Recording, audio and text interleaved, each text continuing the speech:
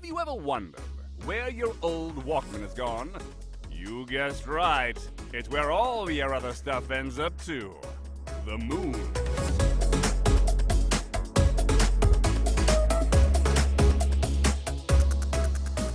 This special day should have been the most fantastic one of my moon days yet. But then, I got picked up and everything went dark. I have to get back again. And so I began preparing everything. And now that you're finally here, I'm closer to home than ever.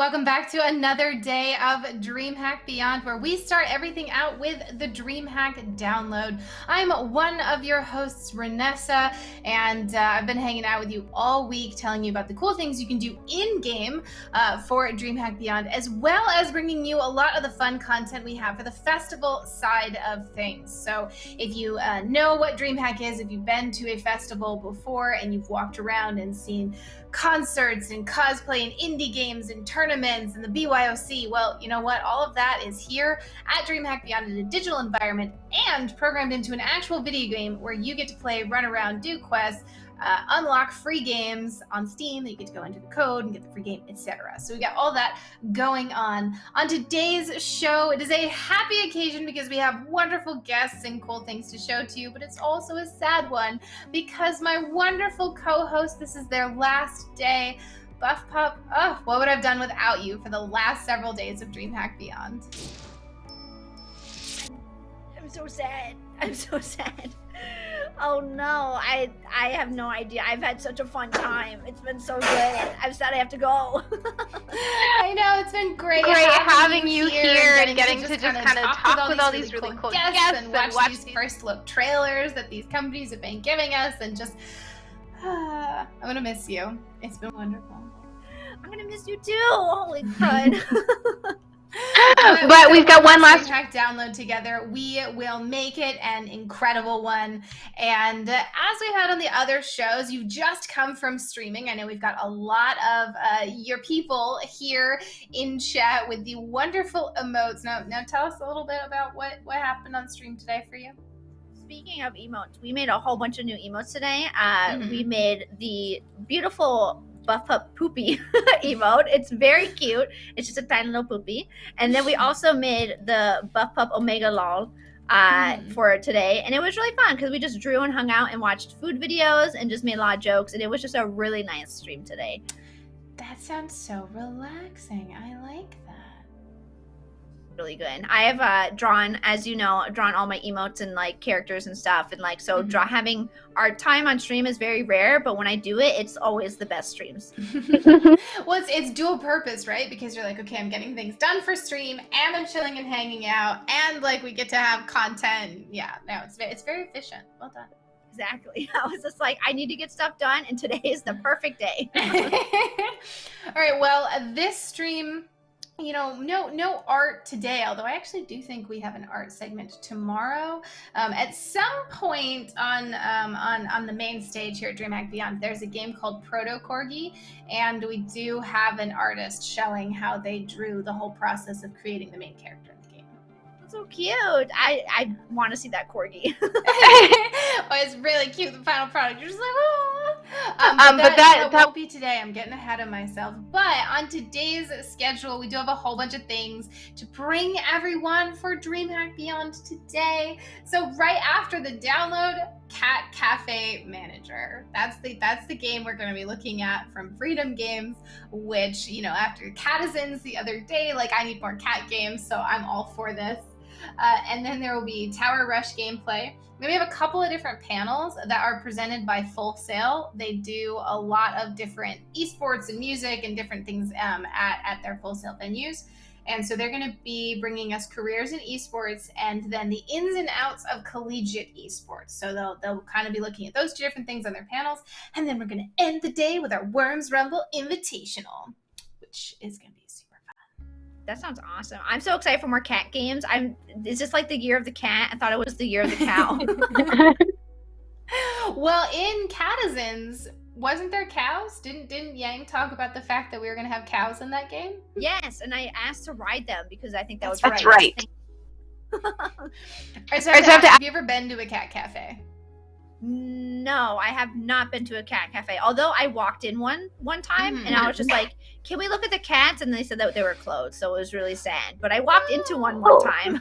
So you tried. You really tried. Tried. All right. Well, at least now there's a game, so that, you know, they'll never be closed because you can boot the game whenever you want.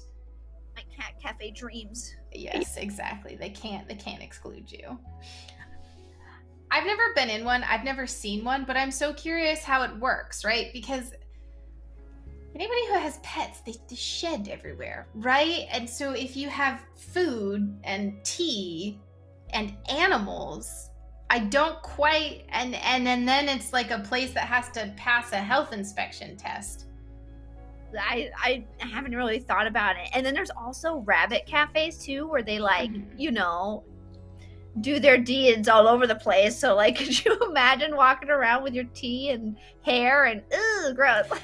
I'm sure that's not a problem, right? Like I'm sure that this is something that they've thought of and that they have ways to handle it, right? Like whether it's just specific staff protocols or separation between where the cats actually are and where the food actually is, and so it's not really like a combo. It's just I've never been in one, and so I'm really curious. And I don't know, the game's got to be based off of real things, right? So I guess when we watch this first look trailer, we'll get to see how the cat cafes work. I hope so. Maybe there's a better way to clean the cafes, or like there's a way to clean the cafes with all the hair. There's got to be. So it'd be really interesting if that's part of the challenge of Cat Cafe Manager is like, oh, your maid service quit and the patrons are getting really unhappy. You know, what are you gonna do to fix it? Kind of thing. I don't know. The challenge of cleaning the cafe. I used to play so many of those browser flash games that were like you worked in the bakery and you would get cake orders and there was an assembly line and you had to pick the shape of the cake and then the color and then what it was decorated with to match the pictures. And I don't know if you ever played any of those, but they used to be really popular. And there's a bunch of different ones. There's like a fast food ordering one where you had to assemble like burgers and then make sure you had the right sides with it and the right things on the burger. And then there's the cake one, and you like buy TVs and magazine stands so that the people waiting don't get bored, or you'll like invest in another oven so that you can keep going. And so that's just what I picture this Cat Cafe Manager like. I don't know. I have intentionally not watched the trailer until we all watch it together, so that, you know, we get like an honest questions kind of thing from it. The only games that I've played like that was like the game that's called like Cook Serve Delicious, where it's like really quick and fast paced and you have to be like with like making orders and stuff. That's the only one I've ever played of those, and those are really fun.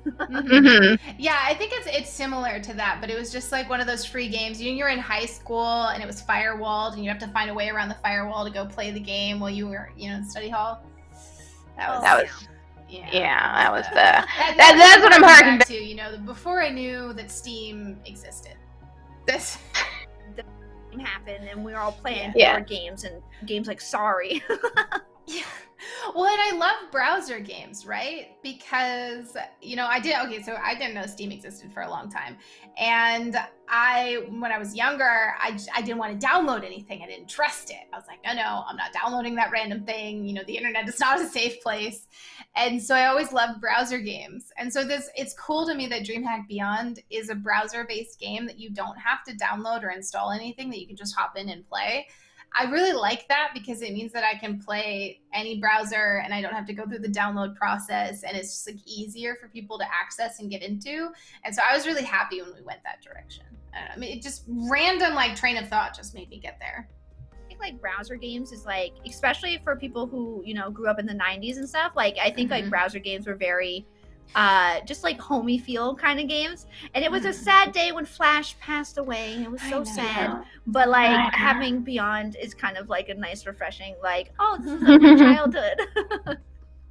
No, that's very true. But, you know, we do have a guest with us, one of our streamers at DreamHack Beyond. So, you know, counts as part of the family. So I want to welcome to the show Pretty Phenom. Hello, how are you guys? Hi. Hello, how's it going? Yeah. I'm doing wonderful. I'm actually really I've talked up this cat cafe thing, and the gameplay is not even going to happen after the download, because, you know, I got so excited for it, and I was like, oh, we don't even get to see this for like another 50 minutes, but that's fine. That's just incentive for everybody watching to stick around for the cat cafe manager. Exactly. Right. So, you know, pro move by me. But all right, so Pretty Phenom, you're on the show. Why don't you? What's your introduction or your elevator pitch for who you are for people? Okay, I've been practicing this for a long time, but now that I'm on the spot, you know, wish me luck, because I get nervous sometimes, so let me try it from the top. Ready? All right. My name is Pretty Phenom, and I have been streaming on Twitch for about 6 years. Kind of the last year and a half or so. Not streaming so much as I've kind of been focusing on Built by Gamers and the esports organization. But yeah, that I've been streaming for about 6-7 years or so, and then I joined Built by Gamers, and that is it. I stream video games. Then I'm terrible at almost all games, but I really enjoy first-person shooter games, and then I love doing community stuff. So Minecraft, that was always a fun game to play with my community, and yeah, that's pretty much it, to be honest with you. Nice. Hey, I mean, that's not an it. That's like a lot of really cool things. Promise you're not bad at video games, okay? We're all mediocre at our best. Mediocre, I'll take it. I was like, sign me up for mediocre. Like, I'm all about that. If I could reach that level in any shooter I played, I'd be fine. Right. Yeah, but I refuse to turn the DPI down on my mouse, so. Really? Mine's pretty low compared to what other people do, because, yeah, it's pretty low. It's just pretty low. Oh, yeah, I think mine's either 1800 or 2200. I'm not sure. Oh my which. gosh. That's impressive. 2 clicks up. I don't know what that means, so. Yeah, I mean, mine is, I think those are the 2 clicks that are programmed into mine, because I'm a MOBA player. And so you have to zoom in that game, and you don't have to be particularly accurate in any MOBAs. Like there's not a ton. I mean, Smite might be the only one where you have a little bit more, because most of I haven't played Smite, but most of the spells and stuff that you do are skill shots rather than targeted. But in Dota and then the tiny bit of League that I've played, most things are targeted, and you just kind of have to get close. It's not like CSGO or Valorant or Apex or something where you set your mouse on 400 and turn the sensitivity way down and have to do the big sweeping. Yep. Have like an entire separate desk just for your mouse pad. Yeah, that's what I had to get, this massive desk so I could like have this whole massive mouse pad so I could throw my hand around and aim, hopefully successfully. But so I try really hard, but you know, not the best at first-person shooter games. I really enjoy those a lot. Then I have a big you know those like play mats that are meant for cards? That's my mouse pad. It's just that's awesome. Okay, so I saw in the news recently, I don't remember who it was, but IKEA partnered with a gaming company to make gaming furniture, and I think it was really desks. The focus was they were going to make desks. And so I'm sitting at one of the IKEA tables that pretty much every gamer has, and that when you're at a DreamHack event, that's the entire BYOC is just rows and rows and rows of these IKEA tables. That is like a standard for desks. And when I saw the announcement, I was like, well, why mess with perfection? Like, how could you make it better? But so I'm going to pose the question for all of us here who spend a lot of time sitting and playing games at our desks. Like, what's the dream desk? What does it have built in that makes it the perfect dream for you? That's a good question. Do you want me to answer? Because I have a yeah. Okay. Hit me with it. Okay. So far I started out with an IKEA desk, and then after getting a better chair, I went ahead and did the desk investment, and so I got a standing desk, and so you push the buttons and it goes to different heights. But I love it because, you know, if you're going to be streaming or even working for long periods of time, it's, you know, you need to stretch and whatnot. So I spend most of my time standing. This is actually very different for me right now anyway, to sit, because I've been standing whether I'm working and then of course streaming too. So I love I think it's an autonomous desk. I'm not mistaken, but yeah, it's massive. Nice. I've always wanted to try a standing desk, but sometimes I'll stand up and I'll be like, oh, it's too much effort. Yeah, I'm trying to think of what features I would want in my desk, and I think that's what's missing is really good cable management.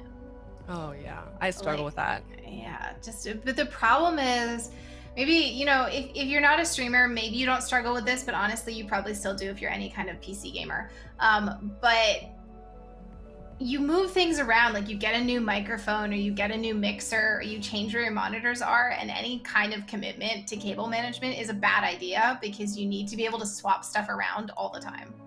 Yep. I actually learned a little trick. So when I put, like, let's say a USB device, so let's say a microphone, I put one of those on my desk. I've got a new one.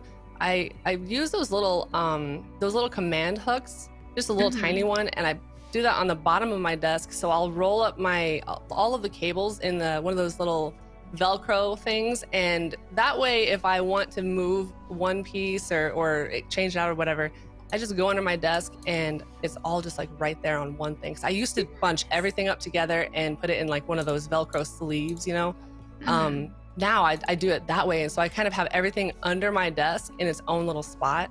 It's not the cleanest, but it's definitely the best for how much I switch out my equipment. Nice. All right, now I'm taking a look at chat to see what other people are valuing in their desks. So adjustable, comfy, plenty of storage, cable management, cup holder. I was also thinking that, like, I always have like an energy drink or a water bottle, and I frequently knock them over into my keyboard. So cup holder could be really great. Like at least 5 of them on the side so you can just stack all your cups on them. Yeah, you need I need like the hot cocoa, the water bottle, the energy drink. Like, you gotta have options. Oh gosh. Okay, well, this was a nice little tangent. I appreciate everybody for humoring me here because I just got really curious if somebody else wanted a cup holder. Thank you, Chad. But let's talk a little bit about what Built by Gamers is. Built by Gamers is an esports organization based out of Mesa. We have a Fortnite team, we have a Valorant team, a Call of Duty team. I know that they're wanting to branch out into other titles, and then we have amazing content creators that create content, whether they create content on TikTok or all of the platforms. But we have a lot of really cool things going on with Built by Gamers. I'm really excited to watch everything unfold as we speak. They're constantly going into meetings, and we're always reaching out, looking for new talent and seeing what the diversity. One of our players, her name's Natalia. She is incredible. We've recently started really focusing on the Latin American community and content creators. So that's been really, really cool. But yeah, it's Built by Gamers. We do esports, and then we do content creation and the other stuff, some merch and whatnot.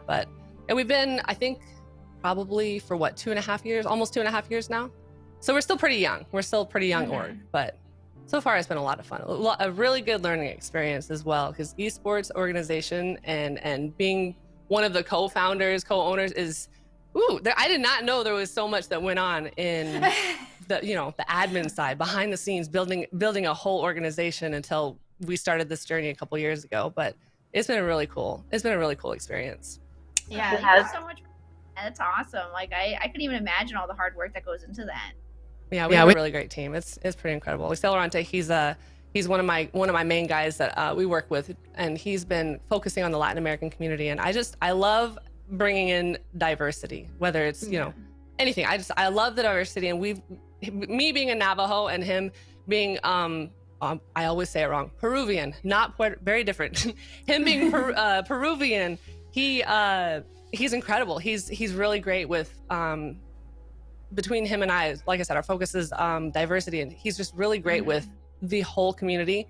And it's just, like I said, a big learning experience. I don't know. I just haven't experienced such a dedicated community like the Latin American community. So I don't know. It's really cool. He's been looking for talent and doing all the things with that. He's been working the DreamHack things, doing some Fortnite tournaments with Torben, who's amazing, by the way. So I don't know. I have so much to say, and I tend to ramble. So I'm just gonna take a breath now, and hopefully you'll go ahead. Hey, you're fine, because you know what? We bring guests on the show to talk about themselves and the cool things that they're doing. So guess what? Chad just got all kinds of new cool things to learn about. So Chad's probably sick of hearing me talk about this, but like I said, Dota, like that's my thing. And it's interesting you say that about Peru and the Latin American community and everything, because they are some of the most energetic, hype, engaged fans that exist in the Dota 2 community. And the teams from there are just passionate, and the skill level that exists in esports in South America is just continuing to grow. And as kind of the money arrives to support those players and content creators, you just see the skill continue to climb higher and higher, because they get to focus, and they, you know, get the stress of, you know, how do I exist as an adult taken away from them because there's investment into the region. And I really like seeing that and hearing about it. Yeah, 100%.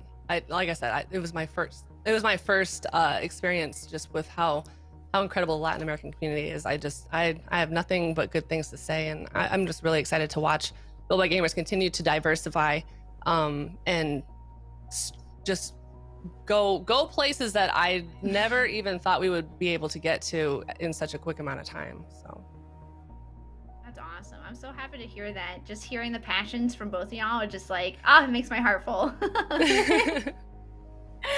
Oh gosh, no, Buff Pup is always here with tons of energy, and it just always makes me super like happy, and I'm like, everything is so cute and fun. It's great. Everyone's just so cute and lovely, and just so wholesome. I love it. So Buff Pup said, you know, a couple of minutes ago, you know, they were saying it's really hard to think about what your day-to-day looks like. And, you know, I am curious, what does your day-to-day look like? You're the co-founder of an org. You know, what is that adminning? What is that behind the scenes? What were the surprising things? There's so much.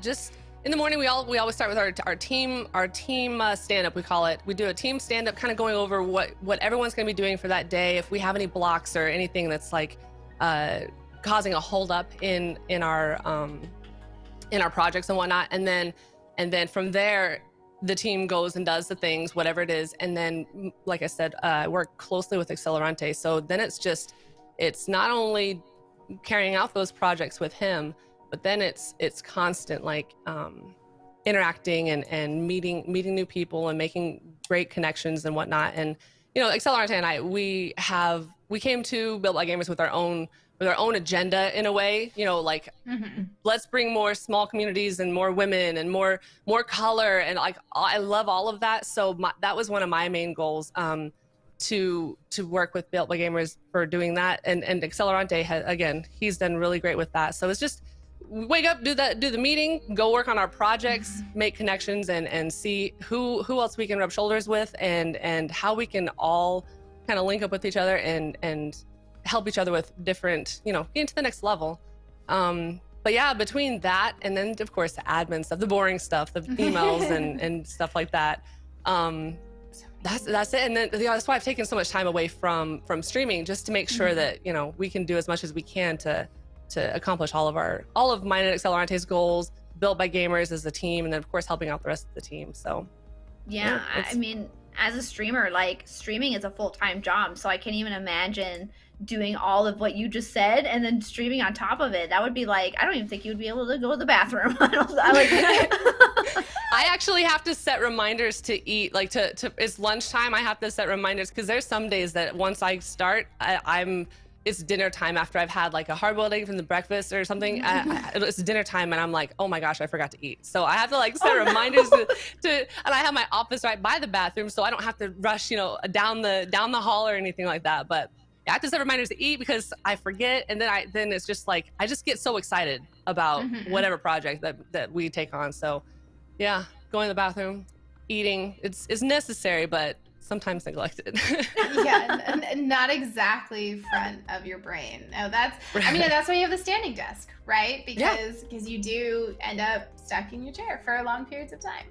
Yep. And it's always been interesting to me. People tell you things when you're kids, and like the arrogance of being a child, you know, you don't fully believe them.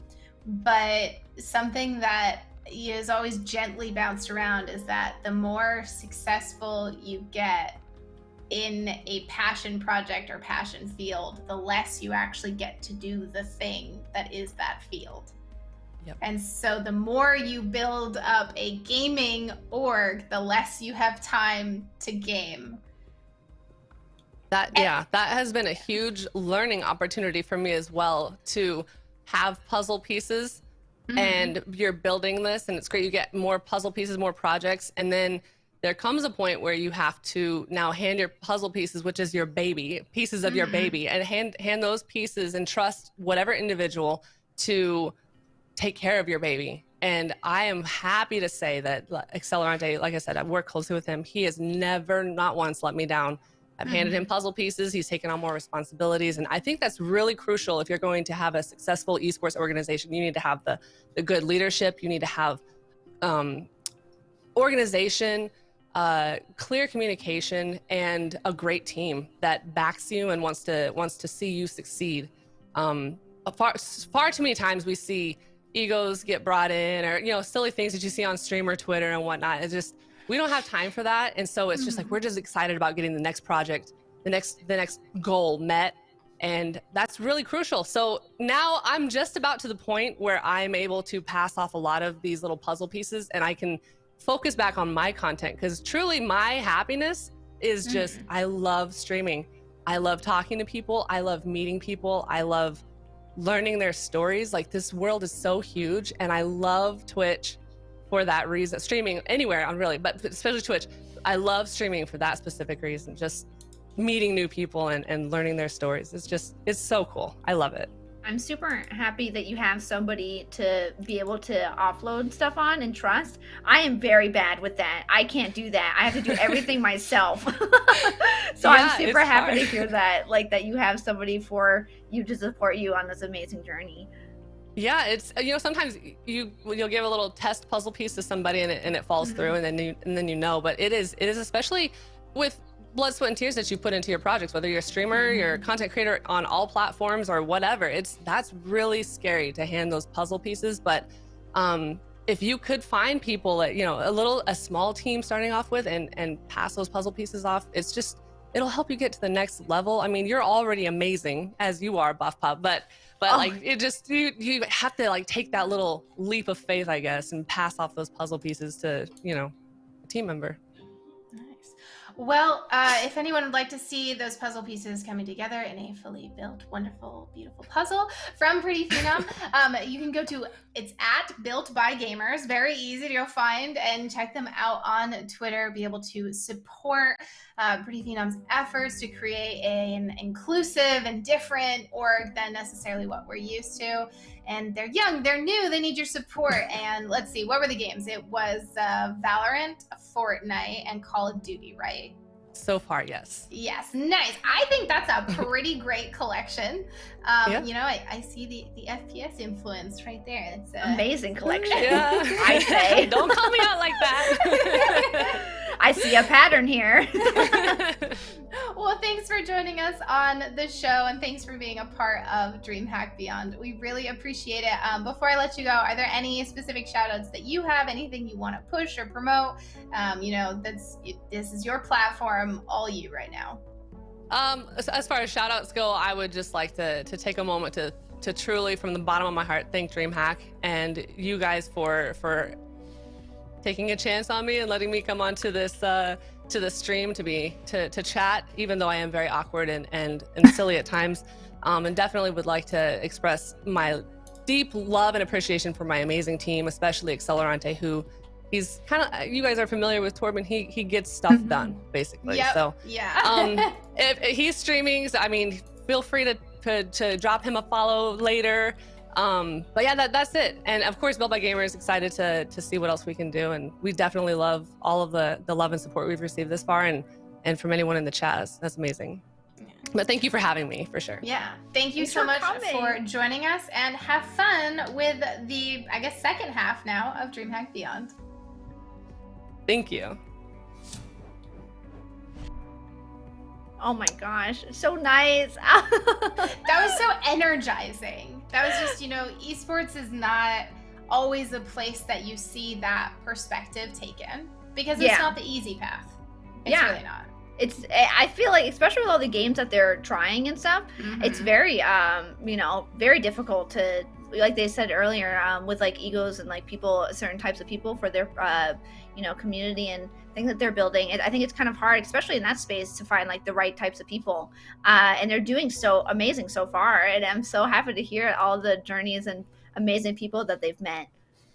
Yeah, it was encouraging to me. And okay, so we're gonna talk about egos and esports here for a moment. This is something that I've always played around with in my brain, right? Because you have to be fast, not like zoom, you drank a Monster can and Beyond and you run faster for a few seconds fast. You have to make decisions quickly. And in order to make a decision quickly, you have to be confident that it's the right decision. And I think that confidence is it's really necessary, and unfortunately it can come linked to an ego, because if you don't truly believe that you know what's best, then how can you actually be a high-level player? And I'm just so curious how you balance that, because there are people who really don't have an ego, except maybe when they're playing and they're the team captain and they're like, no, listen to me, I'm right. So they obviously manage it. And then there's a lot of people, athletes, esports pros, etc., that you're like, you play great, I don't want to have a conversation with you. You're good over there. Yeah. But yeah, I agree. I think like me as someone, I'm very like, I wouldn't say doubtful, but I definitely question my decisions a lot. So when it comes to people who are very, knowledgeable and trust themselves when it comes to games like that, I think it's not only could it develop into ego, but it also could develop into self-absorbed, just like, I don't trust anyone else except me. And I feel like I know a couple people that are into like FPS esports and stuff, and I get nervous for them. I don't want them to be by themselves all the time. Like, I think it's hard for them to make friends because they just kind of like trust themselves so much, and are very competitive and stuff. So I really hope that, with the thing that everyone's building in like the next FPS and all that stuff, I hope that people like make friends and like enjoy the game too. I get so worried about that. Yeah, it's when you add the super competitive edge, it can make it hard. There's plenty of friendships are ruined by esports titles. That is not an exaggeration. That is an accurate representation. Yeah, and also, like I said, the trust issues too. When you trust yourself so much, who else are you going to trust? And so I really hope that, even though everyone's having a fun time, make sure to make friends too. Don't forget. All right, well, we're going to transition away from esports and go back to, another fun game, dive back into our indies. And once again, HeroCraft has given us another incredible video here to give everyone here the first look. You're the first people to see this. This is the, the launch of, and this is going to be from HeroCraft PC, and it is Revival. The year is 3315. You've just woken from cryosleep, and the world has gone to shit. I meant drastically changed. Taking control of your surroundings is key to surviving in the world of Revival, Recolonization, a turn-based strategy game set on post-apoc Earth. You play as an emissary, one of the few who remember what our planet looked like before disaster struck. Now, it's your job to lead humanity towards progress, all for the goal of enjoying a well-cooked burger with fries. Pick from an assortment of tribes, each with different traits and bonuses. They might not look it, but survivors of the terrible catastrophe have adapted to this strange world quite well. Your tribe prefers living in a temperate climate. If you force your people to expand to regions with different climates, they will gradually lose health and become displeased with their new commander. Unfortunately, the cataclysm has really made a mess of the planet's surface, so the town you've founded is surrounded by hostile land. It's time for you to launch an edict and morph the landscape into something more pleasant. Edicts are what's left of the almost miraculous technology that humanity possessed back in the glory days. Use them to destroy mountains and buildings, to lower or raise land, melt ice, reduce gravity, and even possess units outside of your faction. But remember, other emissaries can launch edicts too. And you know what they say about payback.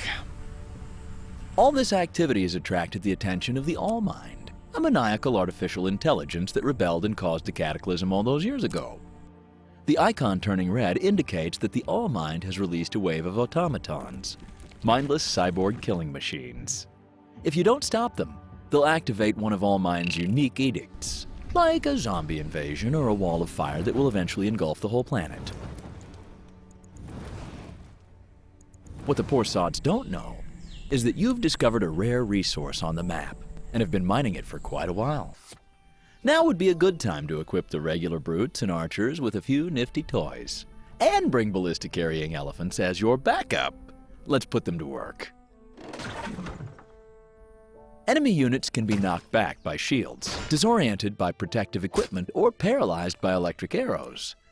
Terrain type also plays an important role in combat, offering various kinds of cover and visibility bonuses.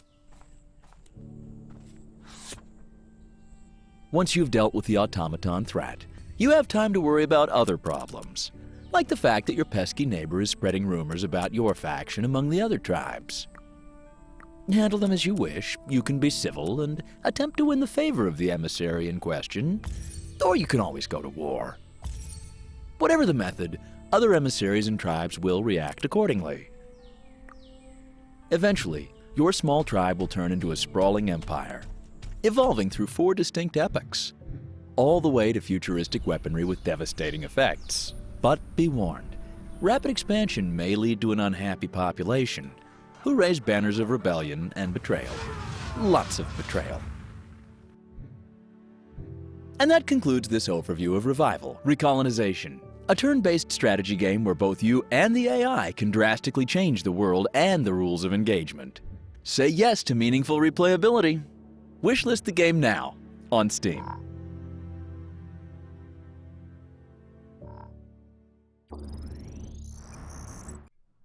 Say yes to meaningful replayability where you and the AI can change the game with your own decisions. That sounds terrifying to me. All right, the Terminator is still burned into my brain, and anytime someone brings up vindictive AI, I am concerned.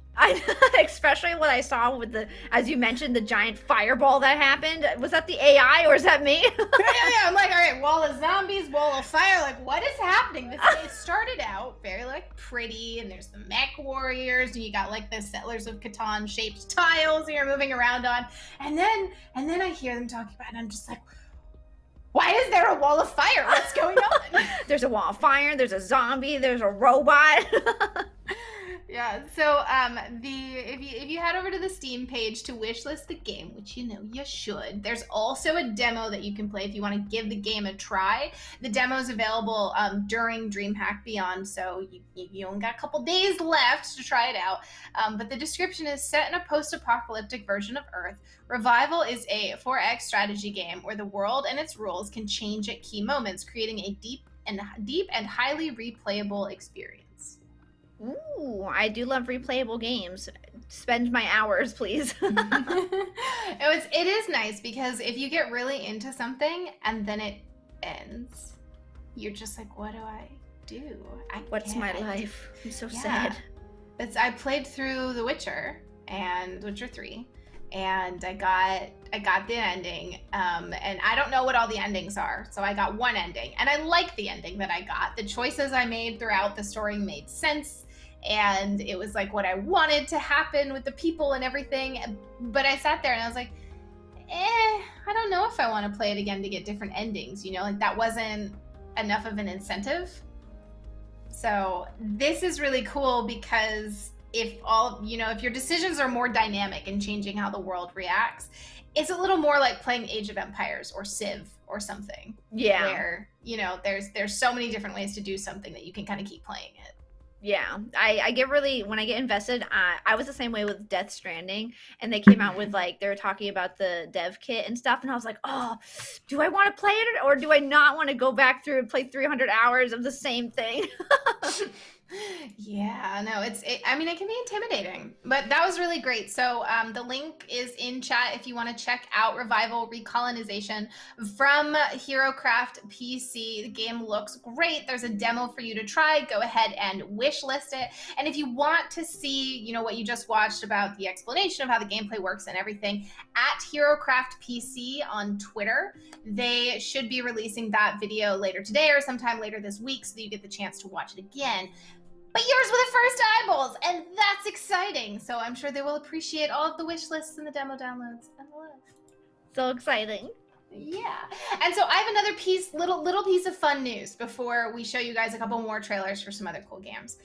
Buff Pup, I don't know if you know this, but our speedrunning initiative had a charity goal that they wanted to hit for St. Jude's Hospital research. And we hit it last night. Yay! Oh my gosh, I didn't know that. That's awesome. Yeah, it was during that crowd control with Grand Pooh Bear that the goal was set to 1,000. Obviously, since we hit it, you know, we knocked it up again, just, you know, to give everybody a challenge.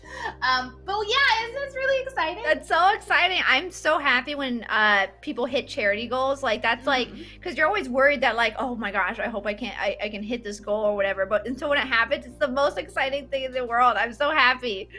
It's just, yeah, and I just love seeing causes, you know, like that. I mean, St. Jude's is obviously wonderful, and we have a really active set of different charities that we work with at DreamHack, and then speedrunning. I love the connection that speedrunning has to charities. Yes, something about the hypeness of like speedrunning is like, let me give money. Yeah, I did a charity. I know exactly what you're talking about with the nerves. I did a charity stream maybe a little over a year and a half ago, and it is an organization that does microloans. And it really focuses on women and minorities, and it offers them microloans to start small businesses, and you actually get repaid. So the money stays in the charity, but the people who open the businesses pay the money back into the charity, and then you, as the person donating, can choose which business to fund next. And it's a lot of responsibility, but it's a really cool system because you get to say, okay, I really want to support you know, the development of arts in South America. And so you can kind of like filter by country and by what kind of thing they're trying to do. And you get to see these personal stories and say, oh, wow, this looks like a really great initiative. I want to help this. And, that's awesome. Yeah. And so that was a charity stream that I did. And one of my viewers, I put this thing that I really didn't like to do. It's this subscription in Dota that like gives you extra tips, and I really hate it because it's pop-ups on the screen and they drive me nuts and there's no way to turn them off. And so I put like an impossible to reach goal that I thought for that. I was like, okay, I will buy a year of this subscription if you hit this. And he played nice for like the first 80 or 90% of the stream. And then at the end of the stream, looked at the difference and just donated all of that to the charity to make me have to unlock this thing. And I was like, well, I'm mad, but I guess I'm not that mad. Thank you so much for donating, but also I'm really upset that I have to do this. I was like, why would you do this to me? But I also appreciated that he waited so that like other people could have fun unlocking certain things. And, you know, it didn't like make the entire point of the stream be over in 5 minutes. I was like, I mean, thanks, community, you're great. But now I have to have these pop-ups all year. I'm the one that has to suffer, not you. But it was great and it's fun, and you know, I think that's one of the reasons that the goal was hit last night, because Grand Pooh Bear was doing crowd control, and so you could change things for him by donating and you know, making his life a little harder in the speed run. So you know, I appreciate the DreamHack community for making that happen. Oh my gosh, crowd control is like the best thing to do for a stream, even if it's just like a normal game. I know people do it with like games like Wind Waker and stuff. It is the funniest thing to watch somebody struggle with like an easy game like that. It is so good. Perfect charity game. Yeah. Okay, so one of the other things we have going on today, because I don't want us to run out of time to say a proper goodbye to Buff Pup at the end. Oh. But we do have Team 17, which is a game publisher here at DreamHack Beyond, and they have a whole bunch of titles that they're featuring, whether they're on sale, whether there are demos, whether they're just saying, come on, put us on your wish list, or they're already released, and they're great for you to play. So here's a look at just a couple of the trailers. And, you know, pay special attention to the Worms Rumble trailer, since that is what our big tournament will be later today. But, you know, for now, here's a couple of the Team 17 titles we have at DreamHack Beyond.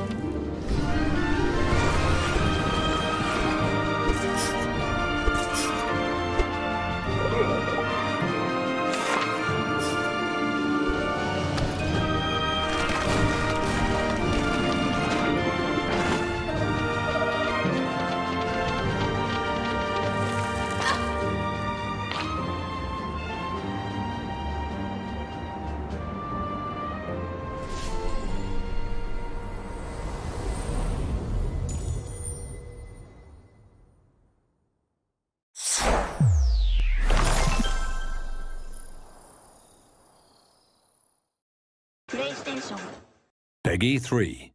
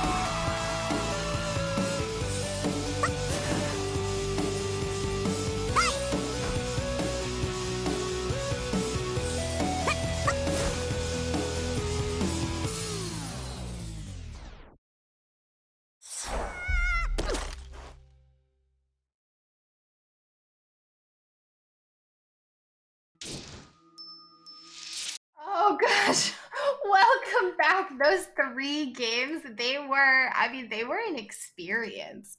Yeah.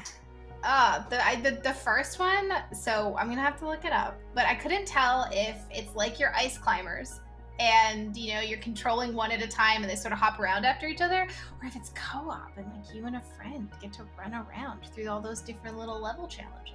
I honestly hope it's both, because like I would love to try it as like a single player, and then I would also love to get my partner to play it as well. I think that would be really fun.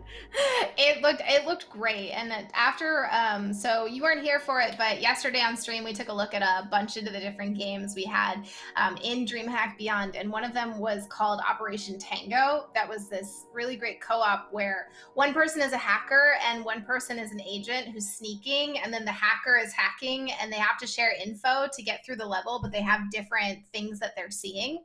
Yes. Oh my gosh, I've played that before. It is so fun. I love that game. It is so good. It's almost like panic talking. It's like I got 5, 6, 5, 5. Yeah, so I love seeing these titles that are potentially co-op.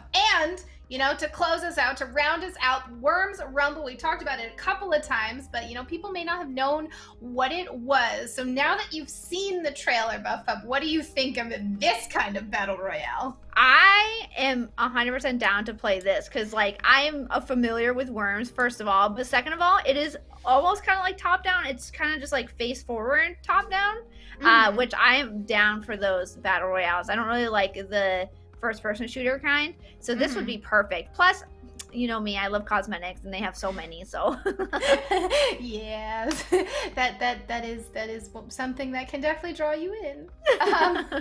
And so that's actually, we have a $2,500 tournament, like $2,500 to go play Worms later today. Oh my god, that's amazing. What the heck, lucky people. So that's going to be happening later today. You'll get to watch it on this stream. It will also be broadcasting over on twitch.tv/DreamHackPlays starting in a few hours. It's going to be all of the streamers are all streaming, so you can jump around and watch their viewpoints. You can tune in here on the main stage to kind of watch the overall cast with the casters. So that's coming up later today. Thanks to Team 17 for helping us set that up. And then Buff Pup, I'm afraid it's time. It's your last day. It's our last DreamHack download together. It's so sad. I had such an amazing opportunity to be here with you and the team and everybody at DreamHack and play the game Beyond, and it's just been so heckin' fun. Best opportunity I've ever had, honestly. It's been such a great time. We've been so happy to have you. It's been awesome. You have so much energy. It's just like every day I'm like, all right, let's go. Like as soon as you hop into voice chat, I just instantly amp up 12 more levels, and the people running sound are just like, Buff Pup, why do you do this to her? Like, why do we have to turn her down so much now? I'm so happy to hear that. I'm glad I could bring a lot of energy to the show and like have fun talking about it. I love video games. I mean, as a streamer, like I could talk about video games forever, so this was really great. Well, do you have any shout outs before we say goodbye? I would love to shout out the DreamHack team for inviting me to come hang out. It's been really great. I've had nothing but fun here. Everyone's been really accommodating and very sweet and kind. I've never hosted before, so this was a first experience, and for y'all to trust me with like your show and everything was just nothing but I am so #blessed. I feel so blessed to be here. And I'd also like to shout out my chat, because chat always comes over every single time, and everyone has been so sweet and kind and supportive with the show and everything. And other than that, I don't really have any other shout outs. I hope you stop by the stream sometime. I hope you have a good rest of your Wednesday and the good rest of DreamHack and play Beyond and stuff. You better play the game. It's heckin' sick. Well, we appreciate you. So as Buff Pup said, if you're someone from their community, you have all been absolutely wonderful. And if you're not a part of the Buff Pup community, twitch.tv/BuffPup and @BuffPup_ on Twitter. So this is Buff Pup's last day, but DreamHack Beyond is not going anywhere. The DreamHack download is not going anywhere. So you'll have to tune in tomorrow to see who our other host is, come hang out with us. And like Buff Up said, dreamhack.com/beyond. Go ahead, grab a free ticket, log in and play, unlock codes for free games on Steam, try out the puzzle game that we've been playing during the break times a whole bunch, wander around. If you find Fenrir, please get that poor goat man some pants. Yes, and please. Holy crap. And that's my tease for you. You're gonna have to log in and check it out. For now, we're gonna take a short break, and then here on the main stage, we will be back with the long-awaited Cat Cafe Manager gameplay. Yes! Oh yes, I'm so excited. So don't go anywhere. Thanks for being with us here at DreamHack Beyond. To everybody watching, and especially to Buff Up. And we'll be hanging out here all day. So, take a short break and then stay tuned for Cat Cafe Manager. Bye.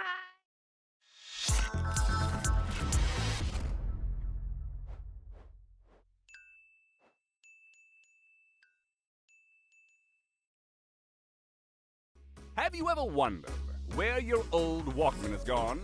You guessed right. It's where all your other stuff ends up too. The moon.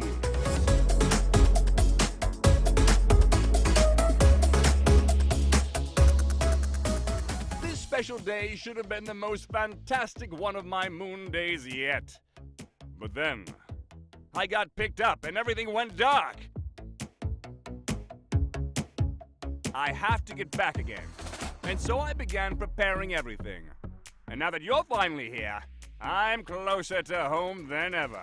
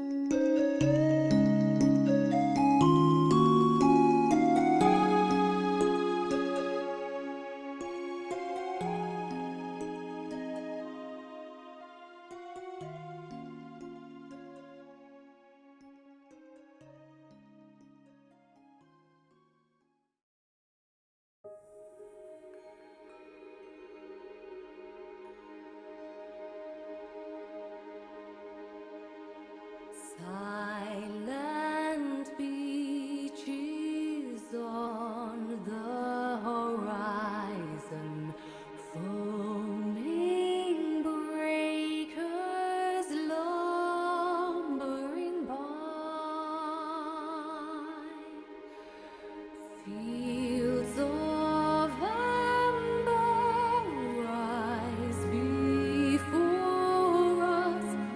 We are here under the land in the sky.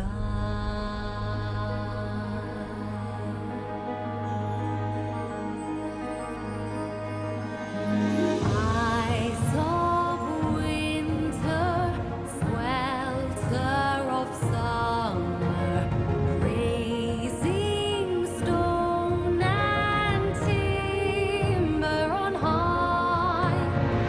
We will never break or falter.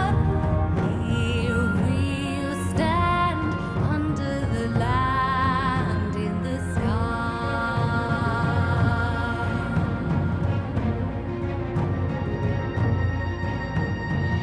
full of hammers and push of plows. Our longings grow as we wipe our brows. Far from our lights, the horizon invites, and it makes us small, and it seems too cold till we hear ever forwards, endlessly onwards.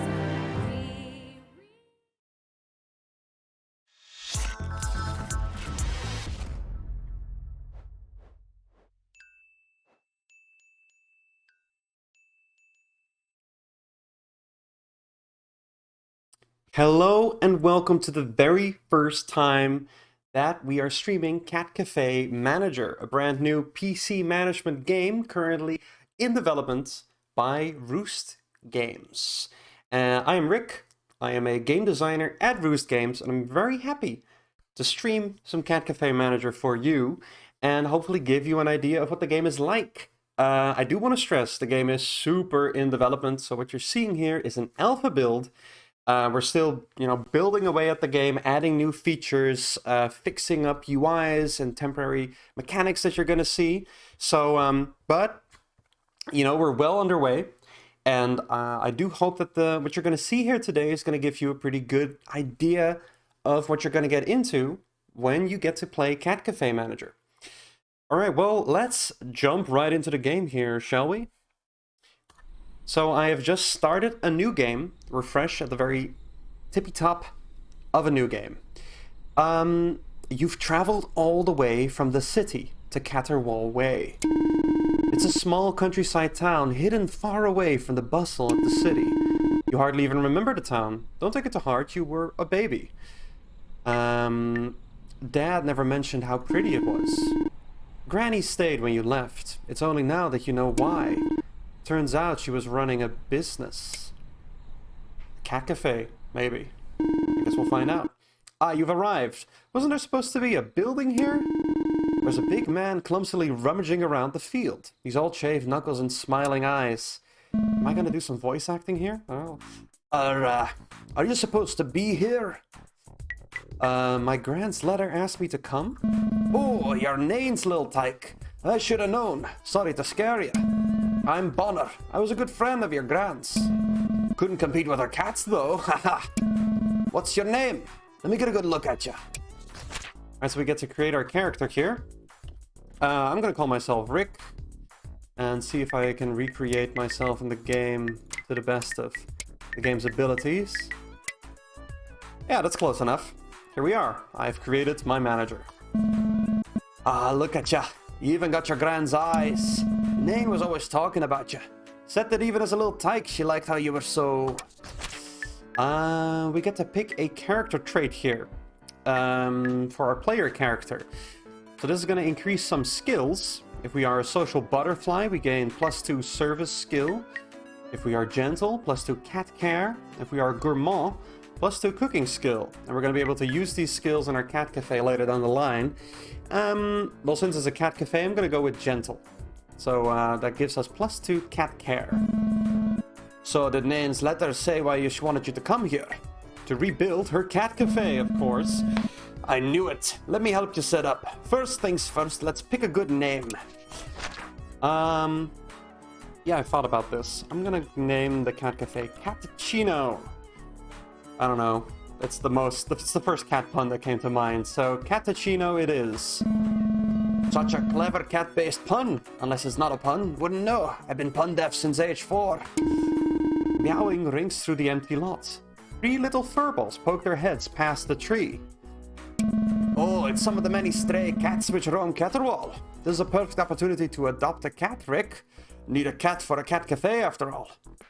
Well, any of you that have played Pokemon will recognize this particular situation. We have 3 cats to choose from in this little temporary UI. It's going to look a little prettier eventually. Each cat in Cat Cafe Manager has their own personality and their own stats, which they're going to be able to use to make your customers feel right at home. The 3 that we can pick from are Deborah, Missy, and Ezra. And if you can see, Ezra is a little glutton. Real cute looking though. Missy is a real diva, and Deborah is very playful. I kind of have a soft spot for Ezra, so I think I'm gonna go with them. And as you see down here, it'll also say which kinds of customers these cats will be able to appeal to. So Missy appeals to artists and vagabonds, whereas Deborah appeals to fisher folk and vagabonds. I'm gonna go for Ezra, who appeals to witches. And you know what that means, we'll get to later when we start playing the game. They seem to trust you, Rick. You've got your grand's feline charms, you do. Oh, one last thing. Got you a little welcome to the village gift. Which one of these would you like? So we get to pick a cool chair for a cafe. I like the pub chair myself, so I'm gonna go with that one. It's got a comfort level of 2. We'll see what that means later down the line. I knew you'd go for that one.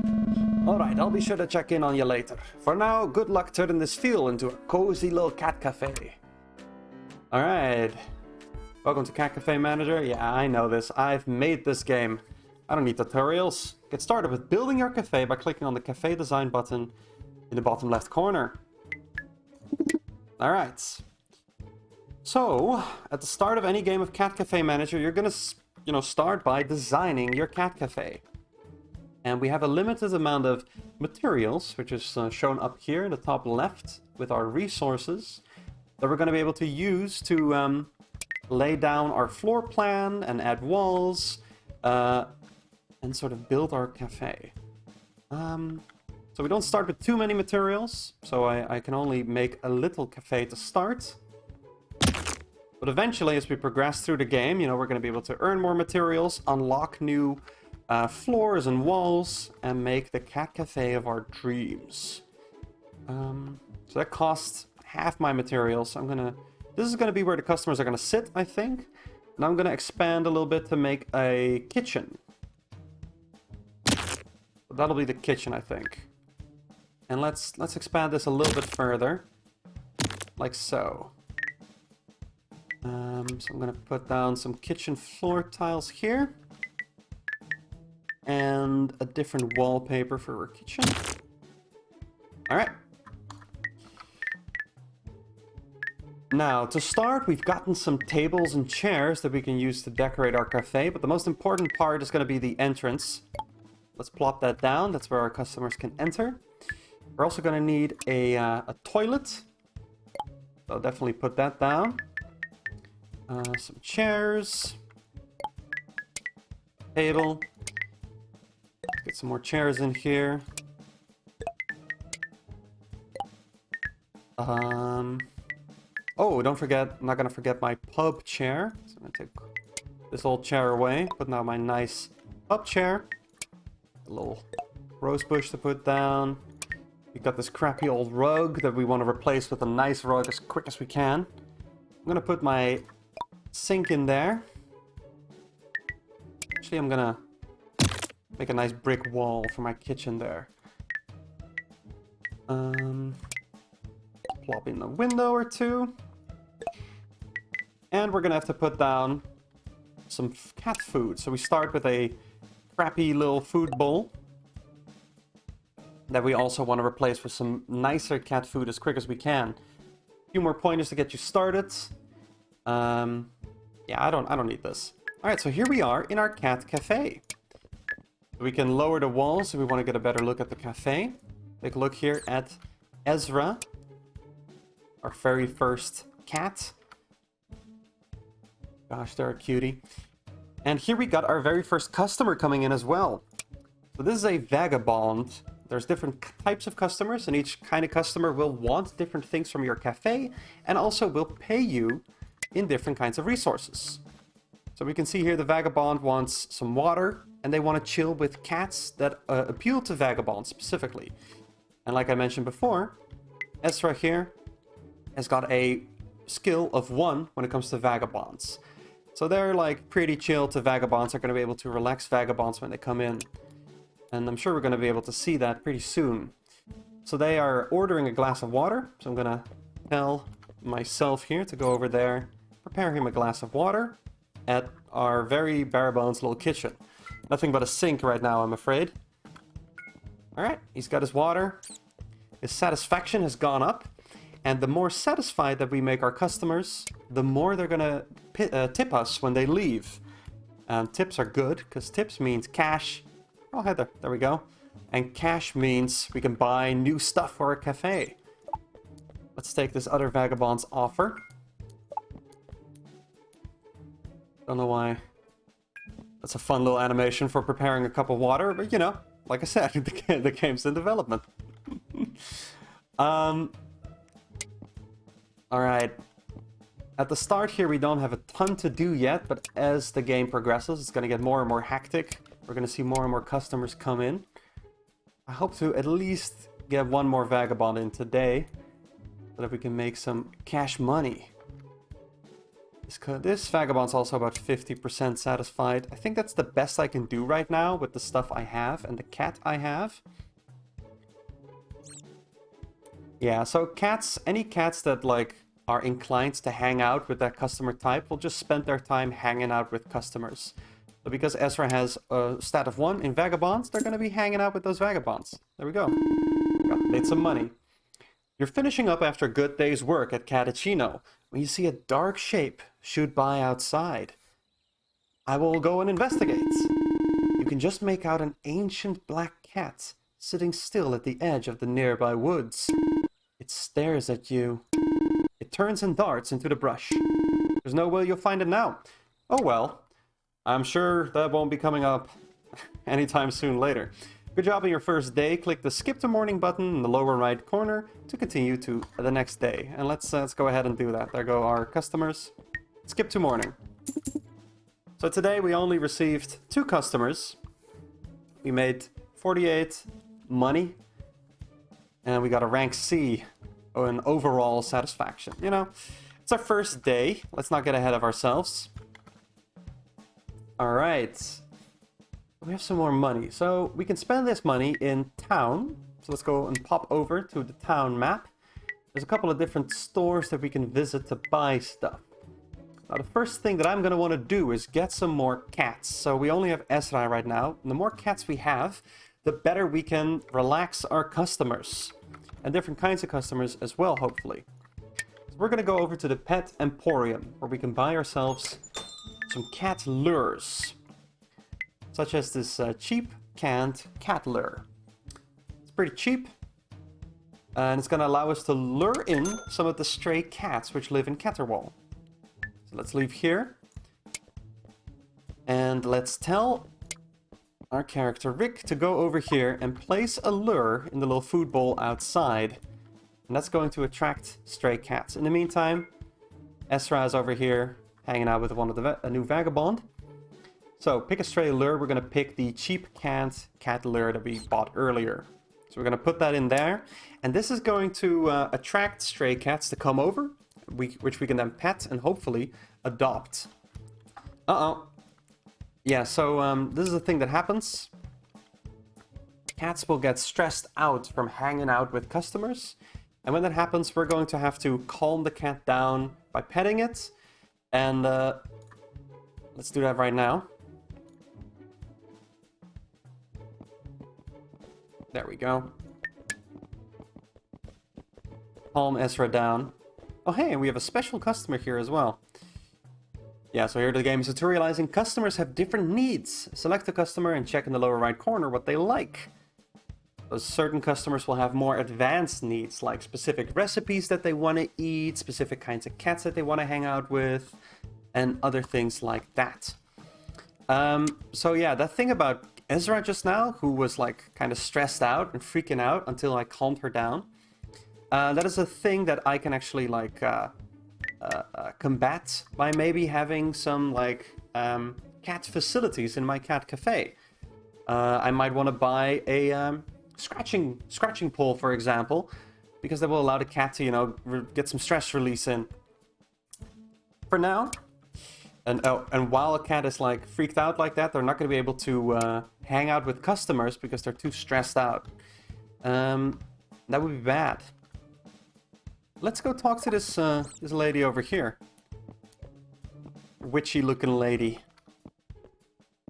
So, I knew this of course, but this is one of the regulars that'll be visiting your cat cafe. This is Carla Lala. Regulars are different characters that are going to be regularly visiting your cat cafe, and you're going to slowly be able to get to know them and, you know, befriend them. They also have a lot cooler rewards to offer than these sort of generic customers like these vagabonds here.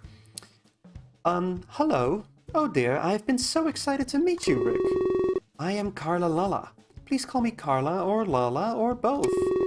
I run the pet emporium in town. We carry many useful items for cat owners, such as cat food or litter boxes. I hope you can find the time to pay us a visit. Thanks, Carla. I will. I understand this might come as a surprise, but I am actually a witch. So yeah, she is one of the new customer types that I mentioned earlier. In fact, quite a few garden witches live here in Ketterwall. I'm sure they'll be happy to come visit Catachino as well. Besides money, us witches tend to pay in scrumptious nectar. Many merchants at the food market enjoy it so much they'll only accept nectar as payment for their food recipes and such. So nectar is a new resource that we've unlocked now. If you wish to stock Catachino with new drinks and foods, I recommend you advertise to witches and collect some nectar. Personally, I look forward to visiting Catachino more often. I hope we can talk more then. There we go, so we have a new regular, Carla Lala, and a new resource, Nectar. So Nectar will allow us to buy recipes and cooking appliances at the market. So we go over here to the market, see Bonner, who we met earlier. So if we can see, like this salad recipe, for example, costs 50 nectar to purchase. So if we want to expand our cafe's menu, we're going to have to get some nectar. We're going to have to service some witches, such as Carla Lala. Let's start by taking her order. So as you can see, she wasn't super stoked about that order. Actually, she really wanted some tea, but all we have is, well, water. So as you can see, she's unhappy about her order, and her satisfaction isn't going to be as high as maybe we would like. She's very happy with Ezra though. Ecstatic about the cats that we have at the cafe, in fact, because Ezra has 1 witch's skill. That's pretty awesome. Let's go prepare that water for her. Oh, and we also have to fill up Ezra's food bowl. Oh, some strays have appeared at the food bowl below your cafe. You can give special attention to one of them and maybe adopt them. Oh god, there's too much to do. So here's some stray cats have shown up.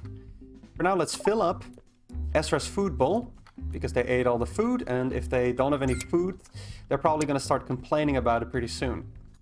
Now let's go win the trust of some of these stray cats down here. So here we have a little temporary UI. These are 3 cats that we could be adopting to be in our cat cafe. We've got Cleo, Mixtape, and Tucker. And we can rename these cats as we want when we adopt them. Let's see. So because of the food that we put in there, the cheap food that we bought earlier, each of these cats are going to gain a little bit of trust. This is their trust bar. And when this reaches 100, we can adopt them. So they've already gained a little bit of trust, but I can now pay special attention to one of the 3 cats, gain a little bit of extra trust. And they're all divas right now. That's a little bit of placeholder content. We are building many more cat traits and cat personality types. Right now, a lot of cats are going to be a diva or totally not a robot. So, but we can see that Mixtape here appeals to punks, Tucker appeals to fisher folk, Cleo appeals to business people. I'm going to go for Tucker because I know that fisher folk are pretty important. So I'm going to go do that. Gain a little bit of extra trust there. And hopefully Tucker will, you know, pop by again later so we can pet them and gain their trust more. You see Ezra's chilling with Carla Lala. We're going to take all these orders for water and fulfill them.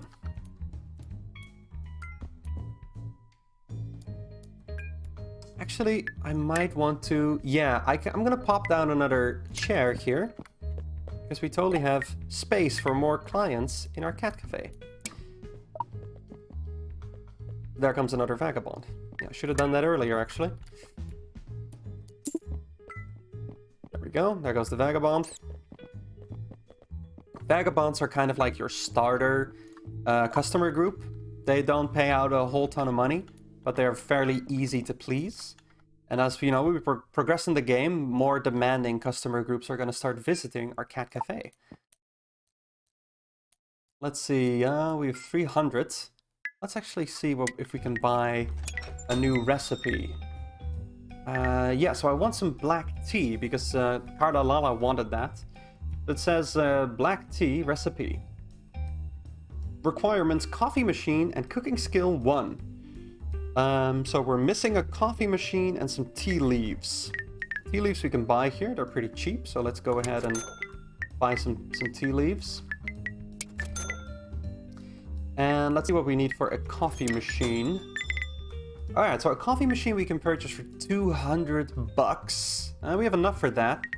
This is the decorations and appliances shop, where we can also buy different kinds of decorations, like plants, new tables. And we're going to be unlocking a lot more decorations to purchase as the game goes along.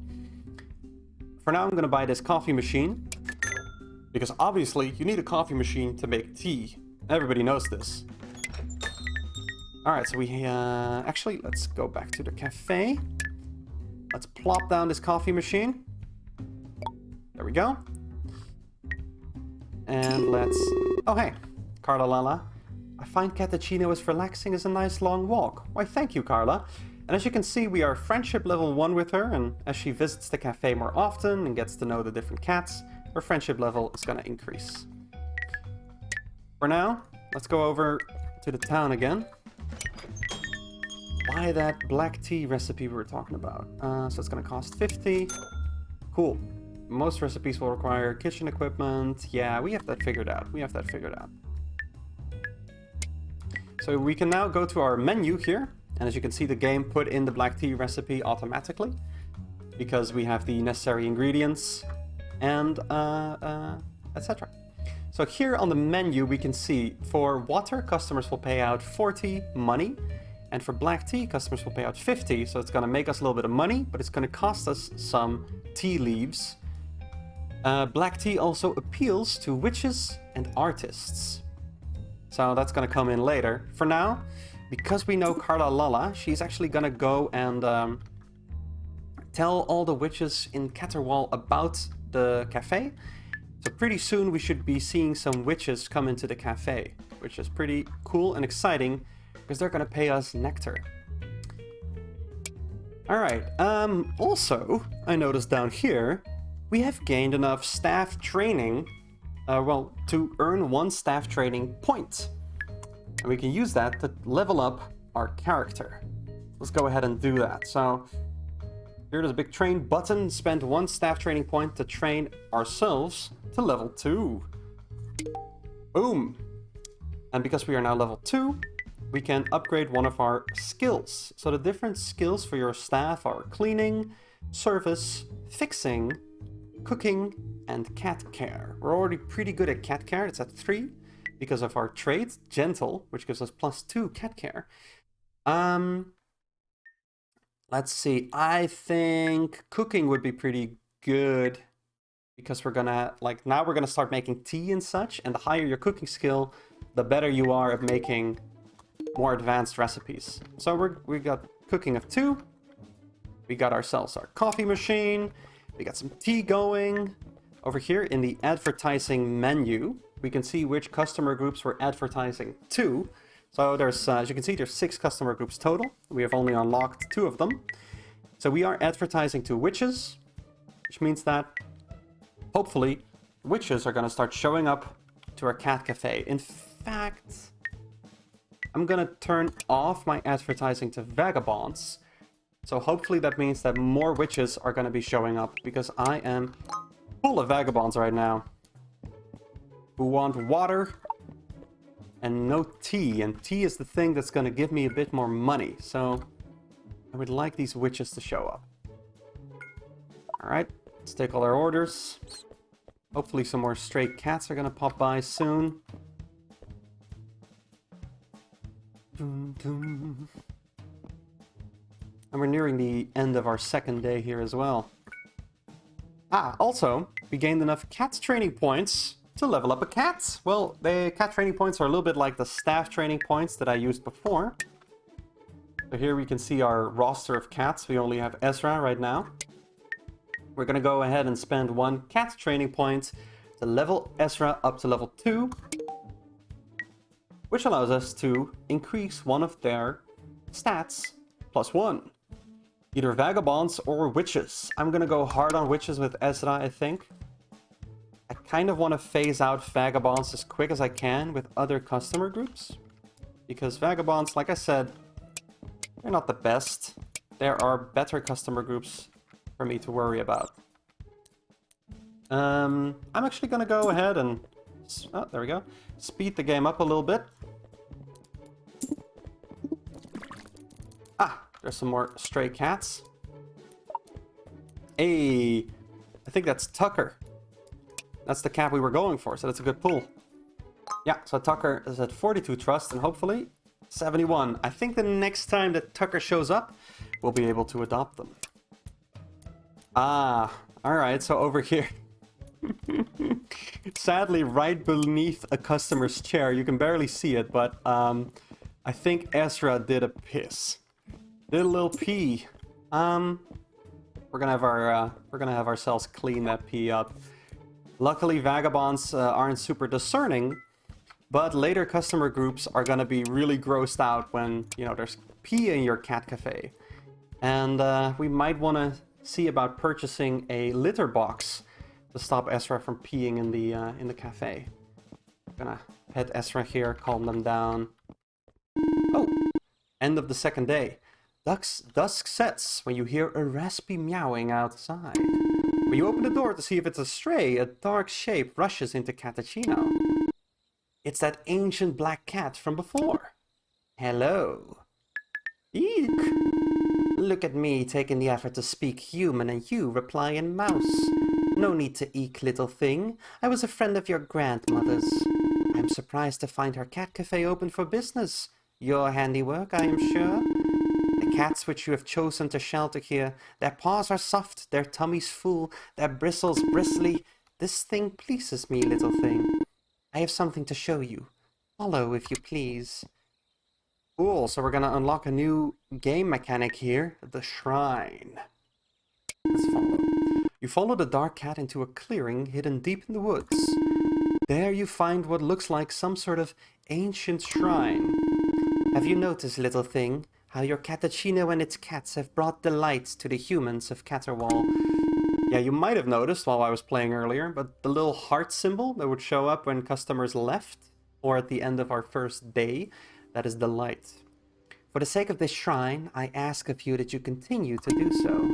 Fill their little hearts with delight and obtain their help in restoring this old shrine to its former glory. Pretty please, yes? What is this shrine? Myahaha, I'll tell that tale in due time, inquisitive little thing. But know it is powerful for canny cat caretakers such as yourself, little thing. As the shrine is restored, I'm sure you will enjoy bountiful benefits for your cafe and cats. The start set a project for yourself, and each project requires goals to be met. Why don't you try starting a project now, little thing? I will find you when it is done. Alright, here we are at the mysterious cat shrine, which is hidden deep in the woods. So, the Grimalkin asked us to restore the shrine to its former glory. Now, the cat shrine, as we restore it, we unlock new stuff to use in the cat cafe. It's kind of like a research tree, if you will. In fact, it kind of looks like one.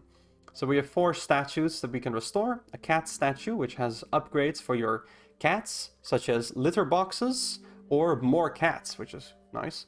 We have a decoration shrine, which unlocks new kinds of furniture for you to place in your cat cafe, such as industrial furniture or hipster furniture. We have a food shrine, which unlocks new kinds of recipes and food that we can cook. There's like all kinds of recipes. And we have a service shrine, which allows us to unlock toilet tech, for example, or more staff to work in our cat cafe. In fact, I think that's where I'm going to start. Unlocks the community notice board where you can hire staff. So we're going to set that as our project. As you can see, this is going to unlock when we reach our delight goal of 65. So every time that we service a customer now, the more satisfied they are, the more delight they'll give us, which means that, you know, the faster we're going to be unlocking this particular research. All right. Back at the cafe. Let's skip to morning. All right, so we got a lot more stuff today. As you can see. Oh, that's nice. Oh, yeah. These vagabonds are actually a little bit more like satisfied with our cafe because our cooking skill increased, so we were able to prepare their glass of water a lot better than they were anticipating. All right, it's a new day. I am only advertising to witches, which should mean there we are. That we will be seeing a lot of witches today,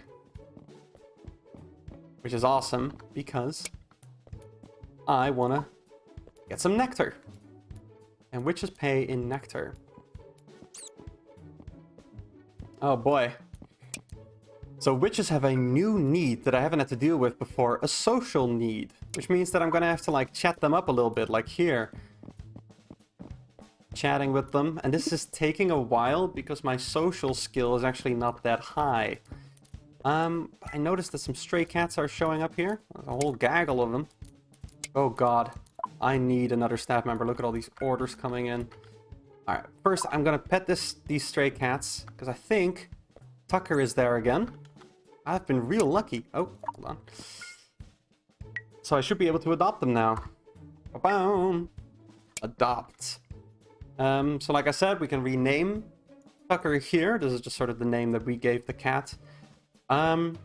You've won this cat's trust. They would like to be adopted. Go ahead and give them the perfect name. I'm gonna stick with Tucker. So let's adopt them. Yay! Little temporary UI here. Like I said, game is still very much in development. You are looking at an alpha build here. Plenty of fixes, new mechanics and such to come. Alright. Wait, where's Tucker go? Tucker left for some reason. Here we are. So now we have our second cat, Tucker.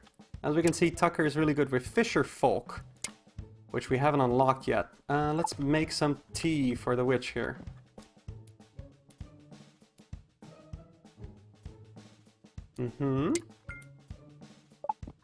Let's serve this tea.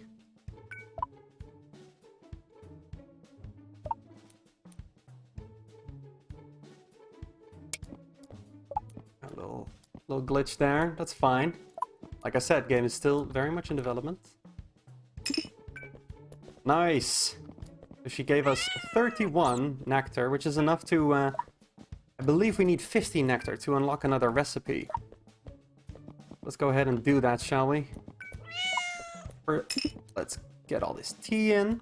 And as you could see just now, actually, these witches also have another new need, toilets. So we already have a toilet, so it's fine. But we're going to have to clean this toilet every once in a while. So our cleaning skill is going to come in handy there. And higher level customers are going to want nicer toilets. So this is kind of... Oh yeah, there we go. So we have to clean this toilet. Nicer toilets, you also actually have to clean a little bit less often. So a nicer toilet would be kind of cool to buy. But I think we need to get that from the shrine first. One of your cats just peed on the floor. This means there aren't enough litter boxes for the amount of cats in your cafe. More expensive litter boxes can serve more cats. Yeah, so we got a second cat now. Tucker's chilling around. That does mean that we're gonna have to deal with more cat pee, sadly. Let's do that. This witch really wants to chat and chill. For now, I'm gonna have to... I'm gonna ignore her for a second and serve this black tea. Oh, we also have enough points to level up one of our cats. So we can see here, actually, this witch was unhappy with the current toilet situation because the toilet's too dirty for her to use. Oh, there we go. Both a tutorial and a project complete. Nice. So we got another shrine, or our first shrine project complete, which unlocks the community notice board. You can now hire more staff. To do so, go to the community notice board in town. We'll do that in a second. First, we're going to set another project. I'm going to set litter boxes because, well, we saw the cats peeing on the floor earlier. I think a litter box would, you know, be more than fair to the cats as well. Alright, so let's go over to the community notice board to see if we can hire some new staff. So we have a ton of looking for job. Anything that pays. I've previously worked as a cat whisperer and I'm very skilled in cat care. Right? Anything that pays. Previously worked as a cat groomer, very skilled in cat care. Very skilled in service. So I think I want someone that's very skilled in service, because as you saw, I have a ton of customers coming in right now that are pretty difficult to all service. So I'm gonna hire them. Ba-bum. So we have our first extra staff member. It's Zach. And extra staff members are actually gonna automatically go around your cafe performing tasks. So while Zach is over here chatting up this witch, I'm gonna be filling up that food bowl. And I'm gonna go talk to this interesting looking lady right here, which is another new regular. Let's go see what their deal is. This is Finley. Hi, I hope it's okay to say the work you're doing here is inspiring, honestly. Thanks so much. Hey, no problem, I mean it. I'm Finley. I make music, not like for money unless you count my mom's Patreon sub. Bet you didn't think there'd be many artists in Caterwall. Lots of creative folk moved here to focus on work. Catachino's chill, I bet they'd love it. Us artists can hook you up with jewels. The craftsmen over at Gruff Decorations charge jewels for their nicest furniture. Of course they would. So if you're looking to furnish your cafe, advertise to artists and get yourself some jewels, okay? I really enjoy working on my stuff here, and I hope I get to know you a little bit better too, if that's cool with you. Pleasure meeting you, Finley. Till next time then. Alright. So, we met Finley. Finley is an artist, which is a new customer group. And like she said, artists pay in jewels, a new kind of resource. We go to the decorations and appliances store. We can see that if we want to get like some a nice cash register or a nice rug, it's gonna cost us some jewels. So I would like to appeal to artists with my cat cafe. Hopefully get some nice jewels in. Let's see. Finley wants some tea. Oh, actually, she didn't want tea. She wanted coffee. Black coffee. This customer desires black coffee. Alright, that's a recipe we don't have yet, so I'm gonna go, yeah, you know, Zach's got it covered. Zach, while you're dealing with that stuff, I'm gonna go to the market and see if I can buy a coffee recipe. Black coffee recipe. Cool. I'm gonna need some coffee beans. Make that. Buy all the coffee beans. What? We already have a coffee machine. So the next time an artist comes in asking for black coffee, I got them covered. One of your cats is a little stressed out. This means there aren't enough scratch pulls for the amount of cats in your cafe. More expensive scratch pulls can serve more cats. Yeah, like I said, look, woo, that's actually a problem. So both cats are stressed out right now. So we need to pet them both and calm them down. Yeah, we need a we need some scratch pulls up in here, because while cats are stressed out, you actually can't like chill with your customers. Which means that your customers are less satisfied. Nice to see the old cat cafe open again. But wasn't this just like a field? Yeah, Finley, it was a field. We built this cat cafe overnight with our own 2 hands. So I have enough training points to level up a cat. I'm gonna level up Ezra again, I think. Get their witches score up.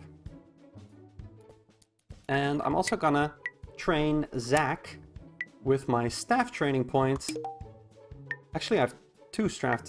Oh my god, I have a bunch of staff training points. So I'm gonna level up Zach.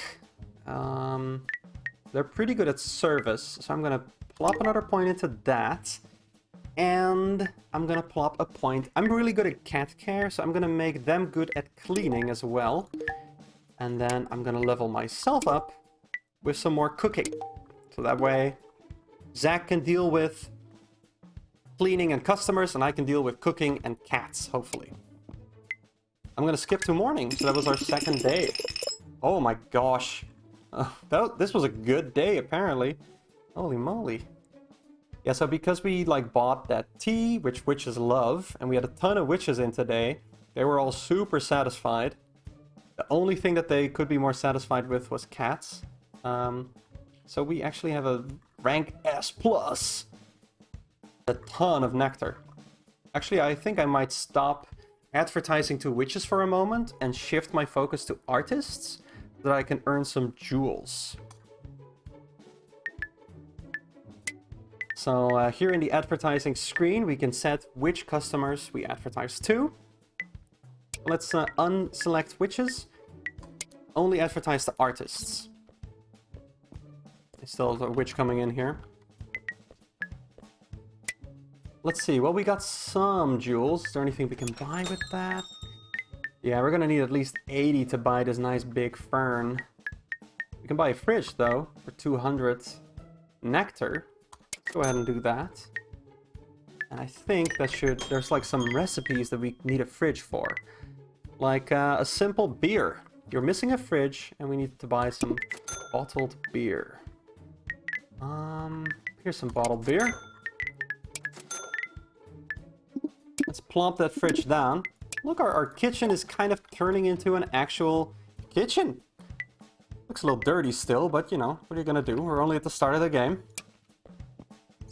Alright, Zach, you go deal with that witch, while I am gonna place a new cat lure so that I can get some more strays in my cafe. So I'm actually gonna buy a lure specifically for an artsy cat. So that way, when artists come visit my cafe, I'll have an artsy cat that the artists can chill with and hopefully, you know, get nice and comfortable. Ah, here's an artist, actually. As you can see, looking all artsy with their beret. Put that artsy cat lure in there. And while Zach deals with our artist... Oh, nice. Artists want coffee. We bought that coffee recipe, so that's nice and chill. We're going to talk to Bonner here, who is visiting us today. Now, Bonner, if you remember, if you saw the start of the stream, he helped us set up with our cafe. He's an old friend of our grandmother's, who owned the cafe originally. Hello, Rick. Figured I'd come check in, see how you were doing. How have you been, then? Good. Thanks for helping out, Bonner. It's my pleasure, really. Just happy to have been there at the start of something great. Hey, I've been talking to some of the fisher folk friends. Say they're keen to visit Catachino, Rick. Fisher folk are like myself. Straightforward folk who sometimes prefer paying in fish. Don't give me that look, it's a town tradition. Thingby and Kadlalala of the Pet Emporium could use all the fish she can get her witchy hands on. Sells her finest cat wares for fish alone. So if you want to treat your cats or buy lures to attract new strays, you might want to advertise to fisher folk and catch yourself some fish. Like they say, teach a man to befriend a fisherman and they'll have fish for a lifetime. Ha ha ha! Sure, Bonner. Sure. Cool, so Bonner's a new regular. Fisher folk are a new customer type. And like he said, right now there's like nothing yet, but nicer cat stuff is going to require fish to purchase. Bonner wants a nice sandwich. Let's take a look here. Yeah, so Bonner craves a ham sandwich. So he's really unhappy with his current order of just a glass of water. So let's go ahead and see if we can buy a ham sandwich, shall we? The market. Veggie sandwich, ham sandwich recipe. Requires a fridge, a cutting board, and cooking skill 1. So we have a fridge. We need a cutting board. Cutting board costs 200 money. We don't have that yet, but maybe we can work up to that.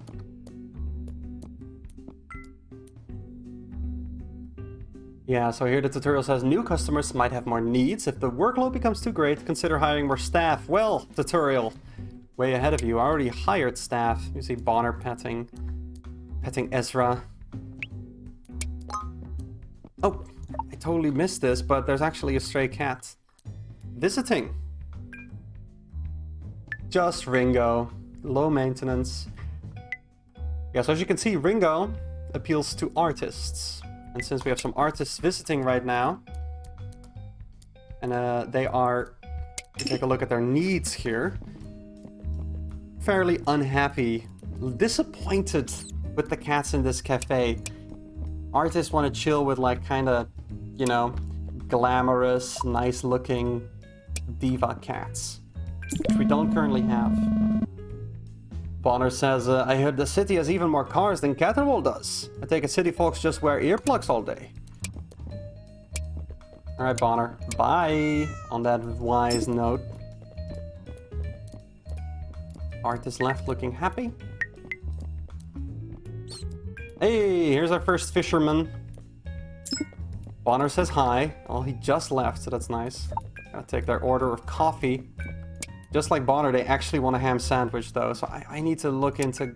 I almost have enough money to buy a cutting board, which is gonna allow me to, well, I need a cutting board to cut the ham, or the sandwich, I suppose. Make a ham sandwich. Well, I think we've been playing Cat Cafe Manager, or at least the early parts of Cat Cafe Manager, for about an hour or so now. We're at the end of our third day, or reaching the end here. I'm gonna keep working on my ham sandwiches, but, well, I hope this gave you all some impression of what Cat Cafe Manager is gonna play like when it's finished and on Steam later. Because right now we are still very much working on Cat Cafe Manager. It's still very much in development. You have been looking at an alpha build of the game. There's a lot of work to be done, but I hope you got some impression of what Cat Cafe Manager is going to be like when it gets released sometime in the future. If you want more updates on when that release date will be, or if you just want to see more streams or find out like how Cat Cafe Manager development is going, I recommend that you give us a wish list over on Steam. It would also really help us out in terms of the algorithm. So, if you like what you saw today, if you like Cat Cafe Manager, at least the early game that I've been playing today, you know, go ahead and give us a wish list and check up on our devlogs and such. There will be hopefully more streams soon as well. For now, this was Rick streaming Cat Cafe Manager for Roost Games. Thanks a ton for checking out the stream, and I'll be seeing you later.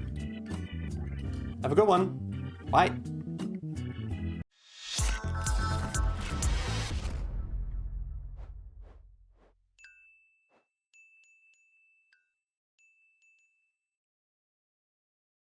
Have you ever wondered where your old Walkman has gone? You guessed right. It's where all your other stuff ends up too. The moon.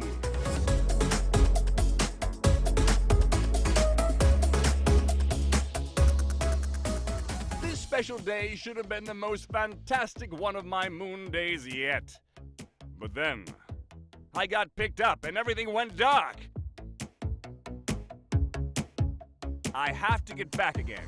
And so I began preparing everything. And now that you're finally here, I'm closer to home than ever.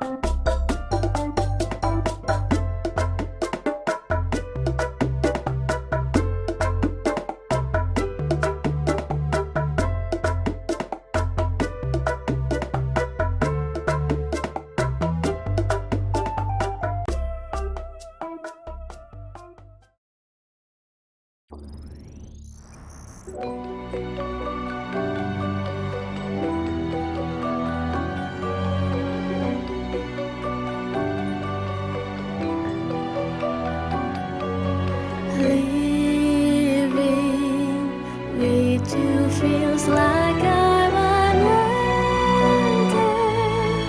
Never living up to you.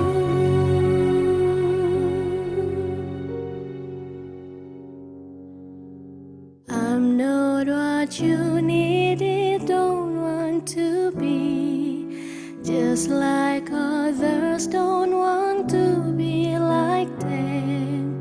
When you died, I felt fine.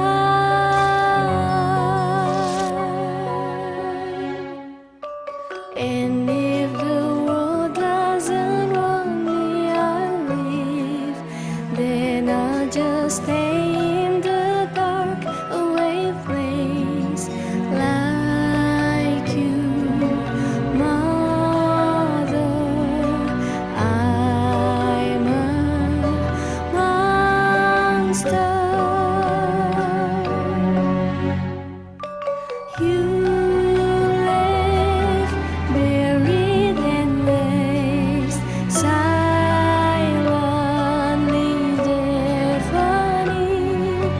The sun forgets to shine, and the air I don't breathe.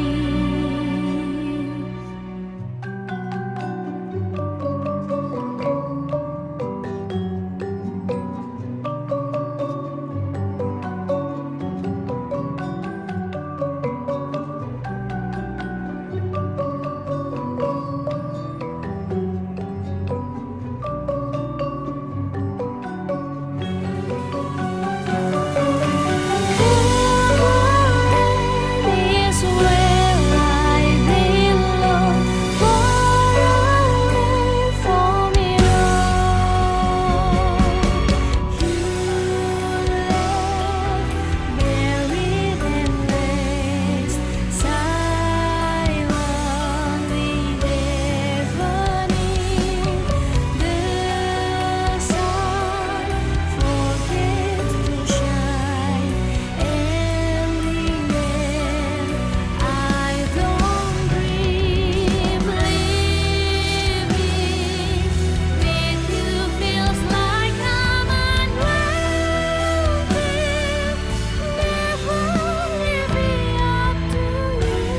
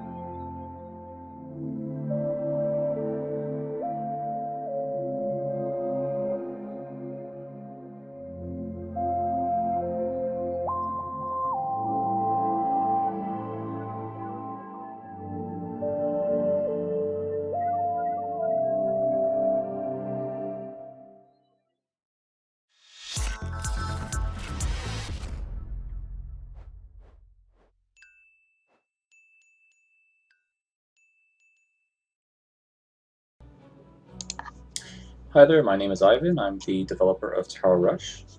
And Tower Rush is a action RTS unit recruitment tower defense style game where you recruit units and defend against incoming enemies and be the first to destroy the enemy towers before yours are destroyed. We're just going to go ahead and start a new match. And we'll choose from the normal rush mode. And sort of what sets this apart from other similar genres is just the ability to sort of grow your units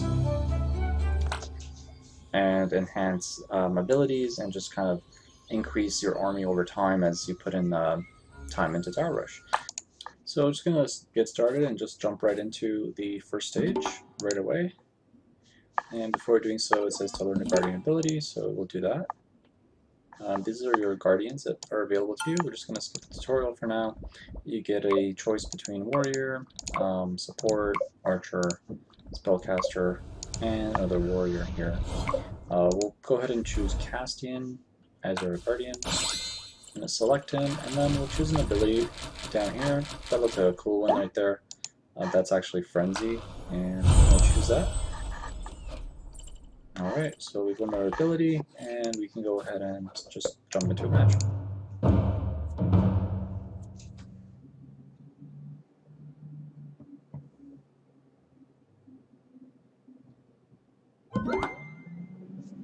Alright, so basics of battle, just going to skip the tutorial for now.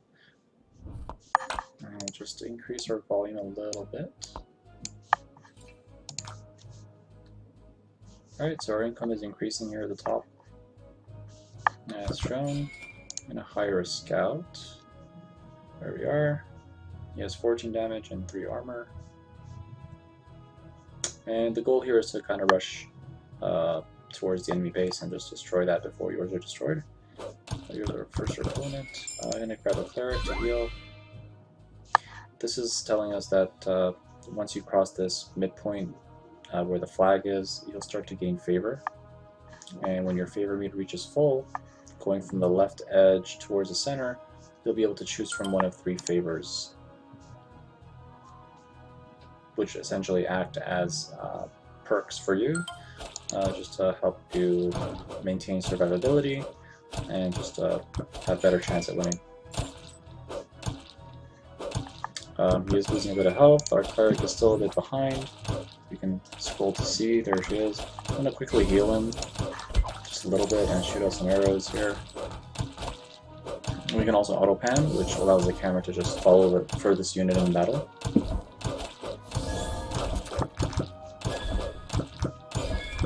We'll continue to hire just to keep the momentum going. Our Guardian's coming out in just a bit as well.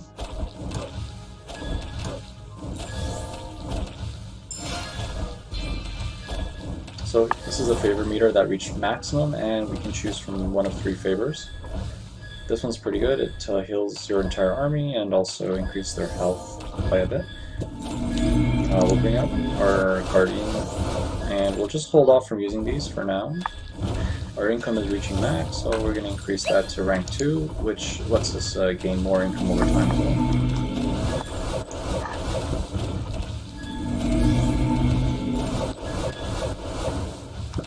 Okay, so we can keep hiring a bit more. We're capped at 5 recruit limit over here. We can also increase this to 8. And I'm going to just pick up a gold influx.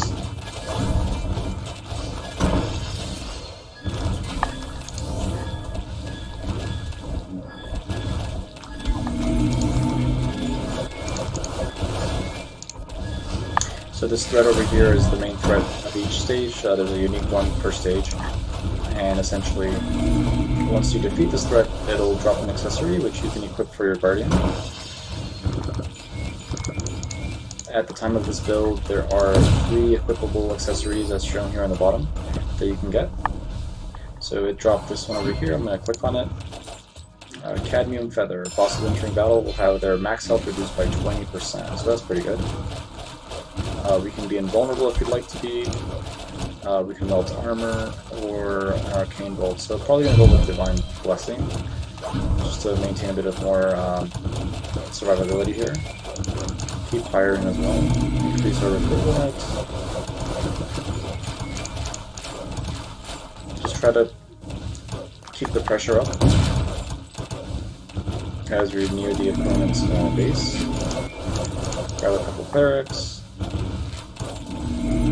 And our favor meter is about to max out again.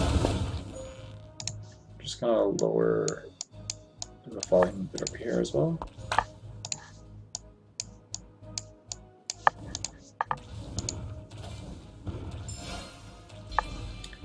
Okay, so high contenders is a good one.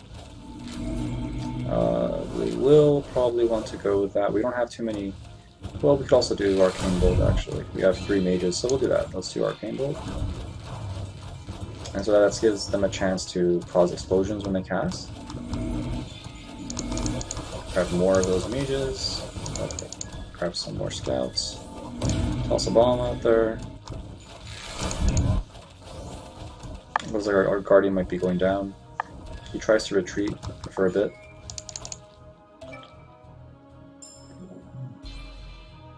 Okay, we were just denied favor just a moment ago, and that's because we had no units crossing the middle point.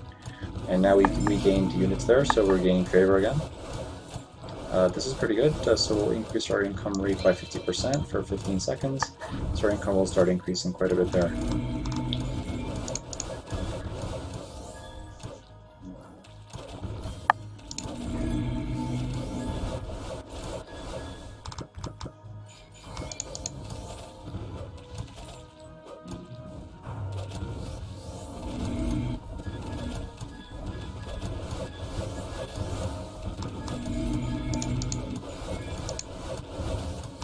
Okay, we're maintaining pressure here. Looks pretty good for us. As long as we keep hiring, and our favor will increase again, so we can pick from one of 3 perks. This one's pretty good as well. We'll try a random one, see what that brings us. Alright, so we got a team heal.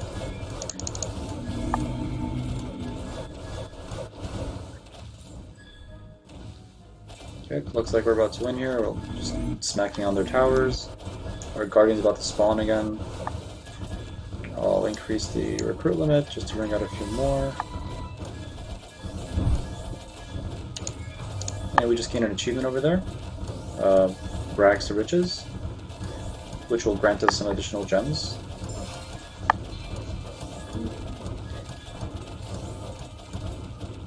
Will prevent enemies from spawning.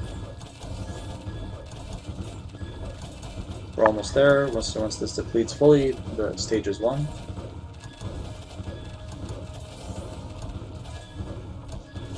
Oh, pretty close, pretty close. We have our guardian here doing some work. Okay, looks like we'll need to hire a few more.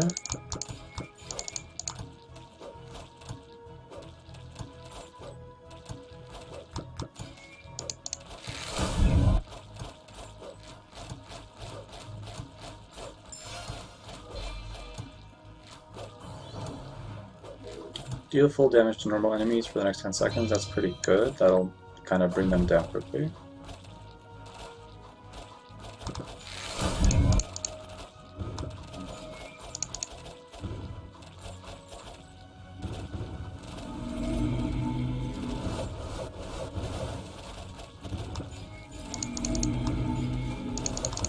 Just trying to keep that pressure going. Their tower's really low, so there shouldn't be a problem to finish it soon.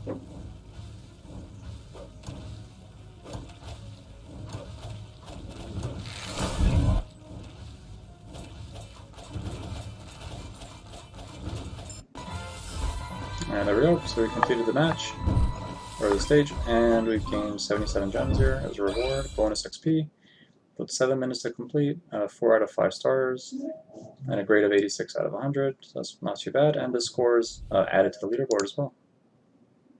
So we'll head back home and see what else we've earned.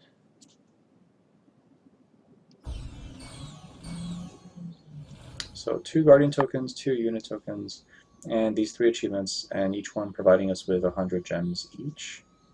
And gems are just basically the currency in Tower Rush that you can use to purchase items, consumables, and upgrade your towers as well. So these are talents you earn. You can pick from one of 3 talents that are displayed to you here. It looks like we'll probably go with the stunning ability for spellcasters. 5% chance to stun is pretty good. Alright.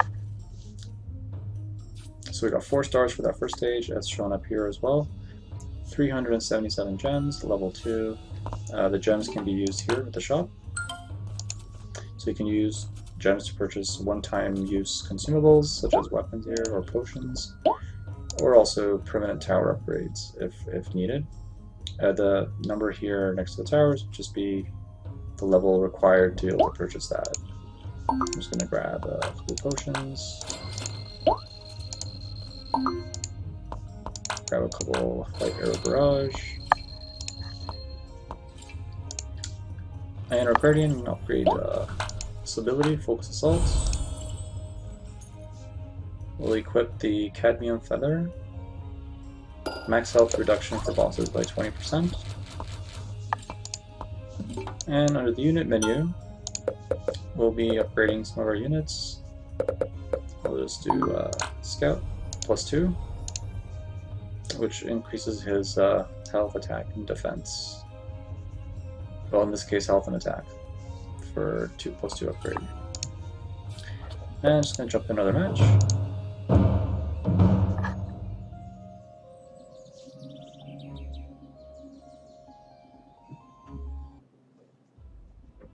Alright. So here we see the favor that we got. Or the talent that we got over here, Jimmy Jangles. We'll hire a scout again to start off. Probably a cleric to back him up as well.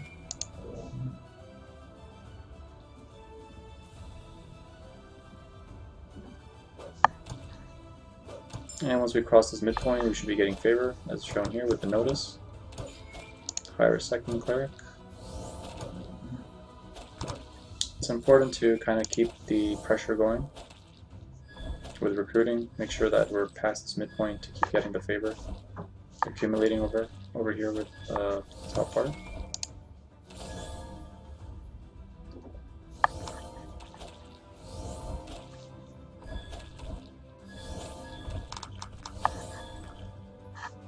Doing pretty good. We'll increase our recruit limit as soon as we get to 50 income. Our guardian is about to come out as well. Okay. So we'll hold off from using these just now. We don't really need to use them right away.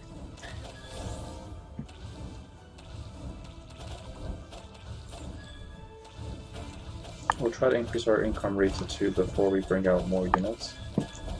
I'm just taking a look at what this guy will do here. So this is a threat for stage 2. He's summoning tornadoes. So we'll let our team do a bit of damage there. We increase our income rate.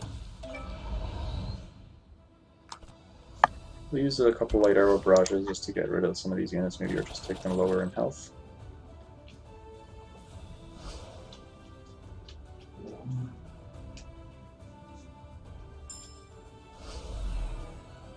Probably use Heavenly Swords here.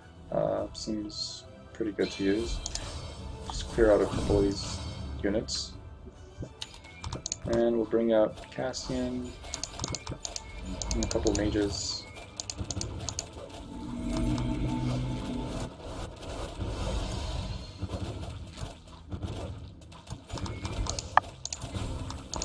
Probably heal our units a bit.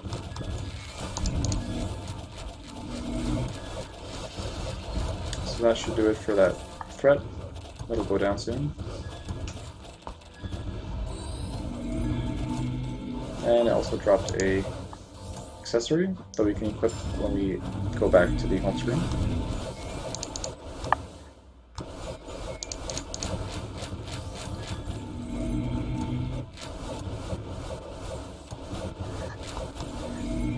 Get a few more scouts on the front lines.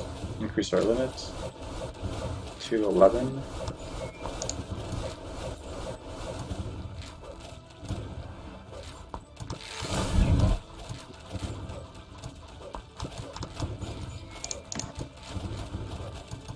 There we go, doing pretty well. Some more light arrow barrage just to get that going. Our units as well need to maintain this push. Might need to get a couple of clerics in there. So the enemy just activated a favor called Dark Ascension. They'll gain some extra damage and health for a brief period. So it's important to note that both your side and the enemy side can gain favor as long as you're past this midpoint. We do have a bit of a decent army here, so we should be doing okay. I'll increase our income rate and just keep on hiring.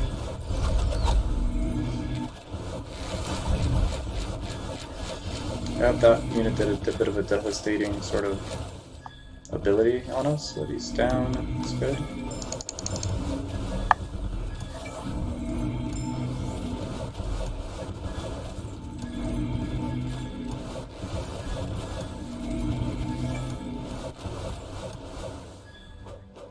Almost at the midpoint here, and once we're there we can start gaining favor.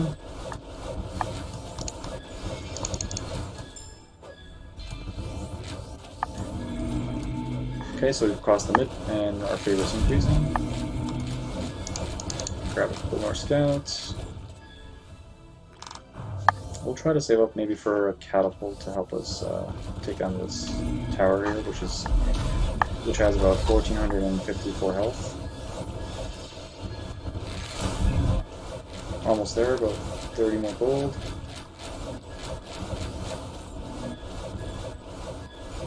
Alright, so we got a catapult, it should be coming. There it is, it's on the way. Go back to autopan. And things are looking good over here. Our favor is about to max out. And we have some favor to pick up.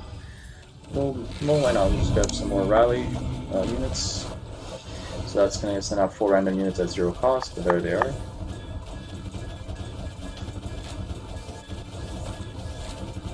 And I think we pretty much nailed this one here. Very little opposition. And that's a victory.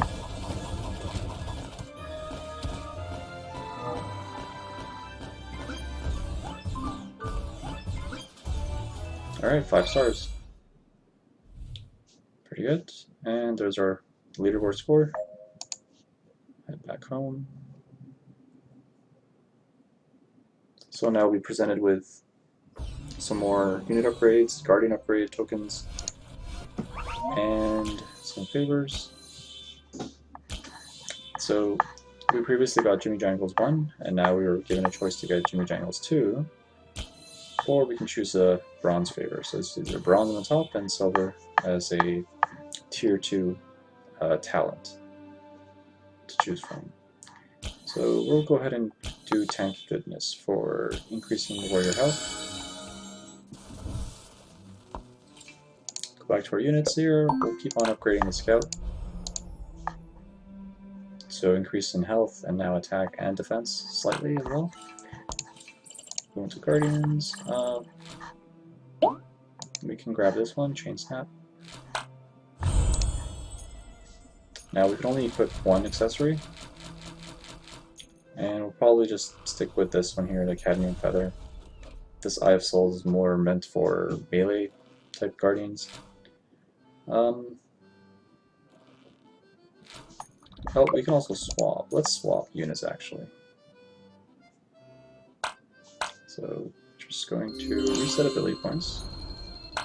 Select Argoth, and let's unequip this. Equip this one. And we'll just learn a few abilities.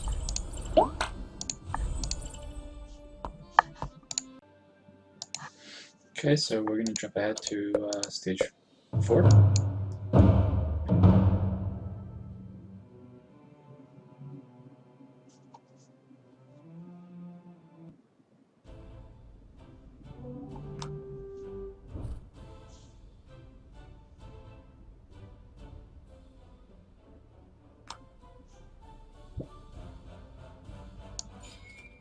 Hire a scout. We'll back him up with a cleric.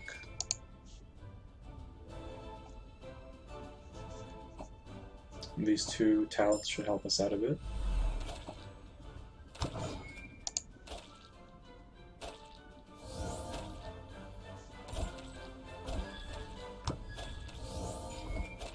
Grab another cleric, and probably a conjurer for some AoE.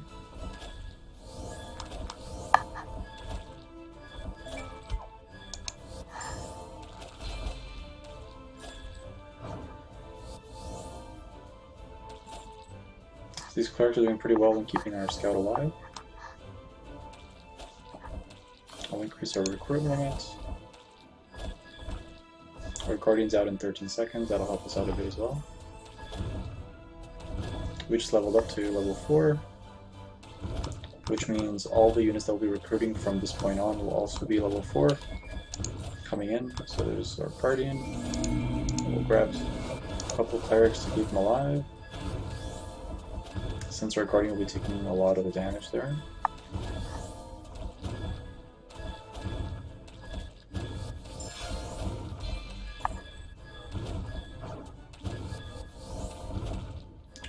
Arrow barrage is pretty good. We'll use that.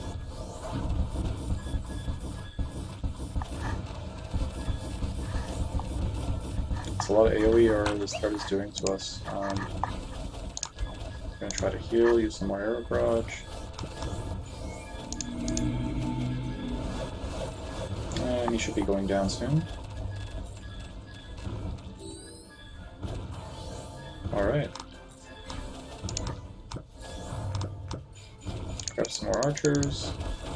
There is a success rate that we have here, we'll pull up shortly.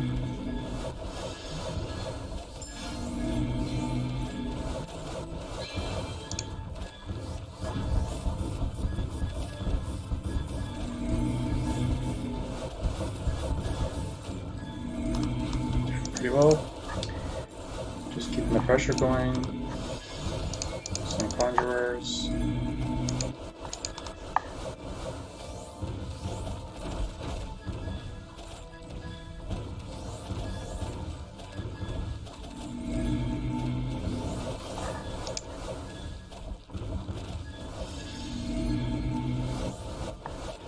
Okay, doing good on the pressure side. We'll just pick this up now. Crimson Feather. Bosses are unable to knock back any of your units. That's not too bad to have. We'll do Life Wave. Get some heals going.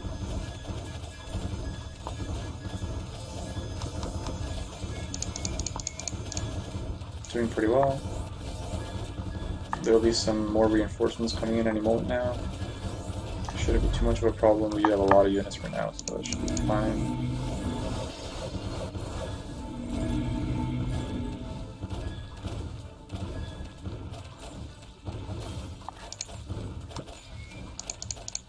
Okay, looks like they're defending their base pretty well, actually. Argoth might have to retreat for a bit.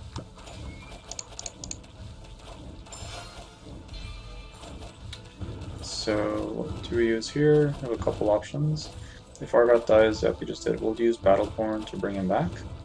So what that will do is essentially just revive him and just bring him back into battle. Grab a couple conjurers.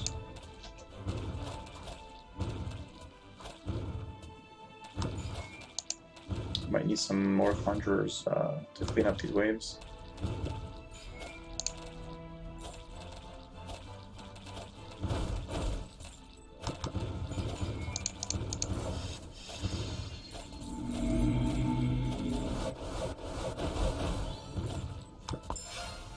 Enemy threat increased.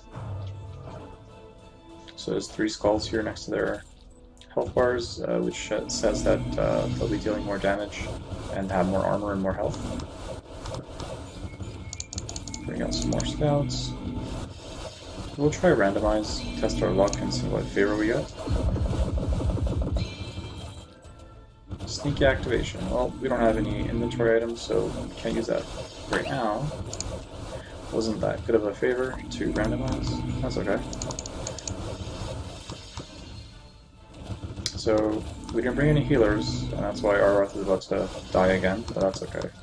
We might just have enough damage dealers here to bring down this tower.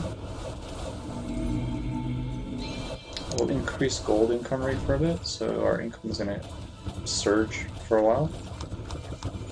Get some more units if we need it, and that should do it, hopefully. So this was a case where we saw we got pushed back for a bit, and we were able to come back and take charge.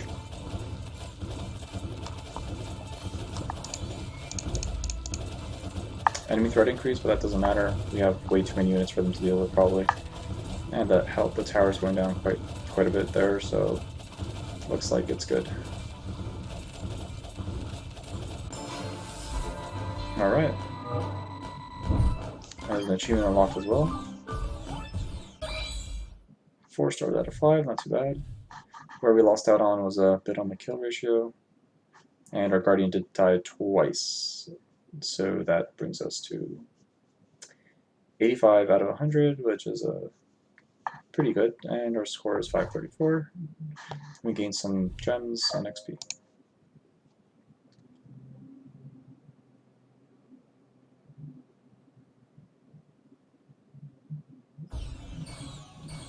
So 2 more Guardian tokens, 2 more unit tokens, we gained that achievement, gained 4 more stars on our first attempt of stage 4, which we did, and some more talents to pick from. So this talent keeps coming up because we do have Jimmy Jangles 1, so it'll keep coming up for us to choose from, or we can pick a different talent as well. In this case, I think I'll go with reducing the hiring cost of support units by 14% is pretty good. Double casting heal is also really good. Well, actually, they're all pretty good, to be honest. We'll actually probably go with a chance to double cast heal. Yeah, I think we'll go with that. Alright, so we'll go into units. We'll keep upgrading our scout. And 100 guardians.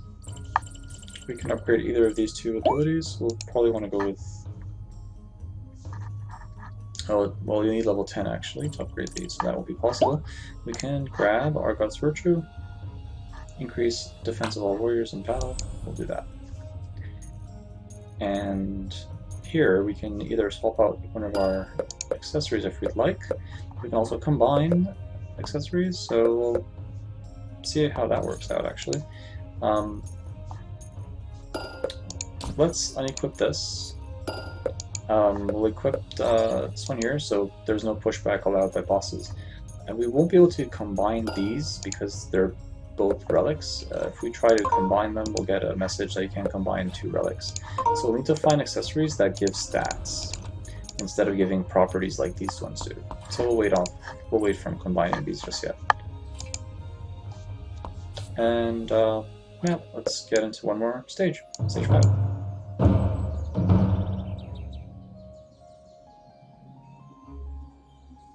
I didn't purchase any shop items this time around, just trying to save the gems for a bit, so we'll hold off from purchasing, see if we can complete the stage without purchasing any items. Start off with a cleric, and if I can, grab a scout. Should have actually hired the scout first, probably. We don't want our clerics in the front lines. Let's see how that works out for us. Clerics won't be able to cast heal on themselves, though. They'll have to cast it on other clerics or other units. Let's see if our warrior can save our cleric from dying. Oop, probably not. Alright. 1 unit down. We just crossed mid, so our favor is going to increase. And bring more clerics as well. These dragons do pack a punch, 16 and 15 damage. It's quite a bit. Probably need some more clerics for that. Hopefully we can trigger one of these double heals as well. Alright, so 2 clerics are keeping 2 scouts alive, that's pretty good. Increase recruit limit or increase income, probably wait to increase income first. Getting that early goals is really pivotal in doing well. Alright, Argoth. We can bring him on soon. We have some more favors as well here. Let us grab our Argoth and increase our recruit limit. Grab some more clerics. Okay, here's our threat that's about to come up. We may want to do a Nature's Endurance. Yeah, we'll do it actually right now because our unit's taking a lot of damage, so that'll give them some extra health and survivability for until the Argoth shows up. And there he is. We'll be getting more favors soon as our meter is going to max out in just a bit. Grab some Conjurers for AoE.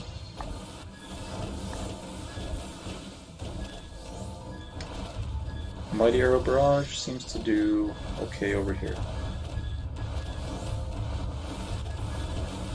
Yeah, we'll go with Mighty Arrow Barrage. Grab some more Conjurers. Argoth is really low. He's probably going to drop soon. Okay, so this could be a challenge. We managed to get the boss down to half health. Let's see what we should do here. These units are not going to survive too long, probably. So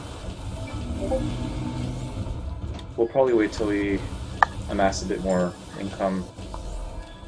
And we also got denied favor just there. That's not really good for us. Let's hire a bunch of Conjurers. Let's grab some Scouts to go in the front lines and see if that works out for us.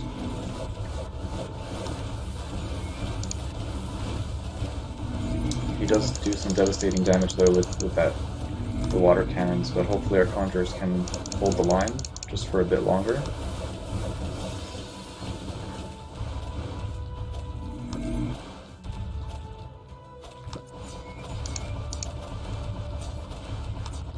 Okay, this does not look too good.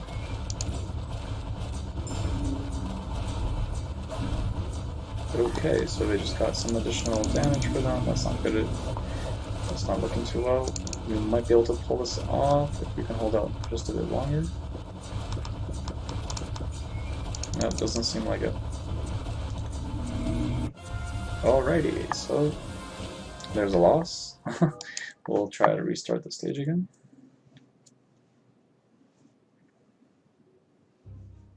Hopefully this time we'll do better than that.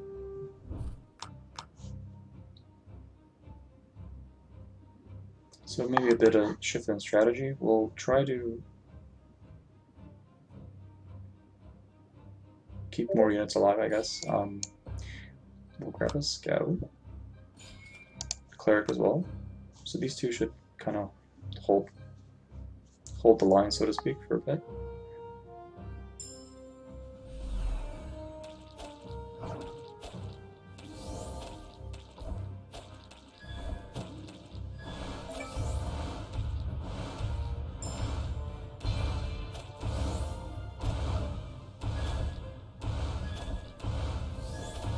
We are going to increase our income once again.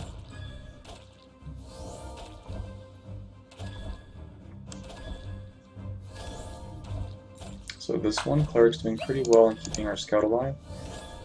We have income rate 2 now. Not too bad. Let's see if we get to income rate 3.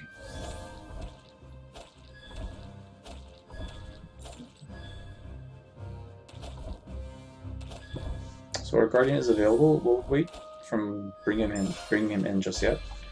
We'll try to. This is pretty good. We'll get rating goals, so we'll increase our income rate a bit more. Okay, so we're at income rate 3. Things are looking not too bad. We're gonna bring in our Guardian now, and a couple of supports. Let's see if we can push back just a bit there. Bring some more clerics, another cleric. You know what? We'll probably want to get a couple more clerics. As soon as we get the gold for it, I'm going to grab some more clerics. So there was a notice that the threat's on its way. So we do want to maintain that middle flag. This can go banner, this favor area, so our favor increases. Grab even more clerics. Okay, so we think I have enough clerics coming.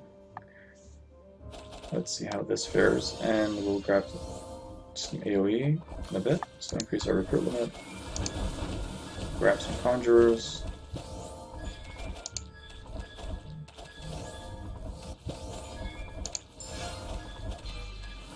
Okay, we'll bring in some more units. Our clerics are taking damage, but they're healing each other, so that's not too bad. We do need to get some AoE in here because these units are building up and there's nothing really slaying them effectively yet. So hopefully our conjurers can do some work. Argoth needs to stay alive a little bit longer for us. He's going to retreat for a bit, and maybe that gives him some time to heal up.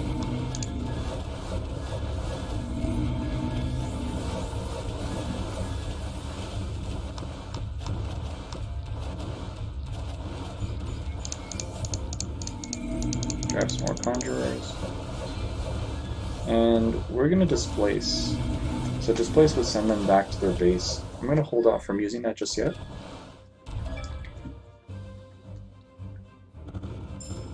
So the strategy is going to be to kind of see where this goes right now. So things do look grim, but while their income is increasing, they're getting closer to ours. We're going to use this place, and we're going to send them back to theirs.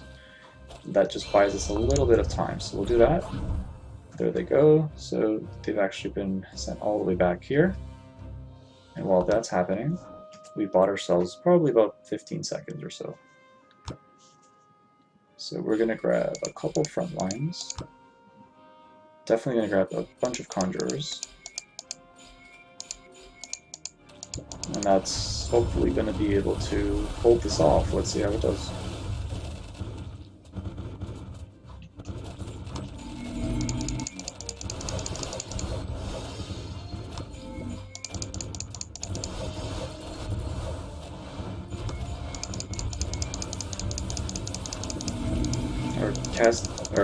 Argoth is coming out soon, so that will help us a bit.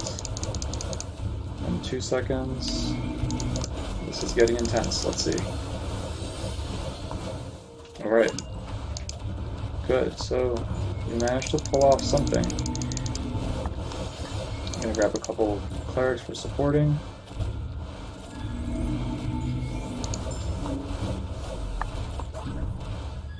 Okay, it looks like this time around, we managed to pull off something there. Not too bad. We're gonna grab some clerics to keep Argoth alive.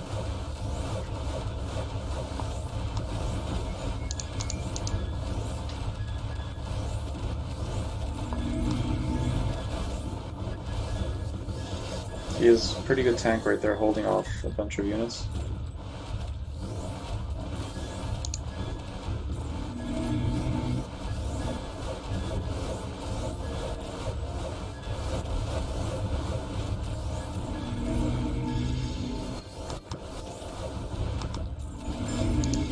Grab some more conjurers.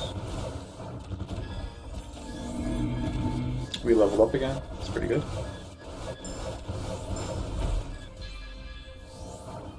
Just regain that favor. It's going to help us out.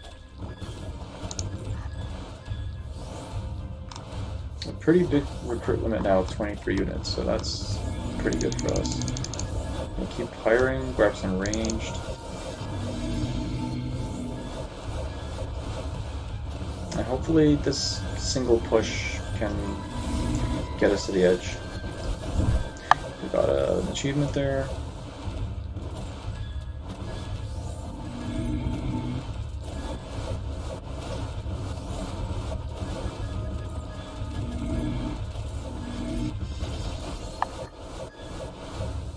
Pretty good. We will... Well, let's use Mighty Arrow Barrage and increase our limit again. Just keep on hiring. Keep the pressure up.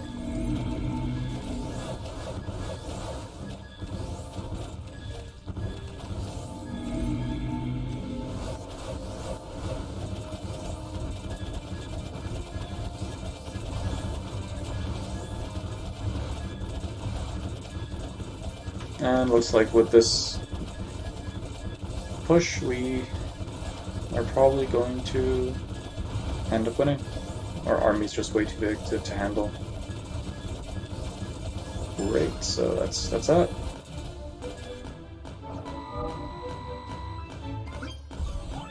It looks like 4 stars. Yeah, 4 stars. Alright, so back to home.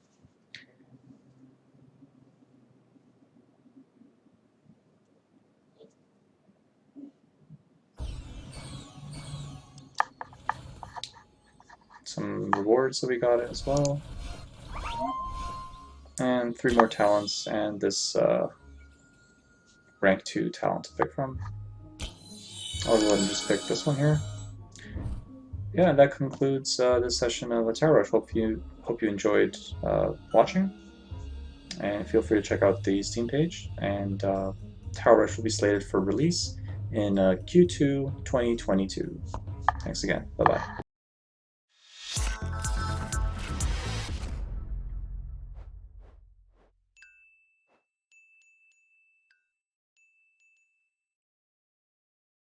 Have you ever wondered where your old Walkman has gone? You guessed right. It's where all your other stuff ends up too. The moon.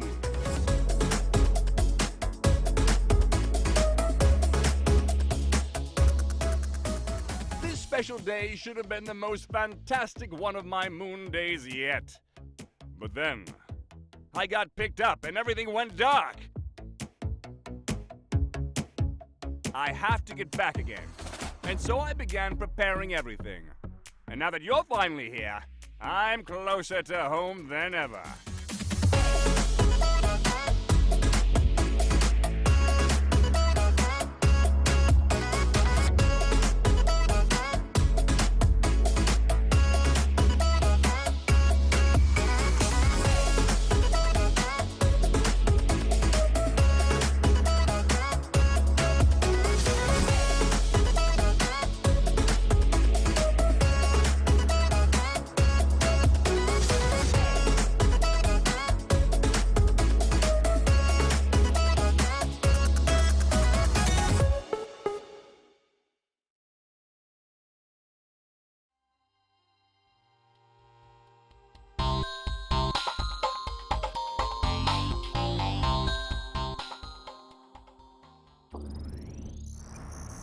We've got Justin Burnham taking a moment out of his busy day, because I know we have this wild event going on around us, to tell us a little bit about Full Sail. Now, you would have seen them on our Beyond stage producing some of our high school and collegiate content, and you're also seeing them handling a lot of the panel content that we have at DreamHack Beyond.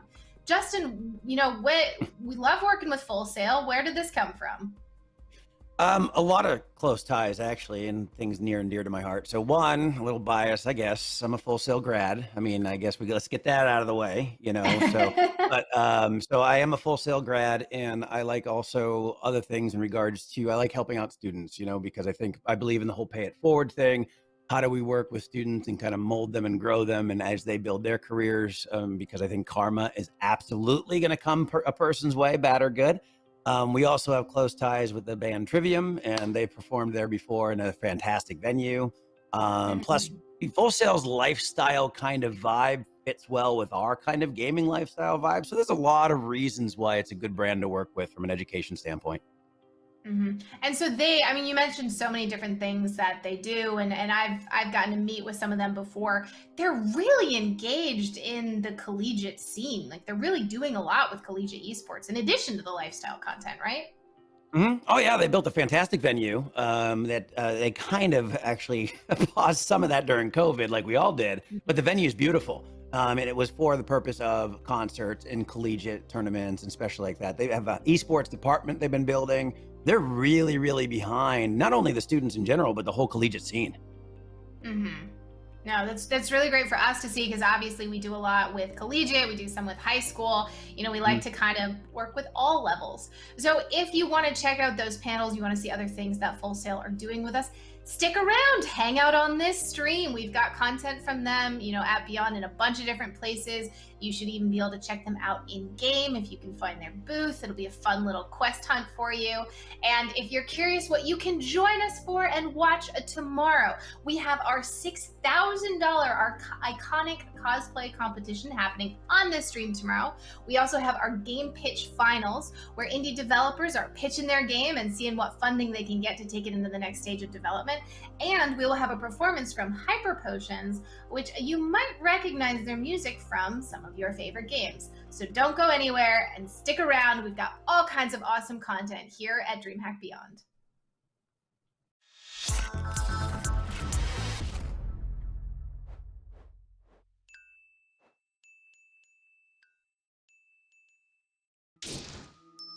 It's so peaceful. I could stay for hours here with you.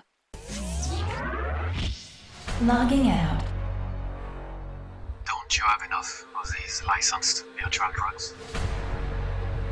Of these tiny drops of freedom? Fresh air. Let nature come to you.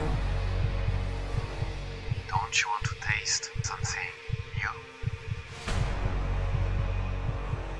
That will make you feel alive. Don't tell me you thought about something illegal. Welcome to Wild Earth. I'd like to tell you that everything's under control, but I'm not a good liar. We call them the offliners. They might disrupt here. For your safety, try to keep away from them. Do you want some more?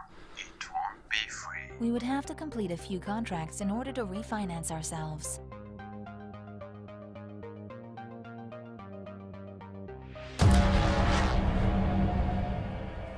Have I done something wrong? Grab a weapon and finish them. I detected a slight increase in heart rate.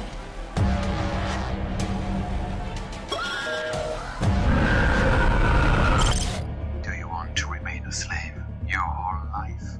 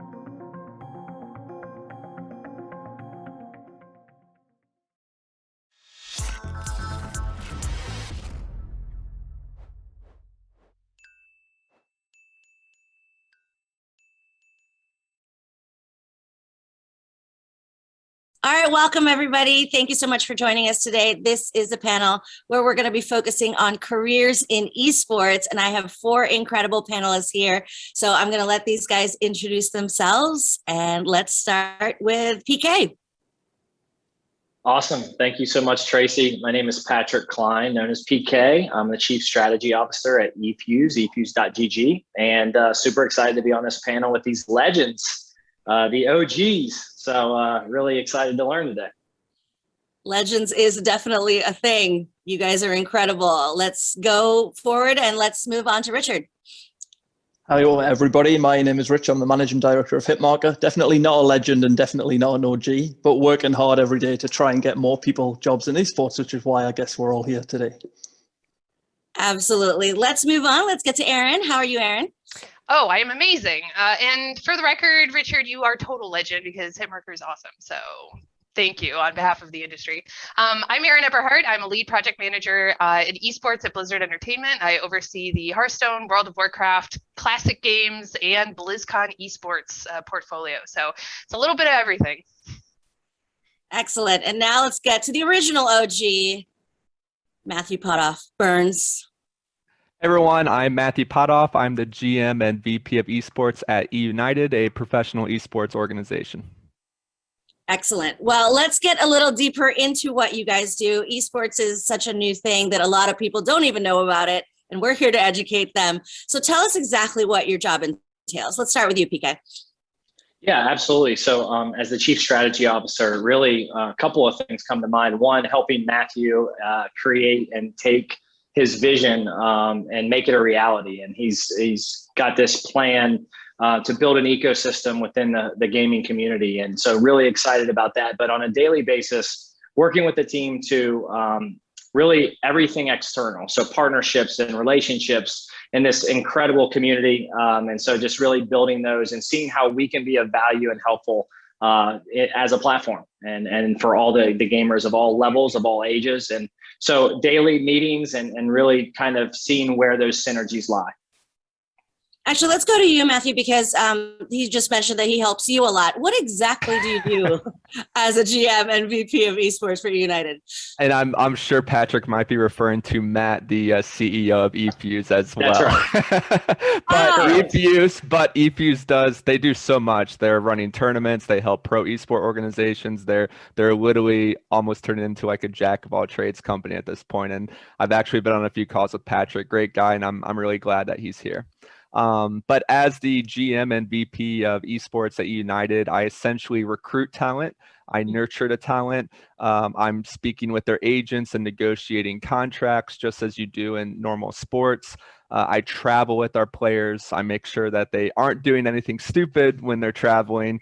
I make sure they're upholding their sponsorship and organization contract obligations.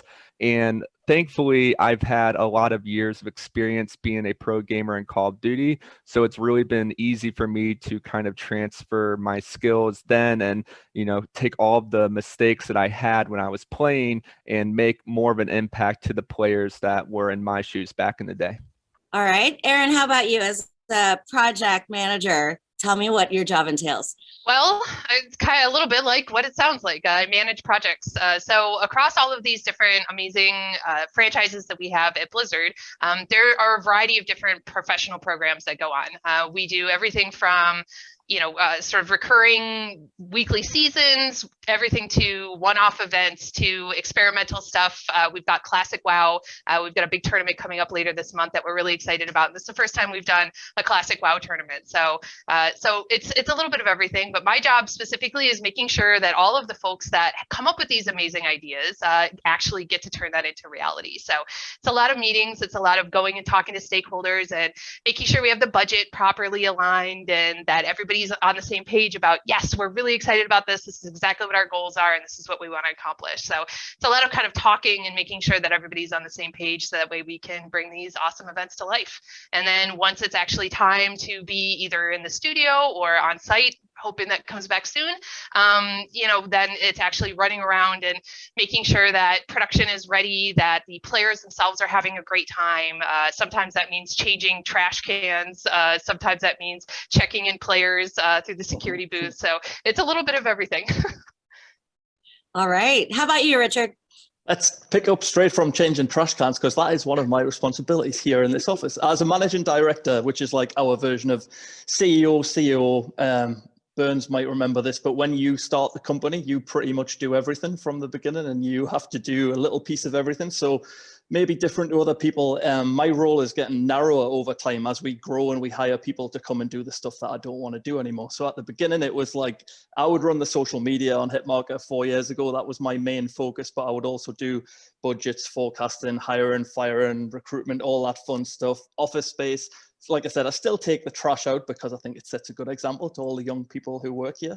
So that, funnily enough, is part of the responsibilities, but ultimately is making sure that everyone in the company here now is kind of happy, productive, doing their job. So it's a lot of check-ins, one-on-one meetings, like dealing with a lot of the stuff that Burns mentioned in terms of players before we came on air here, where there can be issues to deal with because people are human at the end of the day, right? And it's about managing people and managing what happens outside to make sure that they can kind of be their best when they come to work. So every day is different, and I'm still loving it 4 years later, so that's a good thing.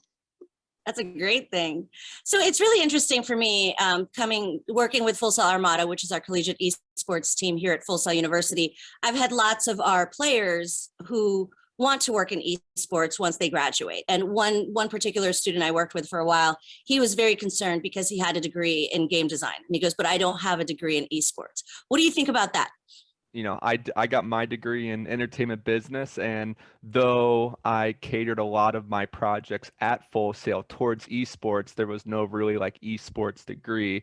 I think, you know, one of my director of marketing and strategy, John DeHart, he comes from the law firm, you know, lawyer industry. He was an IT guy and just literally transitioned perfectly into esports. So I feel as long as the passion is there, you can really translate anything in your degree towards, you know, esports, whether it's from the production side or the game design side. You know, there's traits and stuff that come from every degree program and translate into esports.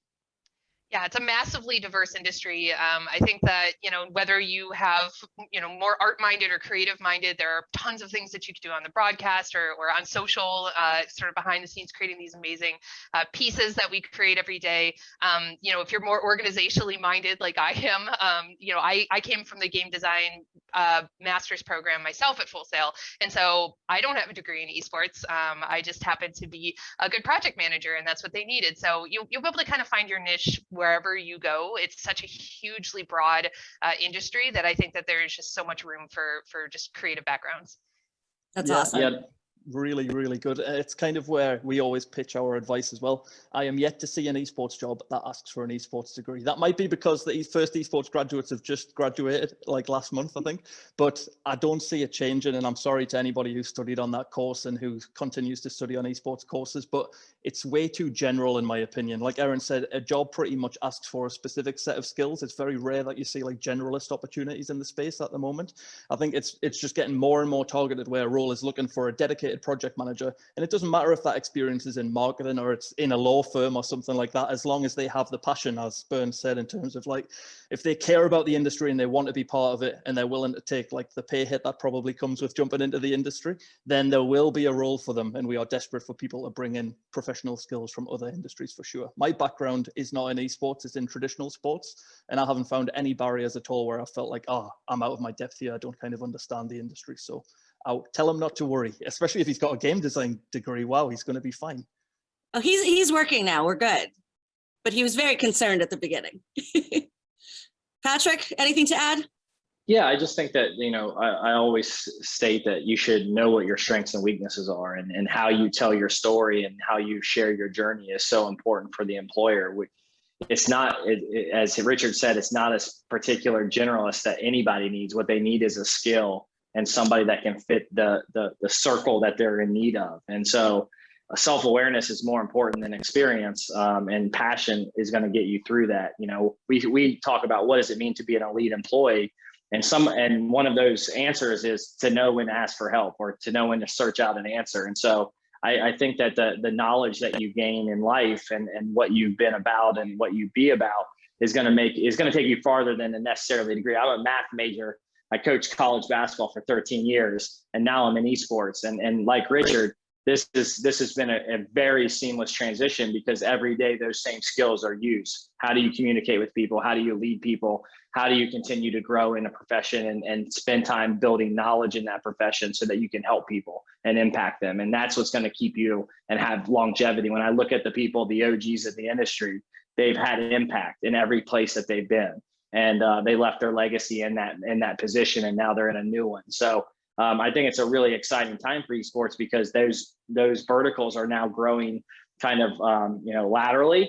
And so I think that there is some really, really new opportunities that are going to come pretty soon. Well, let's talk about those opportunities, because I think a lot of people think of esports and think, well, I could be a player, I can be a coach.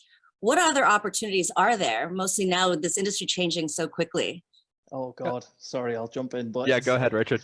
Honestly, there's pretty much nothing that we haven't seen now. And I mean, obviously, you're not going to get construction gigs to some degree in this industry, but team chefs. Aaron's not agreeing with you. Yeah. Oh, right. Maybe there is in setting up events and things like carpentry, that. Carpentry, maybe. We build a lot of stages. Yeah, I'm talking about building like bricks and mortar stuff. But anyway, on Hitmarker now, we had to expand the sector list to be 56 sectors, because every other month there would be something that we hadn't thought of when we first built the platform for esports. So there's logistics, there's PR, there's law, as there are legal jobs in the space that are dedicated to esports. There are coaches and players still, as you said, and more around the team, which I think Matt will be able to talk about much better than I can. But what I was so surprised in moving from traditional sport was that the overlap was so huge in terms of the type of role. And I think maybe esports is probably, when I started in traditional sport, similar to PK by the sounds of it, about 14, 15 years ago.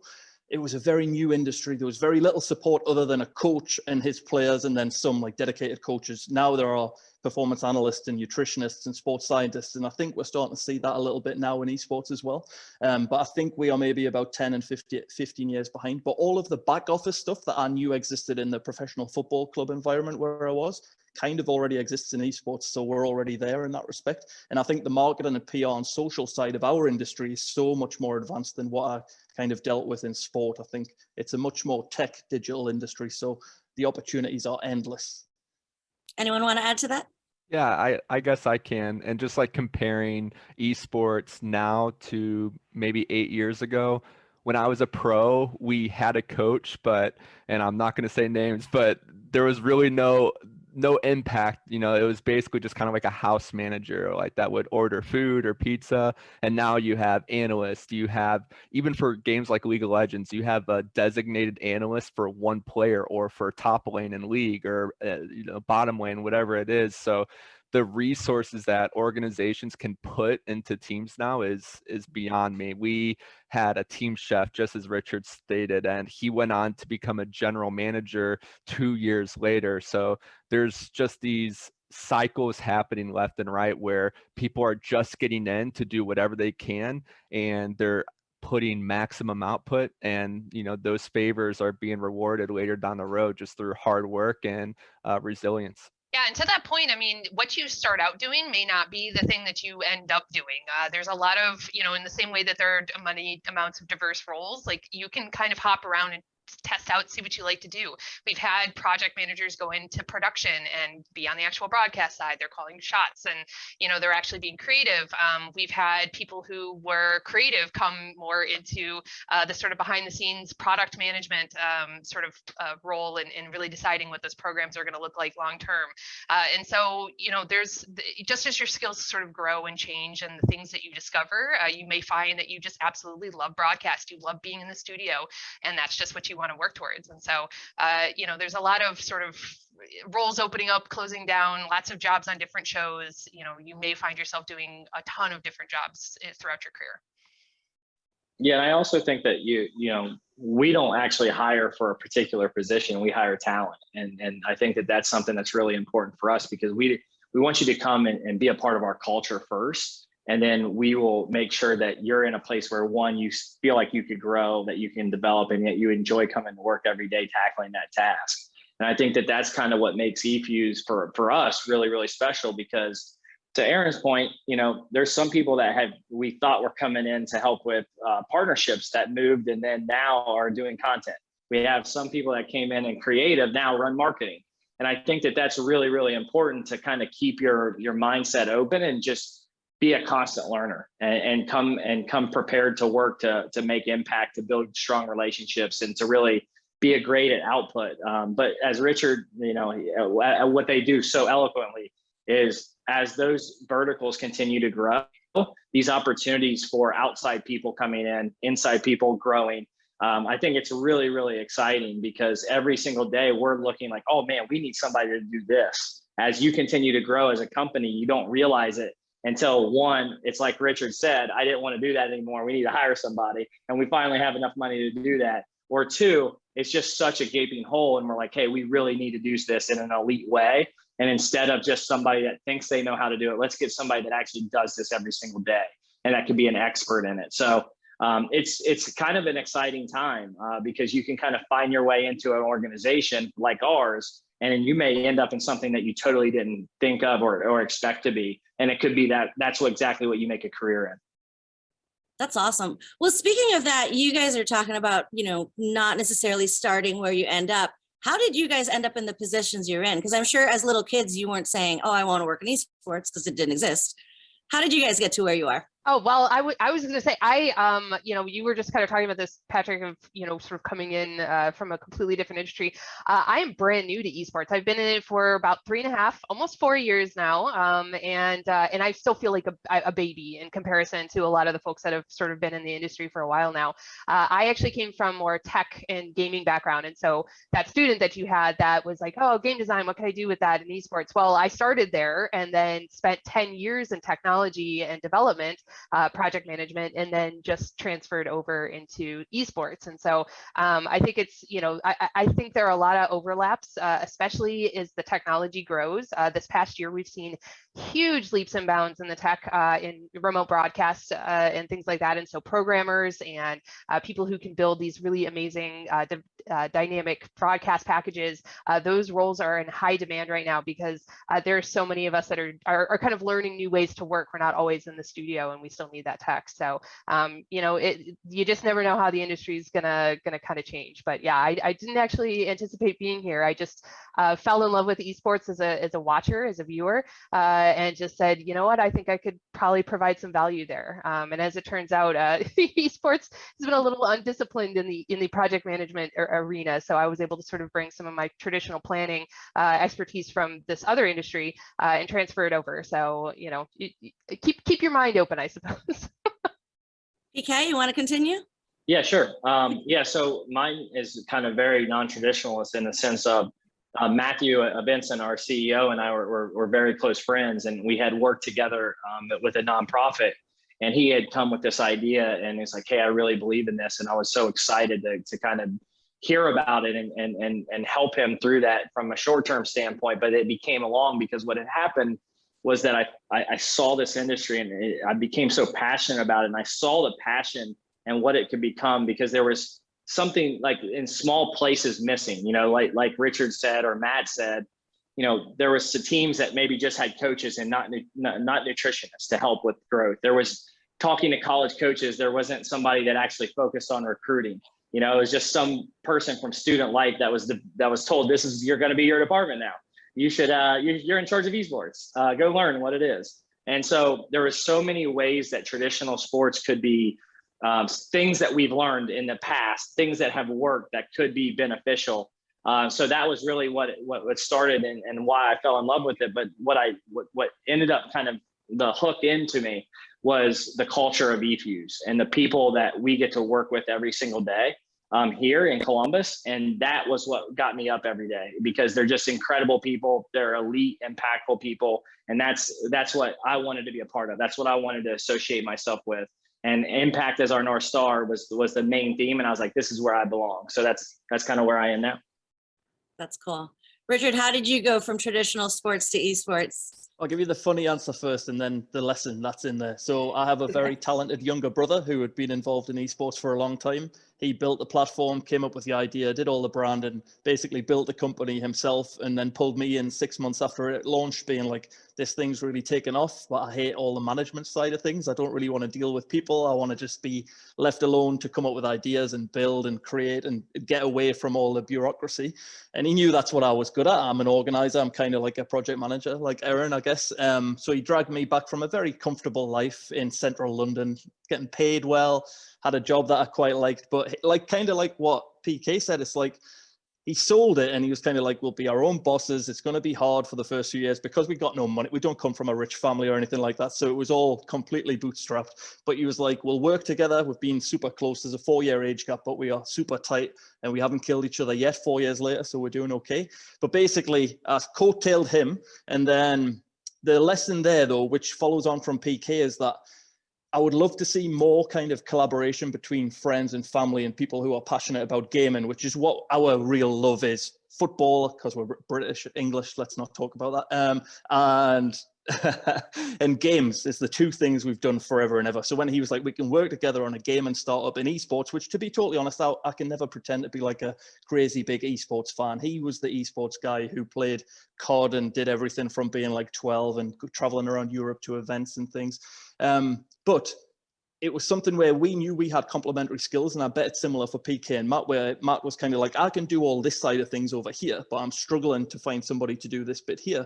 And it's easier when it's friends or family because you don't have to pay them as much. You can sell them on the passion. You can kind of pull them in like he did with me, like £12,000 a year, I think we earned for the first 2 years, which is not a lot to live on. And then kind of from there, you've got 2 people to start it, and then he brought in some more people that he knew. Then we went the more traditional hiring route to just fill in the skill gaps that we had in the company. And now to the point later where the 2 of the original guys dropped off because it's hard not earning anything and kind of not really seeing the light at the end of the tunnel. So now it's just us 2, but we have 15 other employees now. So they're all external people who've come in to fill gaps. Finally hired somebody to do the trash who's going to be joining in like a week or so. So I'm very excited about that. But that is, I think one of the criticisms of esports is it can be a bit nepotistic in who you know at times, which is definitely kind of the case because people always want to work with people who they know and that they like. But I think at the collegiate level, which I'm guessing is going to be mainly our audience for this talk, if you have people in your class who you've got shared passions with, or in your esports society, or you play on the league team with them, don't just let it be about the player necessarily. Try and think about what other skills you have from outside of playing and outside of competing, and see, is there a gap in the industry or a gap in the market where you guys have a product idea or a service idea or something, and then try and rope in someone with tech skills and try and see if you can do something collaboratively together, because the jobs at the entry level are super sparse and it's super competitive. So we need more people coming up with startup ideas. Very long answer, sorry, but hopefully useful. I like the answer. And Burns, how do you go from being a pro player to the OG? I am not. I was a part of the OG era, but I'm definitely not a OG. There's other gamers that have reserved that title, but I appreciate the compliment. Yeah, gaming for me was a hobby, playing local lands. I just love to compete, and I was like one of the first kids in St. Louis to make myself a jersey and put my gamer tag on the back, and everyone would just be like, what is this kid like doing? And then I would somehow place, third or second as like a 13 or 14-year-old when I was competing against 20-year-olds. And then over time I did that, didn't have to get a minimum wage job because my parents saw that I was making 50 to $100 a week at these local tournaments. Decided to go to Full Sail first, get my degree, get it out of the way. You get your bachelor's in 21 months, which is awesome. And then I dove right into pro esports, placed 17th my first 2 events, and then I finally broke the top 8, curse, and I got 5th place, got my first contract from Curse Gaming, moved to Atlanta, traveled the world. Then I played for 15 different organizations, was thrown like a rag doll, being traded left and right. And then long story short, Dan Clerkey, who runs the program at Maryville, who was my manager for my last 2 events, told me that I sucked and I needed to retire. And he was right. So I decided to become a coach, and he gave me the opportunity to work at E United as a coach. We won. I recruited 4 players, Arcides, Pristini, Gunless, alongside Silly. They won MLG Atlanta, was promoted to GM after, and I've been doing this for the past 5 years now. So to Richard and Patrick's point, it's really funny because anything IT related or stream related or PC related, I just send them to John, my director of marketing and strategy. But yeah, it's a blessing and it's been a fun ride for sure. I don't think sorry, Tracy, go. I just can't imagine Burns sucking at a game. But no, same. And I was just going to say, I bet those 20-year-olds really loved you and you were 13, beating them in tournaments. That must have really. So I wasn't bad, but there just comes a point where you just can't compete with 18-year-olds when they're putting in 4 or 5 more hours a day. Even if you're putting in 4 hours a day, it's like not enough. It's literally a full-time job doing what these pros do. It's unbelievable. Well, I think that's a really good point, though, because I think, those of you guys out there who are thinking I'm going to come out and be a pro and that's what I want my job in esports to be, like, it's really hard. It's really, really hard. Like, you have to be so good and you have to spend a ton of time. This has to be your life.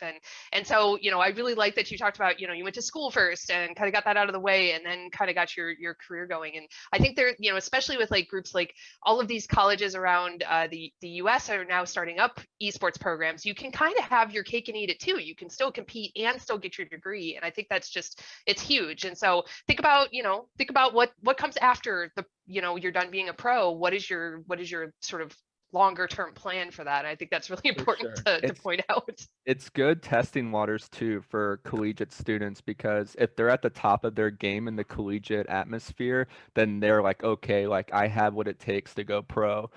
We actually have Tristan and Ajax on our Rocket League team. One's from Akron University, the other one's from LSU. So you're already seeing collegiate students in Rocket League like work their way up into the pro scene, which is absolutely awesome. But yeah, I think we could talk about high school and collegiate esports all day long. It's super important, and I think there's going to be a lot of career opportunities over time because administrations are slowly taking it more serious and realizing the impact that it has on their students, which means more esport director jobs, more analysts, more coaches, more administrators that need to be savvy in the esports side of things. So I really think that's going to pop off over the next 3 to 5 years for sure. Tracy, can I make one point really fast too? One example that I have is we had an intern, and we have a lot of college and high school interns. That's one thing that we really believe in at eFuse. And this individual went to Miami of Ohio, was an Overwatch player, really talented, and did a summer internship before his senior year. And he just worked really hard. He was great for the culture, and he had great knowledge because he was doing it. He was playing it. So as we were talking to college coaches and building out how we could be impactful to colleges, he was living it. And so don't ever forget of the value of your experience and what you're and your position. And now he works full time for us. We hired him full time, and now he's building relationships with colleges and their program directors. He's helping with the pipeline, which is a recruiting tool, because he just lived it. He was recruited to go play collegiate esports at Miami of Ohio. So I always think back of like, hey, you're living it. You're one up on people. This is your life. Don't forget that, and making sure that you tell that story of yourself in a way that really resonates with that employer. Or if there is a company that you're super interested to work for, don't be afraid to ask or go be connected to that person. What's great right now about esports is everybody is connected. In some form or fashion. Somebody knows somebody that can connect you, and don't be afraid to ask for that help because it could go a long way. So speaking of connections, I remember this from Aaron. You were in town one day and you were talking a lot about like following people on Twitter and networking that way. Can we talk about that a little bit? Because a lot of these people are very shy and aren't good at networking. How do we help them get there? Yeah, I mean, if you're a social media then I mean, there are a lot of good connections and groups out there.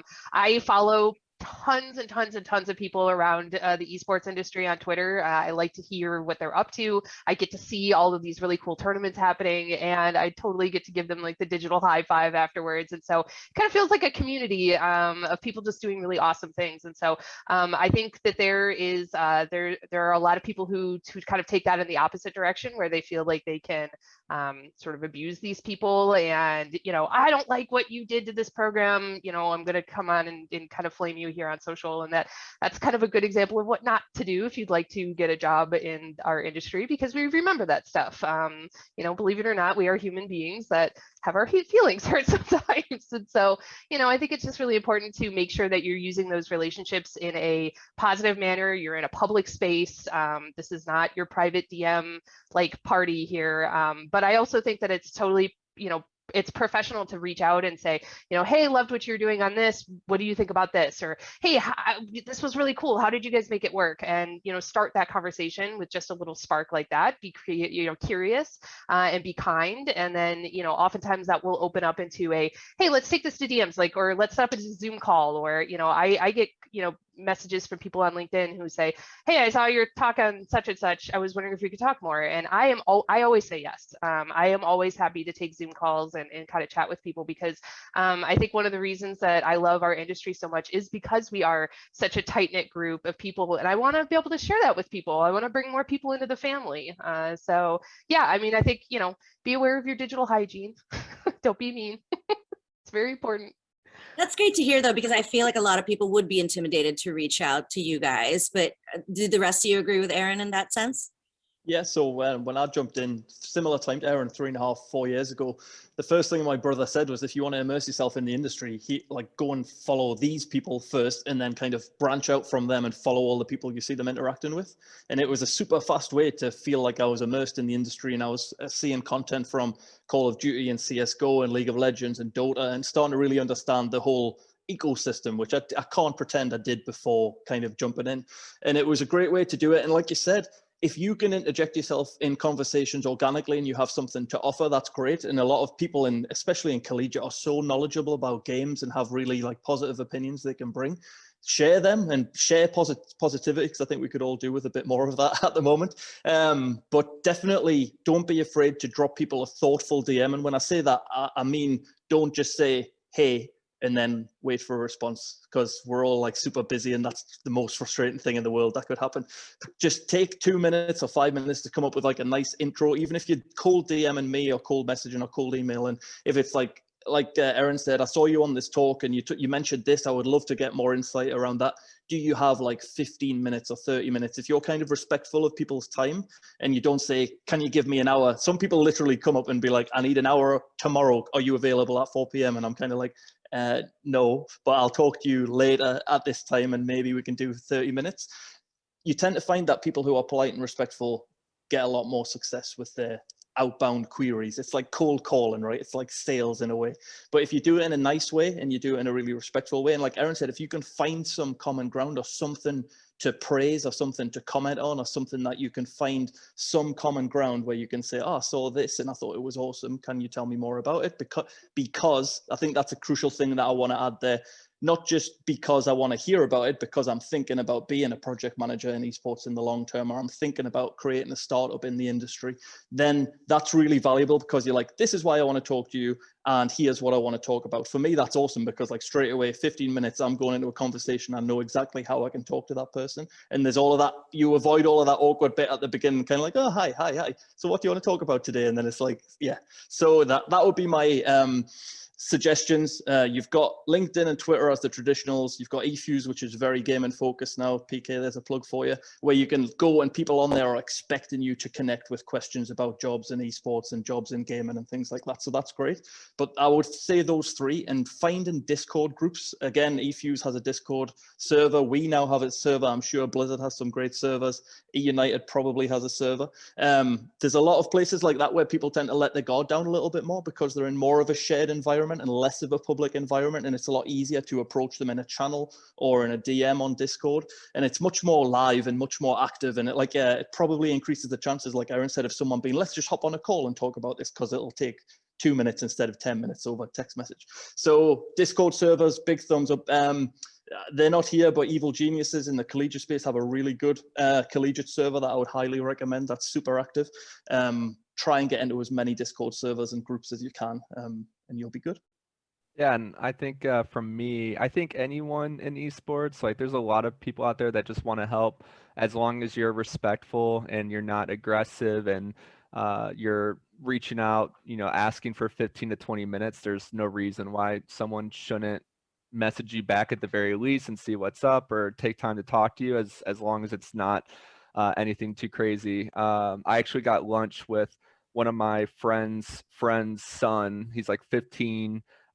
Knows every coding language you can possibly imagine, applied for Riot Games and Blizzard, and I'm like, you're 15 and you're already doing this. Like, you don't even need my help. You got everything set in stone like right now. So I really do enjoy talking with younger individuals and seeing their goals and what they want to do.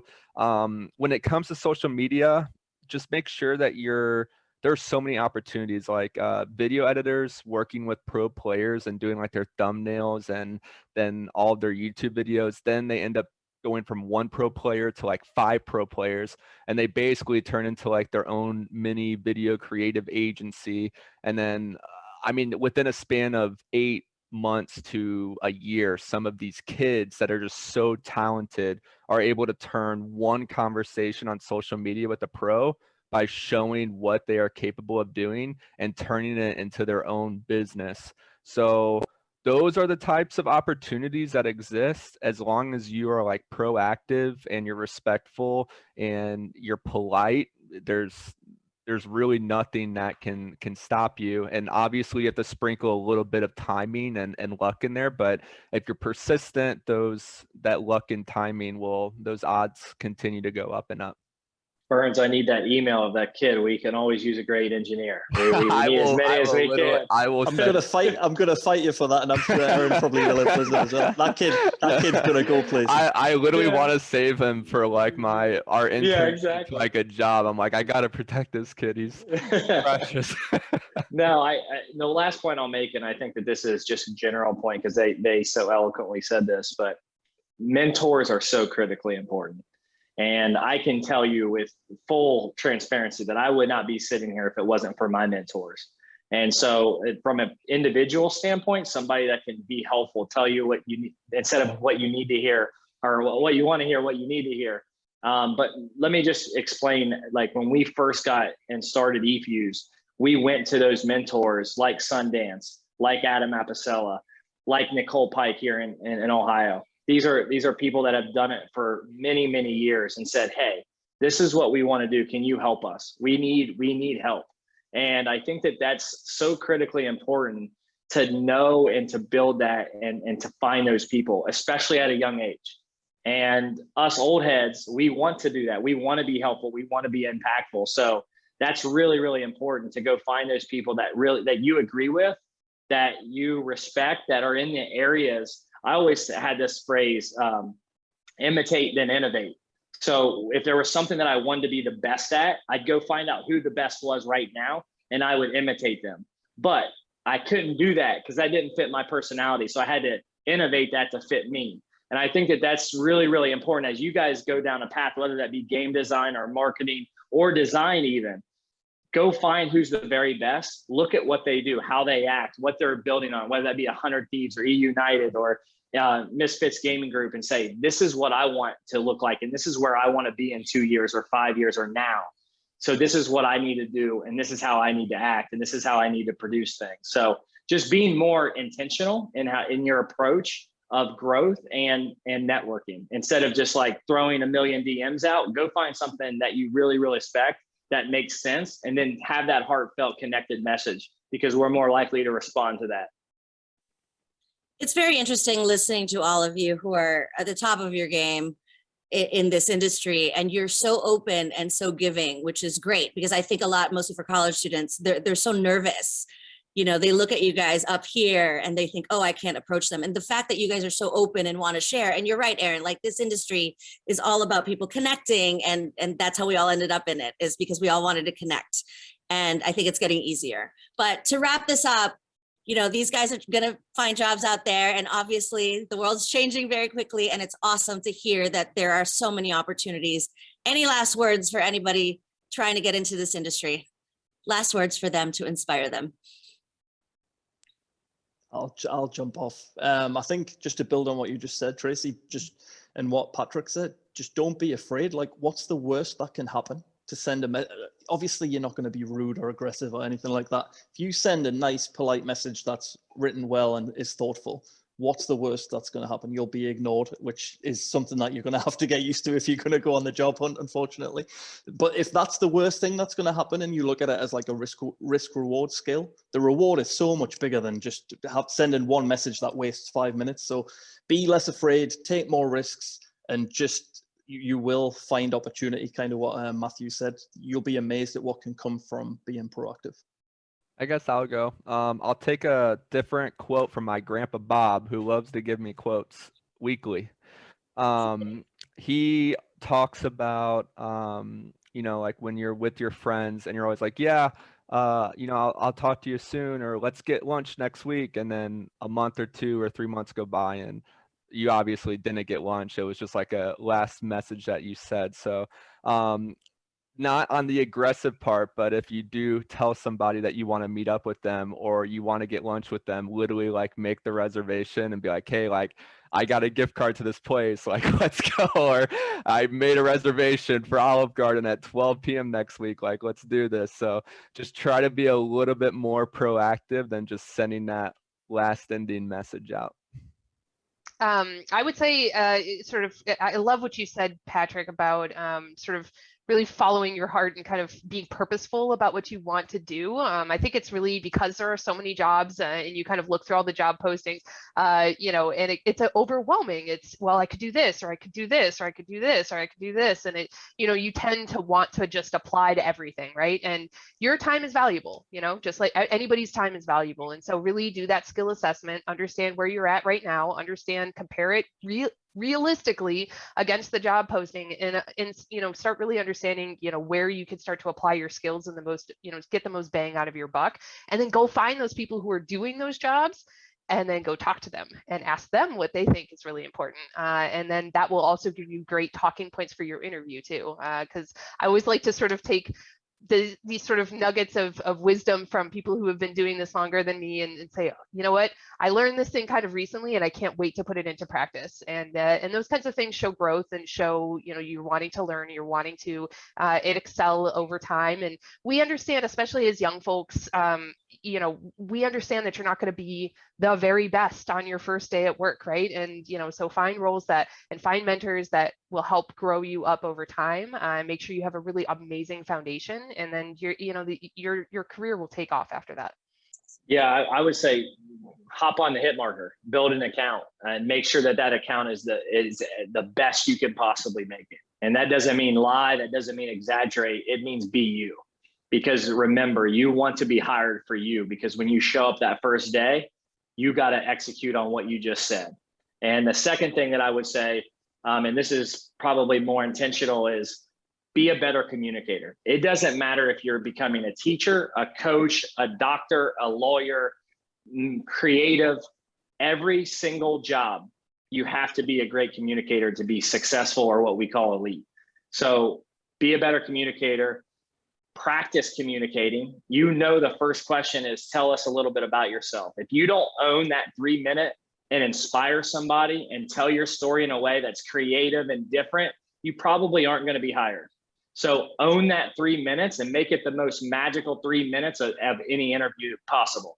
And that has always been something that has been successful for me, is making sure that moment is yours. I'm going to tweet that now, the magical 3 minutes. Thank you. But you guys, thank you so much for this. I've learned so much. I'm sure our audience has learned so much. I'm going to blow up all your Twitters now and just send you all DMs. Just kidding. But again, thank you everybody for joining us. And thank you to our panelists. This was incredible. And let's all get jobs in esports.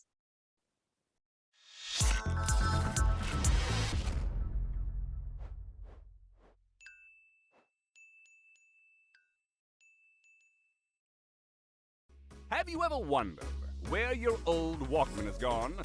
You guessed right. It's where all your other stuff ends up too. The moon.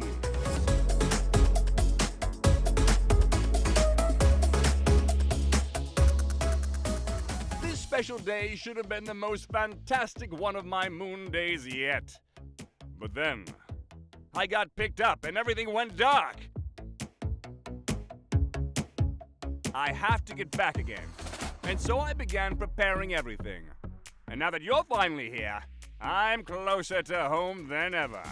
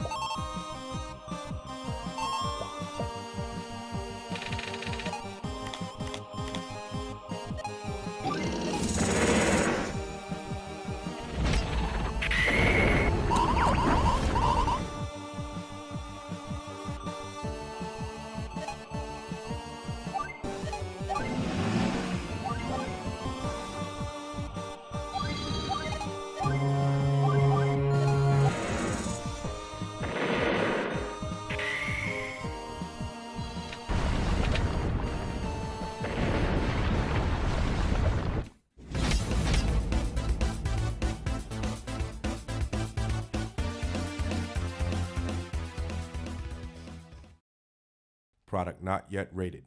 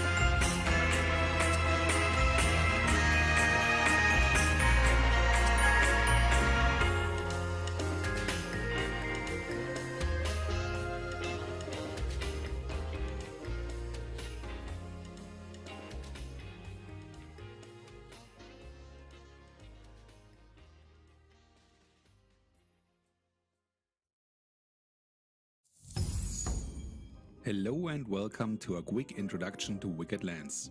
Before we start, a brief disclaimer. There is still a lot of work to be done.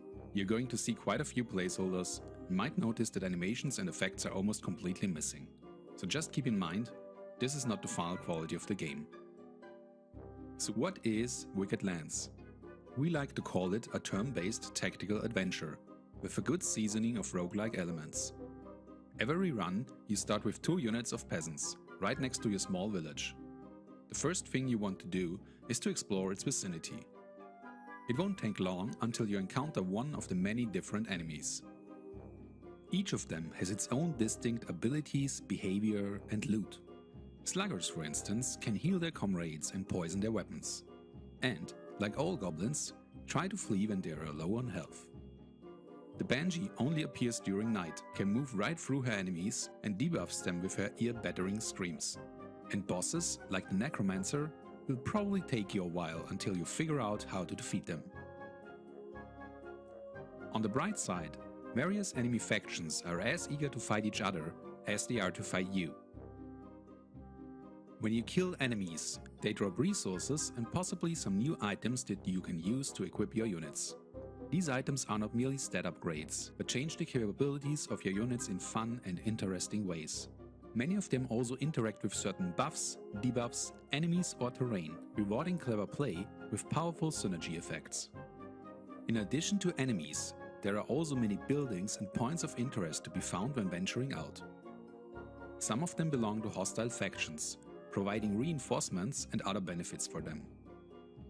Others sell items, services, or have more mysterious uses you have to figure out yourself. When you have collected enough resources, it is time to improve your village. Unlike most of the other elements of the game, these upgrades do not reset when your run ends. Instead, they give you permanent access to interesting abilities and other game-changing advantages. In your first few games, you will probably lose all your units before the turn limit is reached, ending the run immediately. But with every run, you will learn more about the Wicked Lands, allowing you to last longer, defeat stronger enemies, and further upgrade your village. Reaching the end of a run will not be the end of the game though. It is only just the start of you figuring out what makes these lands reset again and again, until you eventually find a way to lift the curse that haunts this strange world. This was just a quick overview. There are a lot more interesting mechanics, details, and of course a story to be found in Wicked Lands. If you enjoyed the video, please leave us a like. If you want to know more and stay updated, make sure to subscribe to this channel, join our Discord server and follow us on Twitter. You'll find all the links down below in the description. Thank you for watching. See you next time.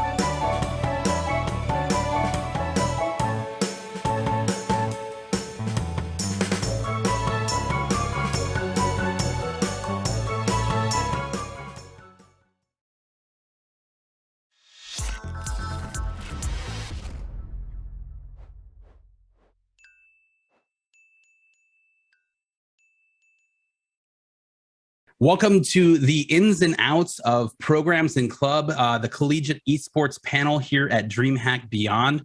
My name is Bennett Newsom. I am the esports strategist at Full Sail University. And today we have a stellar panel for you today. I'm super excited. A ton of great people on this. We've got Dana Husted, Dr. Joey Gryziak, Bubba Gator, and Doc Haskell in the house. Guys, why don't we go ahead and just kind of introduce yourself to the viewers here, as well as maybe what you do for your institution. And Joey, we'll start off with you. Perfect. Thanks, Bennett. As Bennett said, and his glorious beard, my name is Joey Gryziak. I'm the director and associate professor of esports at Shenandoah University. We've got a competitive team we've had for just finished our third year now on the varsity competitive side of things. We've also got an academic program with a number of undergraduate and graduate programs, from full majors to minors to certificates. So a good smattering of on the academic side of things. And we really pride ourselves on professional development with our esports arena and our broadcast production booth. So really an all-encompassing esports program here at Shenandoah, continuing to grow and learn from a lot of good people, like a lot of people on this panel here, and just trying to find the best opportunities we can for all of our students across the esports ecosystem. Awesome. And Doc, why don't you go next? Well, for the benefit of everybody, I'm just going to copy and paste what Joey said, because honestly, I want it that way. As always, but I'm a director of esports and a head coach at Boise State. We're 4 years in. This will be our 5th year. We support a big competitive varsity group, scholarships, and we also support a club with lots of supported teams. Awesome. And Bubba, how about you? Yeah, so glad to be here, Bennett. This is a great panel of some great leaders, and I get to watch and talk a little bit. So, Bubba Gaddard, Executive Director of Varsity Esports Foundation. We work in the pipeline. We're here to support these colleges by bringing some students to their schools through competitive play, through merit-based scholarships. We're doing about $150,000 in scholarships this month. We're sending out to a bunch of colleges all over North America for students that compete in the High School Esports League and NASIF and Team Envy and other EFUS programs. And we're just happy to be a part of this organization and a part of this industry. Absolutely. And last but not least, Dana. Hi, thank you so much for having me. My name is Dana Husted, Director of Esports at Florida Institute of Technology in Melbourne, Florida. I was formerly at Grandview University, as many of you know me from. I am now starting a brand new varsity program at Florida Tech, as well as, engaging the current existing club, but elevating it a little bit, providing student employment opportunities, and actually building our own standalone facility. So we will be ready and up and running starting in August, which is really exciting for us. 5,700 square foot facility that I've gotten to design from ground up, essentially. And I cannot wait to bring all of these collegiate esports opportunities to these students. It is just a phenomenal place to be and to help them grow as people. Absolutely. And like I said, tons of the best leaders here in the collegiate esports world. Obviously, we're super excited to have you. But, there's obviously a lot of talk currently about, inclusivity of esports and Easy getting for you to involved. say. It is a tough one. But as the esports industry continues to grow, what sort of steps are your universities taking to create more of an inclusive space when it comes to esports and the community of esports at your schools? I'm happy to jump in on that as the oldest, whitest person here and probably the least qualified. Honestly, we just continue to ask questions of people who know more than we do. And part of that conversation has given us the notes of it's okay to ask. It's okay to ask different partner organizations. What are you doing to make sure that the community is represented? We constantly ask ourselves, well, one, do we as a group look like our campus community? And if we don't, who's not receiving an invitation in a way that makes them feel comfortable to come in? And part of that process has led us to, well, maybe our tryouts are too competitive. Maybe they turn people off. Maybe the way we approach or recruit, maybe people don't see themselves inside the organization. We're happy with our progress against our relative record of inclusivity, but we're nowhere near satisfied. So, sorry, you asked a wonderful 25-cent question. I gave you a $2 answer. But essentially, we ask if we're doing enough to the people that we trust to tell us if we're doing enough. And then we do what they suggest. Yeah, and that's a great way to start it too, especially asking those questions can really help kind of open some eyes for sure. Anybody else? Dana, do you have any specifics there? I think this is very interesting, especially when it comes from somebody who is a female in our space and trying to create better opportunities for potentially underrepresented groups, not even just only females, right? But I think that starts with showing people that there is someone in those positions that they can relate to, right? And elevating their leadership styles so that they can get to those positions. I know that I've sat at tables before and they say we wouldn't have walked up had you not been sitting here, right? But then also reaching out to those groups like Doc said on campus that don't look like us, right? We need to make sure that we are opening this space to everyone and making it accessible. I think that comes also from working with community partners as well in your local K-12s, especially them, because they're the ones that are trying to get these students into our institutions later, right? And providing them opportunities from when they're very young. Summer camp programming, and then just also all of the regular content programming we as directors and coaches can do for the general population, not just our competitive teams or our club teams, but so that everybody knows that, yes, you are welcome in the esports and gaming space, and we can provide a safe space for you. Awesome. Joey, what about you? It's hard to piggyback on these answers. They're so good. And I think the opportunity is a key word there, providing that opportunity, but also creating a culture where people do feel welcome. They do feel safe and part of what's going on. What esports really does on any campus, whether it's high school, college, middle school, even at the professional level, it builds community. That's such an important word that we have for esports and gaming. And so developing this idea of a welcoming and inclusive community is extremely important, that you have a space for students to come to on campus, whether they're gaming or not. Honestly, if you've got a space for them to just come and hang out between classes, to eat meals together, to study together, to practice and to compete, that's great too. To play casually or to play, at a high level of competition and practice, just having that opportunity across the board at a number of different games and a number of different levels, so that you're showing that there is a space for everybody at your school or your university for them to be part of this organization, this community that you're developing, and making sure that if there is any idea of toxicity going on in your program, that there is zero tolerance for anything that goes on that side. We make all of our students sign a code of conduct and tell them that if there's anything that happens where even if you are playing around and you don't really mean it, it's grounds for removal from the program.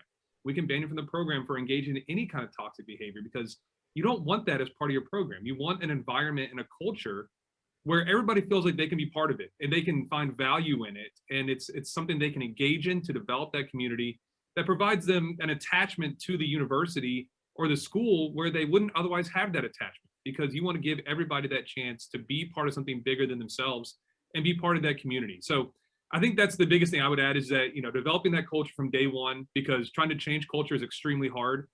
So you've got to start from day one, having a culture that's inclusive and welcoming across the board. Yeah, absolutely. Bubba, what about the Varsity Esports Foundation? How do you guys kind of pivot from that? Yeah, Ben, we love to just be able to have the conversation, right? It's important to we don't want to create things. We want to see what all of you are doing so we can help with these best practices across this very young segmented industry that we have.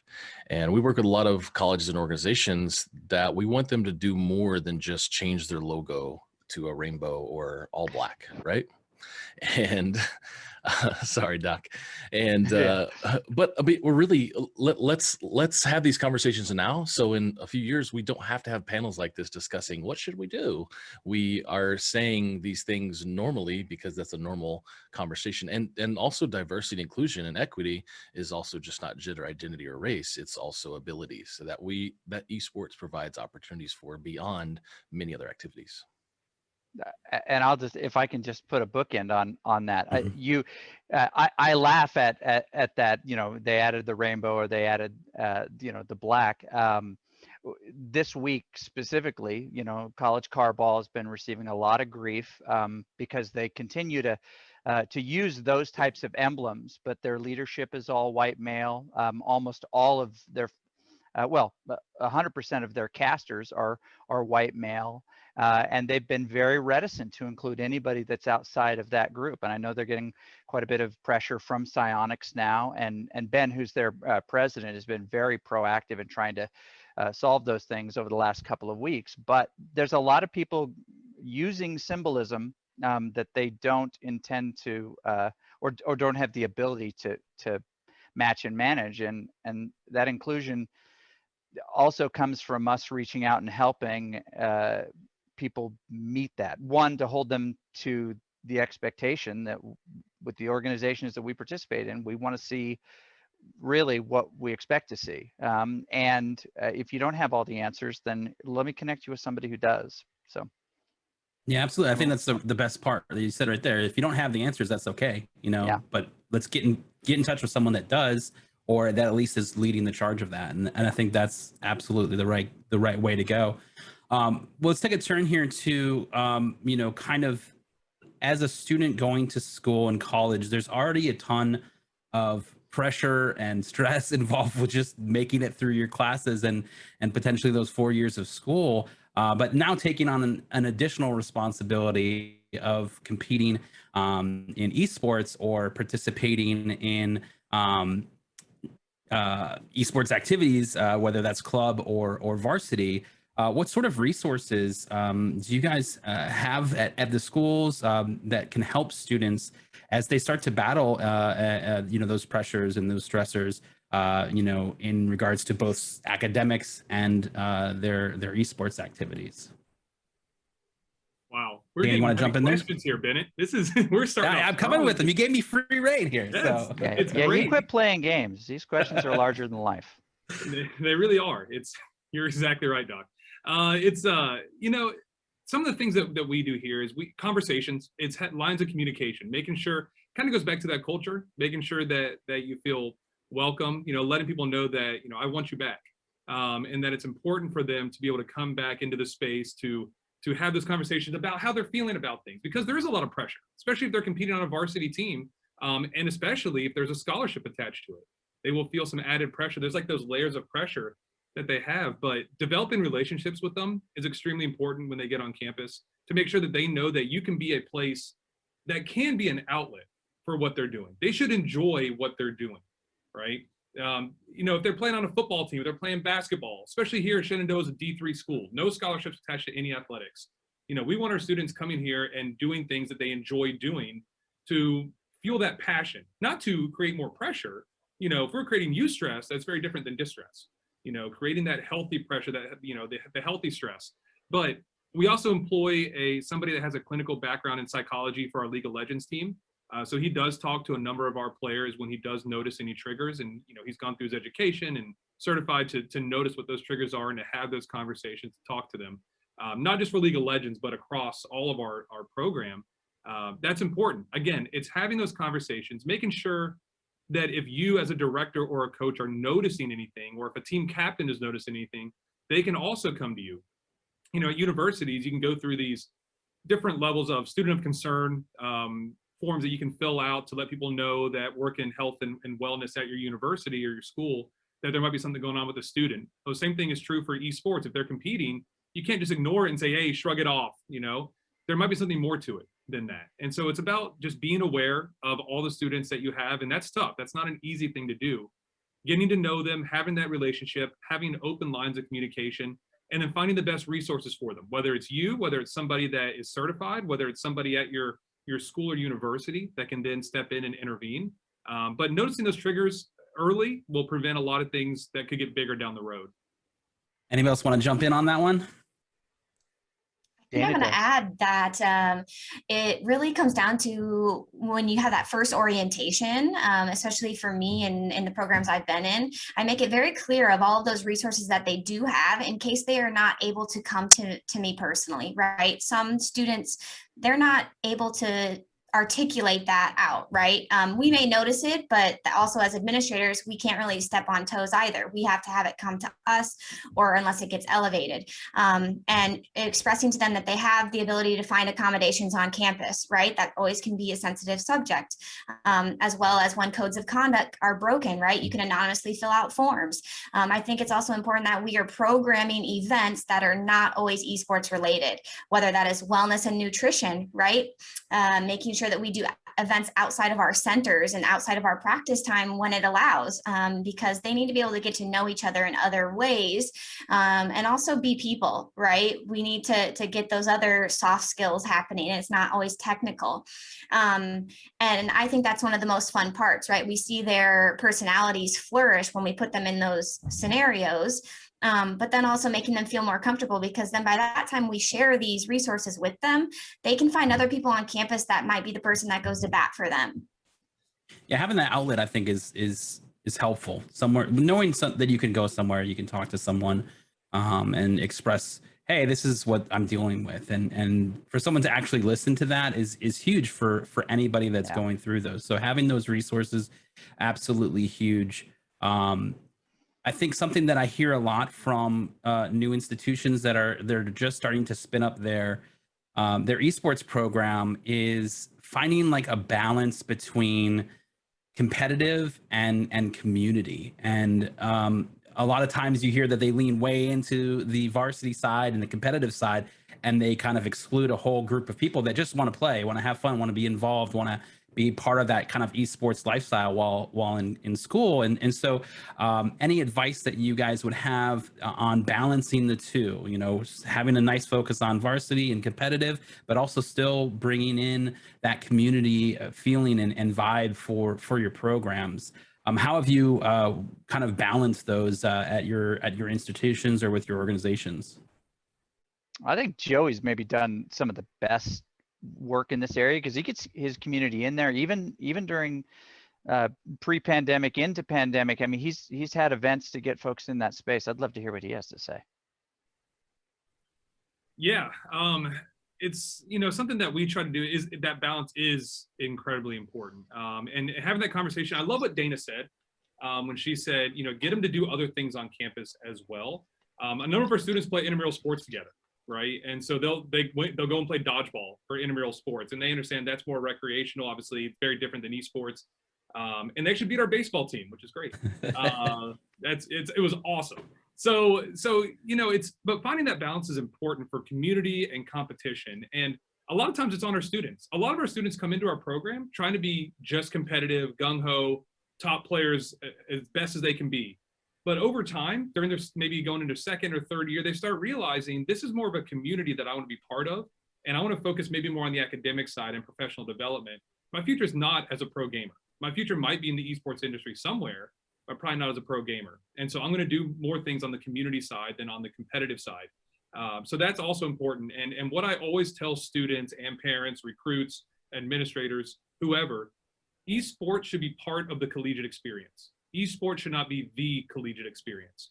Those are two very, very different things. And we take that very seriously, that we want our students, yes, of course, we have our practice times here on campus for those varsity teams, where they're here with the coaches, VOD review, going over strategy, whatever they're doing in practice space. That maximum 15 hours a week per varsity team, because we want them going out and doing other things too. We want them involved in intramural sports, involved in professional business organizations, or involved in other parts of campus. And so there's so much more to the collegiate experience than just esports, and students have to be aware of that.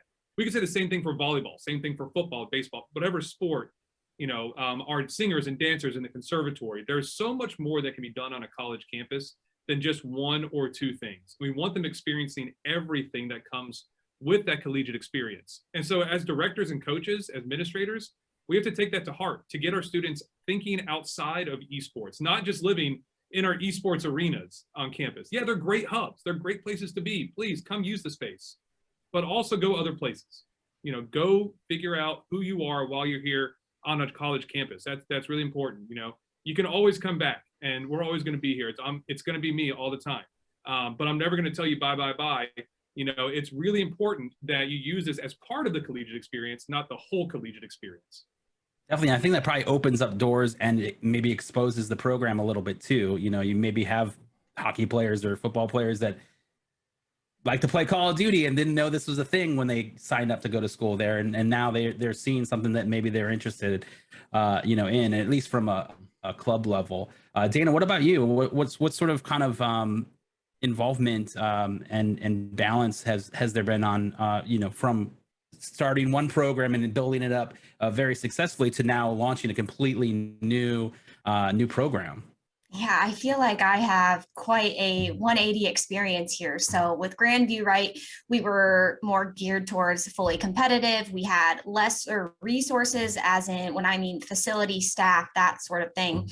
So we were really focused on investing in a core, 30 to 40 kids.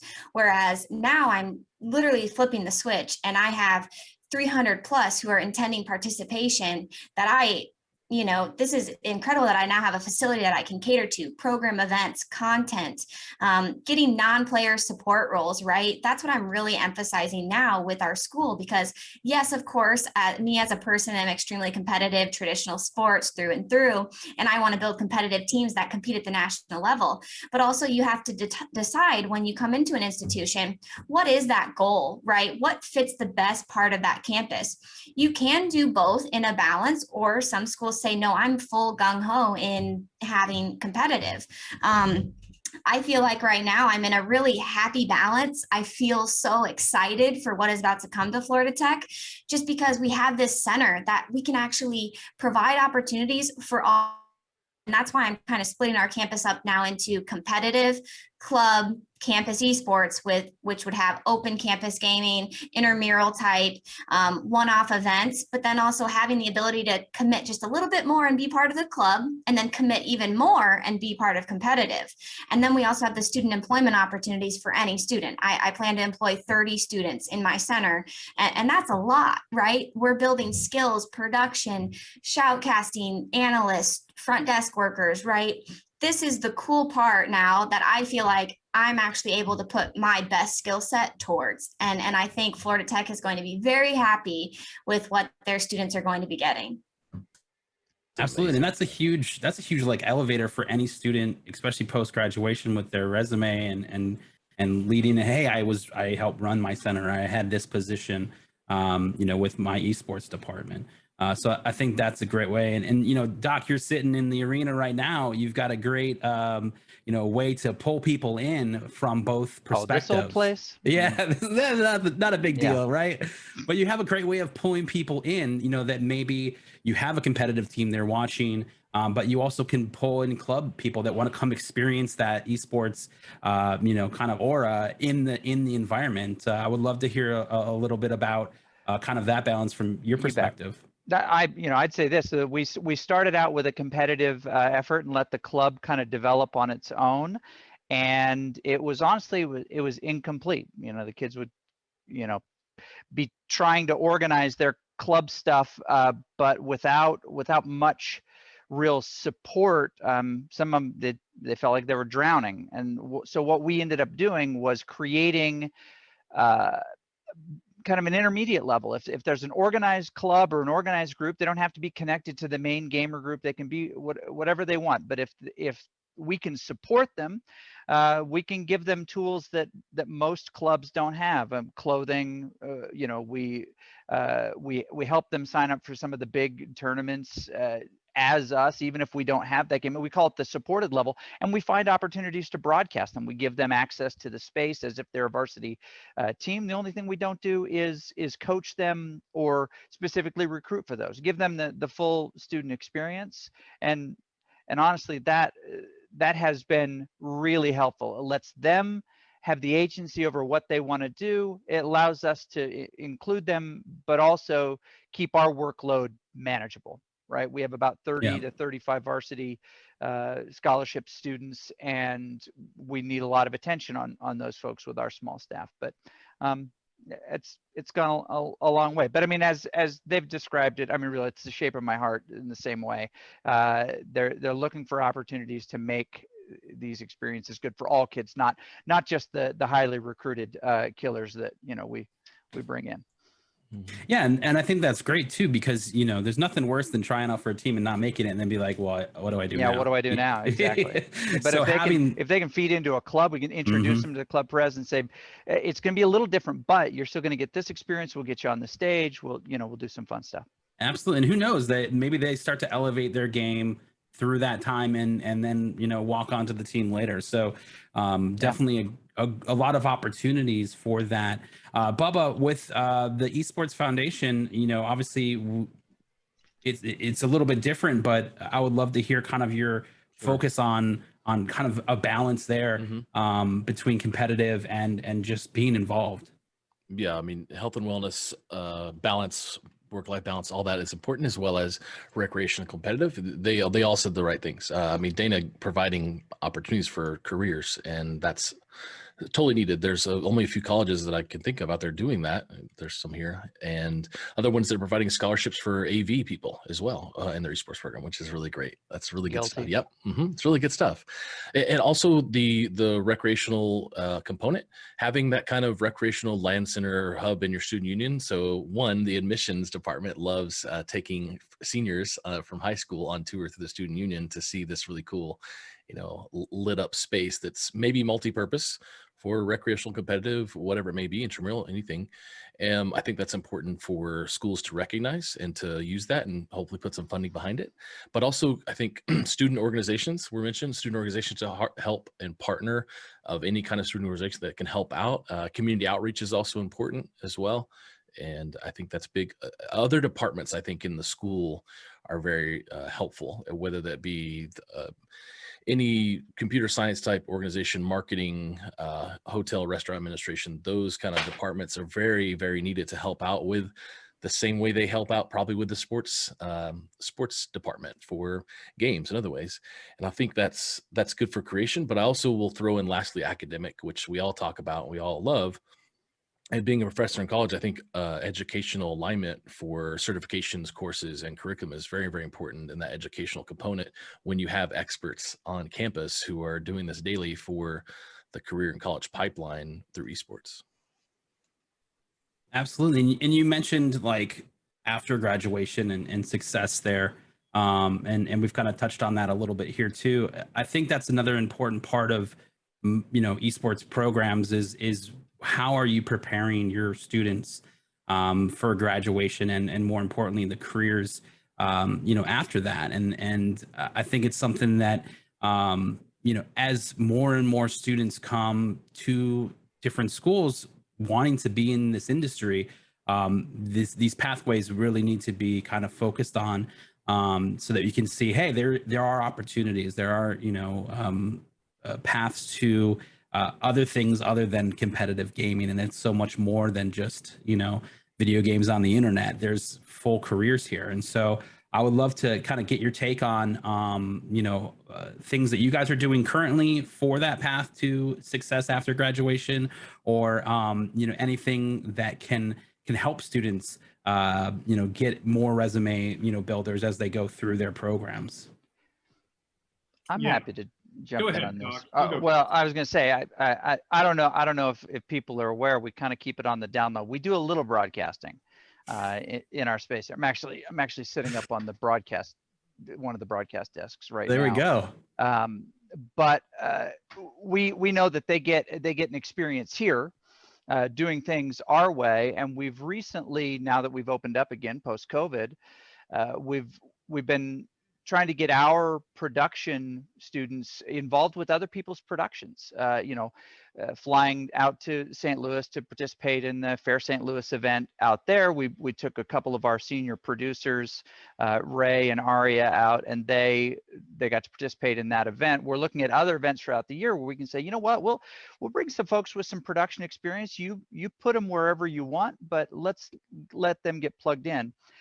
I think that there's this unfortunate belief that if I get my degree in a thing, then that will qualify me.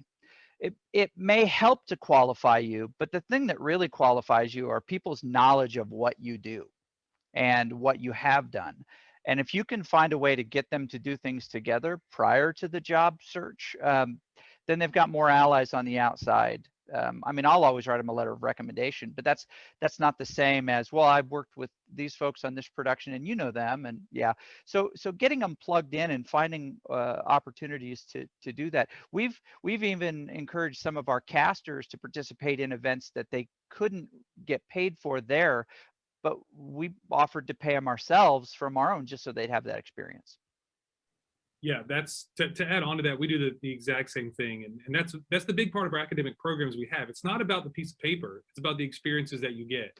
Sometimes you got to tell some of these students, you got to quit playing games, and it's like pop. They just, it makes sense to them that, wow, there is so much more to esports than playing video games. And we stress experiential learning across the board with all of our academic programs here. And that's true outside of esports, right? It could be chemistry, criminal justice, I don't care what it is. It's not about the grade you got on a midterm in esports 101. It's about the experiences that you got in addition to that degree that you got. What have you done? What does your resume, your portfolio look like? What is your network like? We make all of our students get a business card when they come on campus so that as we're traveling to events or doing things, they can, boom, take it out of their wallet, take it out of their pocket, hand it to somebody with their contact info. And Discord is a must on there. Students have to put their Discord info on that business card, because that's how a lot of communication is done. But project-based learning, bringing in people from the industry.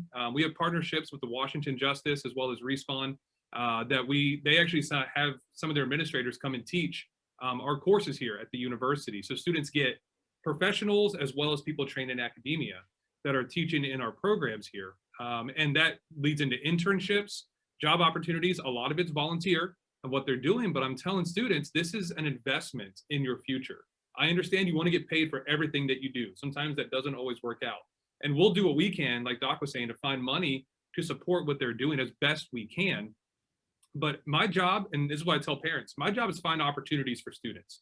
Their job is to take advantage of those opportunities. I would never tell a student that came here that, hey, when you graduate 4 years from now, hopefully 4 years, not 5, you're going to have a job when you walk across that stage. But I'll tell you, I will give you every chance for you to get the opportunities to get that job by the time you graduate. It's up to you to take advantage of that, because there's more and more students coming here. It's getting more and more competitive. So finding those opportunities for students, it's getting tougher, but I'm going to keep doing it. But it's up to students to prepare themselves to enter into the field, to be successful when they graduate, whether it's in esports or not.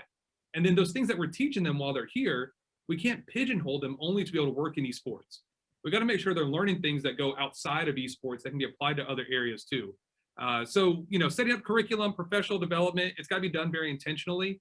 But sometimes it's up to students. What they put in is what they're going to get out of these programs. But finding those experiences is absolutely critical. Traveling, networking, going international, going domestic, all that's so important for all students at any university. And that's the thing that we can try to replicate here in the esports program. I'll throw out, I mean, look what event we're at right now. We're at the DreamHack Beyond.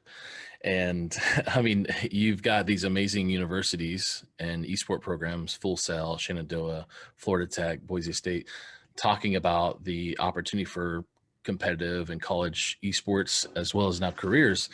Think about you, the people out there watching, you playing a game right now to go to this booth to watch. And that requires some people doing some jobs. So there's careers in esports. And when DreamHack opens back up, those are fun events. Like Joey said about networking, man, I using all my cards to hand them out. That's important to be a part of that industry and a part of those events. But this ability to network with people across the globe from something online digitally that was created by people who are engineers and computer scientists and event managers, there's jobs in esports. And we know that because there's a lot of good graphs that we have out there that'll show you that there's a lot of opportunity for that.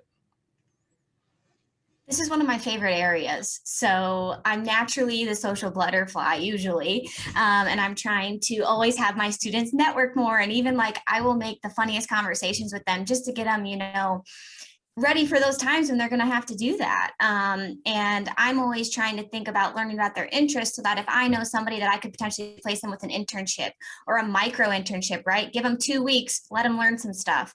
And I think the biggest thing for me now at Florida Tech, we have a very large pool of alumni, 60,000 plus, all doing amazing things, being aeronautical, space, all of these engineering things, right? And it's a great overlap with a lot of students in esports. And right now, we actually are working on a project that will tap into our behavioral analysis program. We're the only school in the United States that offers the behavioral science degree. And we will be actually having that department use our esports center as a site so that they can practice the OBMs and the SOBAs here on our students and help with creating productive processes to make them have more success and finding the things that maybe can eliminate toxicity, or is there too much communication or not enough communication, and proactively helping our players get better, but then also helping those students, right, go to other programs and help, maybe even professional teams. But also really what we're doing through our esports programs, right, we're trying to create these skills to be transferable to any job they take, regardless of esports or not. And that is what I'm always telling parents, and I know all of you do the same. But I wasn't intending on being in the esports industry. Like I took a business mind, right? And all the traditional sports knowledge and now kind of transplanted into this. So I think that's always unique that everybody needs to understand. It's all transferable. So get the project experience and make it, what you want it to be.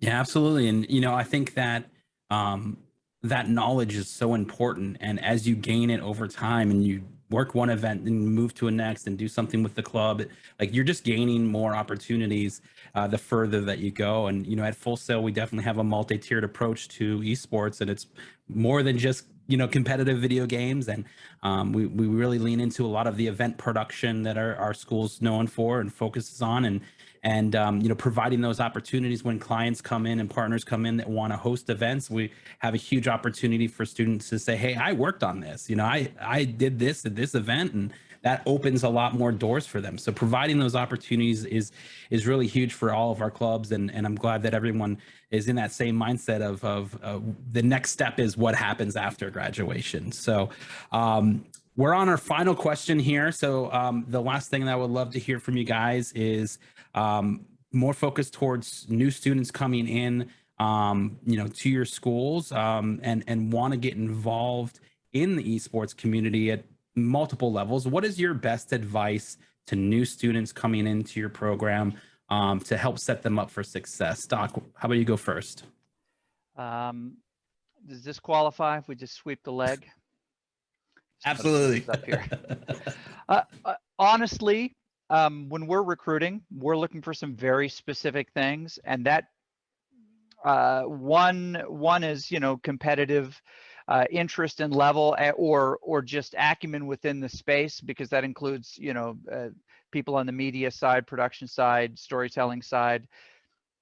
1A is, what's your previous academic experience? What's your GPA? What do your tests look like? No one skates without some struggle, but where was that struggle and how did you manage it?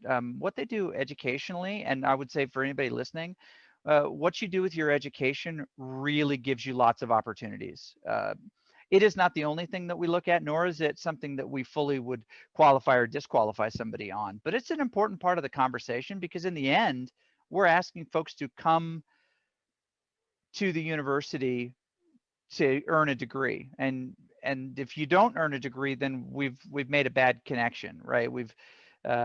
We haven't looked deep into it. Not everybody will, but we want most of our folks to do that. So I'd say being good at the game, playing with other people, playing competitively, learning how to communicate well within the game are all important, but grades are equally important to any of that, because we can essentially double a scholarship offer. We can get close to or at that full ride level if somebody's grades enable these other instruments to provide scholarship to them, and that's a big part of the conversation for us. So sorry, that's not as clever as sweep the leg, but yeah. Equally as important, you know, most if not all of these leagues that we all play in, they have a GPA requirement, and if you can't maintain that or hold that, you don't play. And so especially if you're on scholarship too, you're in trouble. You got some trouble there. Yeah, for sure. Any other advice you guys would offer to new students that want to get involved with your programs? Yeah, the number one thing I tell students, well, yes, grades obviously very important. And we don't offer any competitive scholarships here for esports, but we offer a number of academic scholarships. So grades, yes, will be important. Something big that I'm on is effort. I've got to see effort. You know, you've got to be committed and you've got to show me the effort. I'm going to put a ton of effort in. I need you to show me that same effort, or else it's not going to be a successful connection here. Students that think they can just show up to class, skate by on things, go back to their dorms, not hang out, they're not going to have a fully successful experience while here. Maybe they'll graduate, maybe they'll get straight A's, and that's great. I'm happy for them. I hope they get a very successful job, have a great life, but they're not taking full advantage of all the opportunities on campus. And so for me, it's a lot of it comes down to that effort. You know, I don't need somebody that gets straight A's are my only people that I write recommendations for. I'll write recommendations for people that get C's across the board if they show me the effort. They've earned that social capital, that they've put in the time and the effort, and they've shown me that they will try to be the best they can in what they're doing. Knowing full well that they might not do well on tests or certain projects, but if they're putting that effort in, and I've got some sport management students when I was in sport management that have very successful careers in the sports industry that were not the best students in my classes. And they'll be the first ones to tell you that, maybe second right after me. But they are very successful at what they do because they put the effort in. And so they've grown with that. So I tell students all the time, I need you to show me effort. If you want to be successful in this industry, or really any industry, put in the effort, put in the time, put in the energy, give it an honest attempt, or else you're going to struggle by the time you graduate. Not everything should come easy. We need to challenge you. If everything comes easy, I'm probably not doing my job at the university to educate you to be a better person. So I always require effort of all of our students. And the more that we grow and build the program here, and I'll say this out loud, we're trying to be the Harvard of esports. We want to have the best academic esports program in the world. So it's going to be a challenge for students that come in and think that, oh, it's esports, it's an easy degree, I can easily get that degree. It's going to be tough and tougher as we continue to grow and go forward. But it's because of those students that come in that show that effort and put in all that time and energy to be the best they can be, and compare themselves to their colleagues, in a healthy way. We want to do it in a healthy manner, of course. But that's a big thing for me when I talk to people, is that you've got to show me effort to be successful. Recruit me, coach. I'll never break your heart. Do it, Johnny. Shoot the leg. I mean, I've been watching a lot of Karate Kid. How fitting was that? I'll say this. Maybe the admissions department doesn't like this, but if you're a new student, don't let your counselor talk you into more than 15 credit hours your first year, because it's rough. It's rough. There's a lot of there's a lot of people who don't make it their first year because they do more than they probably should when they're not ready, moving out of their parents' house and being on their own. And then I also say get involved with a lot of things on campus. Find a home that it may be another organization. Maybe you're in esports or you're not at the school, but find an organization that you can be a part of, a student org or something in the community that really helps you find community. Very simple. Why do you want to be here? Where do you want to go? And what are you going to put into it to get to that point? I do not want to my institution if it's not the right academic fit to get them to where they want to go. Now, you don't have to know that as an incoming student. That's not what I'm saying. I'm saying, is it actually going to be the proper stepping stone for you to do that? And I'm very upfront with it, right? It's the first thing I ask any recruit that asks me, hey, I want to be part of the esports program, or I'm interested in coming here and here. Well, what is that reason? And if it makes sense, I will help you get to where you want to go. Awesome. All great advice. And unfortunately, we are out of time, but I do want to give everyone a chance to give a little shout out where people can find you, maybe hit you up if they have questions. And we'll go from left to right here, and start with Joey. Sure. Wow. Where to find me? I mean, I'm on Twitter, but I hardly check that. Discord. Email is probably the easiest thing. Jay Garizzi. What a terrible last name. JGAWRYSI@su.edu. Joey Gariziak on Twitter, and we can take conversations from there.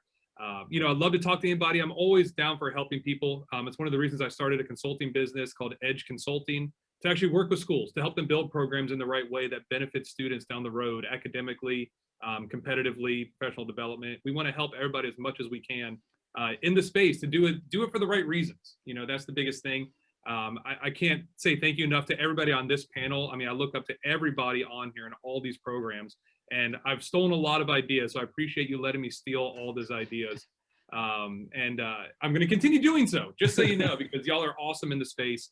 And esports is great. It's great to be in the space, and we're all here to help each other, to help build programs and offer opportunities for students. And that's the name of the game. Let's find the best opportunities for students that we can. Use esports as an educational opportunity. And I can't say thank you enough to everybody on here, as well as my colleagues here at Shenandoah. Chris Scroggins and Zach Harrington are awesome, awesome colleagues. Certainly couldn't do it without them. And so just really appreciate all the support. And I'm so excited with where we are, but I'm even more excited with where everything is going and how we can continue to benefit students. Awesome. Doc, where can they find you?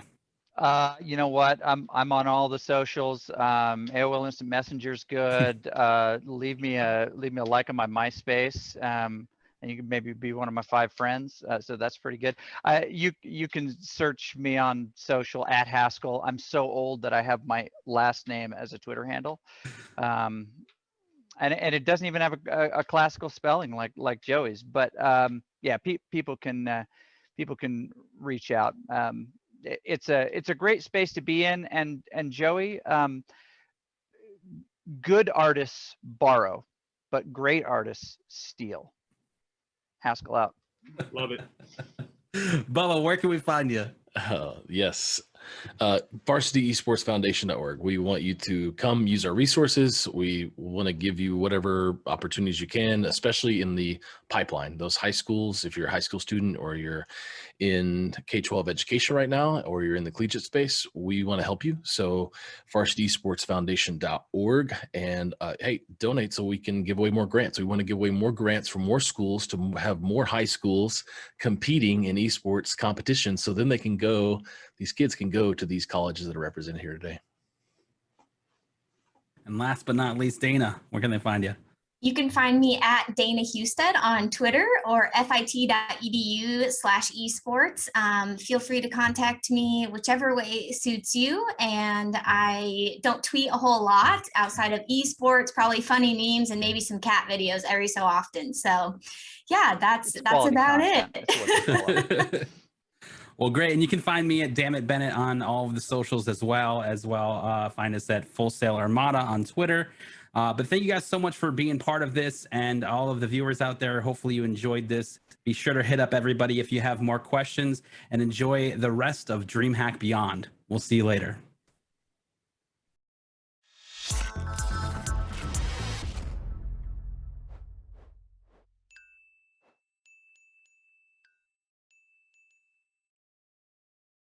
Have you ever wondered where your old Walkman has gone? You guessed right. It's where all your other stuff ends up too. The moon.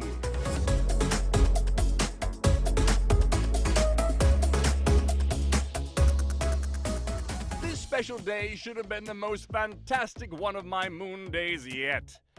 But then, I got picked up and everything went dark. I have to get back again. And so I began preparing everything.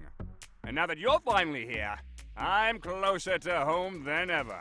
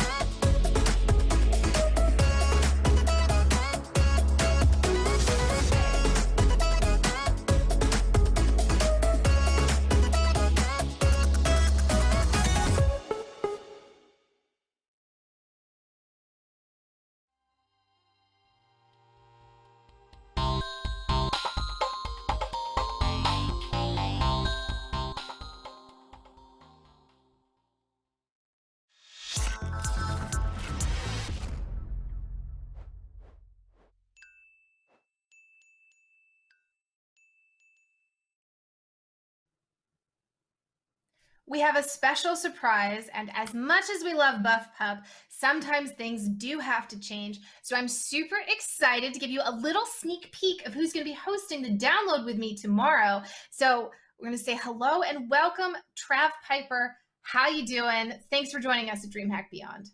Hey, what's going on? It means it's pretty good. I'm super excited to have you come on the show with us tomorrow. Before we get into all that, though, why don't you introduce yourself, let people know who you are, what you do. My name is Trav Piper. I'm a partnered streamer on Twitch. I stream primarily GTA RP on NoPixel. Actually came over from Mixer when the great Mixer collapse happened last year, and I don't know, like Twitch has been nothing short of amazing for me, and I've enjoyed every second I've been on it. So. All right, and so people are going to go twitch.tv/Trav Piper. That's how they're going to find you and everything. Nailed it. Yeah, it's on my socials. Nice. That's how you can tell, you know, the real streamers, the ones who have the one name, and you can find them everywhere. It's very convenient for everybody watching. Oh, no. Yeah, that's like a crazy thing.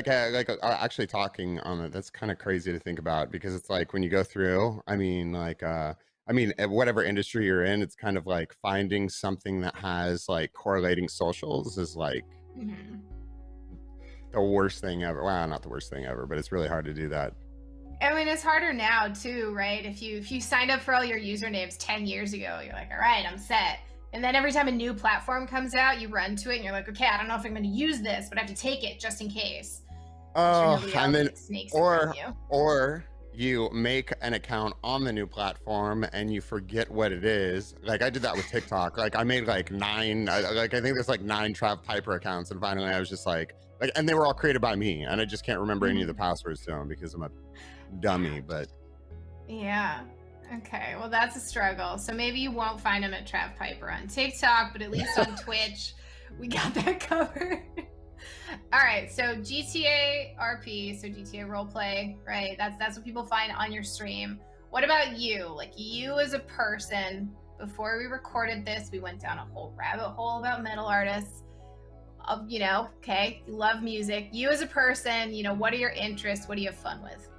oh man, okay, so I recently just moved from Los Angeles to Tennessee. I grew up in LA, so it was like, I feel like that transition people make where they want to move to a big city. It's like, okay, I grew up in a big city, so now I want the complete opposite. So I moved to like Tennessee, and all of a sudden it's like, you know, I grew up in the music industry, like metal, EDM, all of that stuff. And I found a love for bass fishing. I have no idea what I'm doing. Yeah, it's been like 5 months. I think I have something like 9 fishing poles, a kayak, like I can't even, yeah. So yeah, fishing, I don't know. I worked in, before streaming, I actually worked in the esports industry as well for a company called MetaThread. So Okay, cool. Yeah. We know them well. Yeah. I have a great MetaThreads Diva jacket hanging in my closet. I love that. I love it so much. So that works for me. I think that was like DreamHack Denver, maybe. So I don't know. That was 2017. It's been a while. Yeah. No, that's super cool. So okay, so bass fish. I need to ask. I don't fish.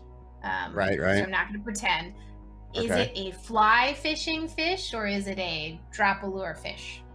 Well, it's cast. Well, I'm not doing fly fishing. I don't know how to do that. But yeah, I guess it'd be drop a lure and kind of like float down the river or the lake or whatever you're doing.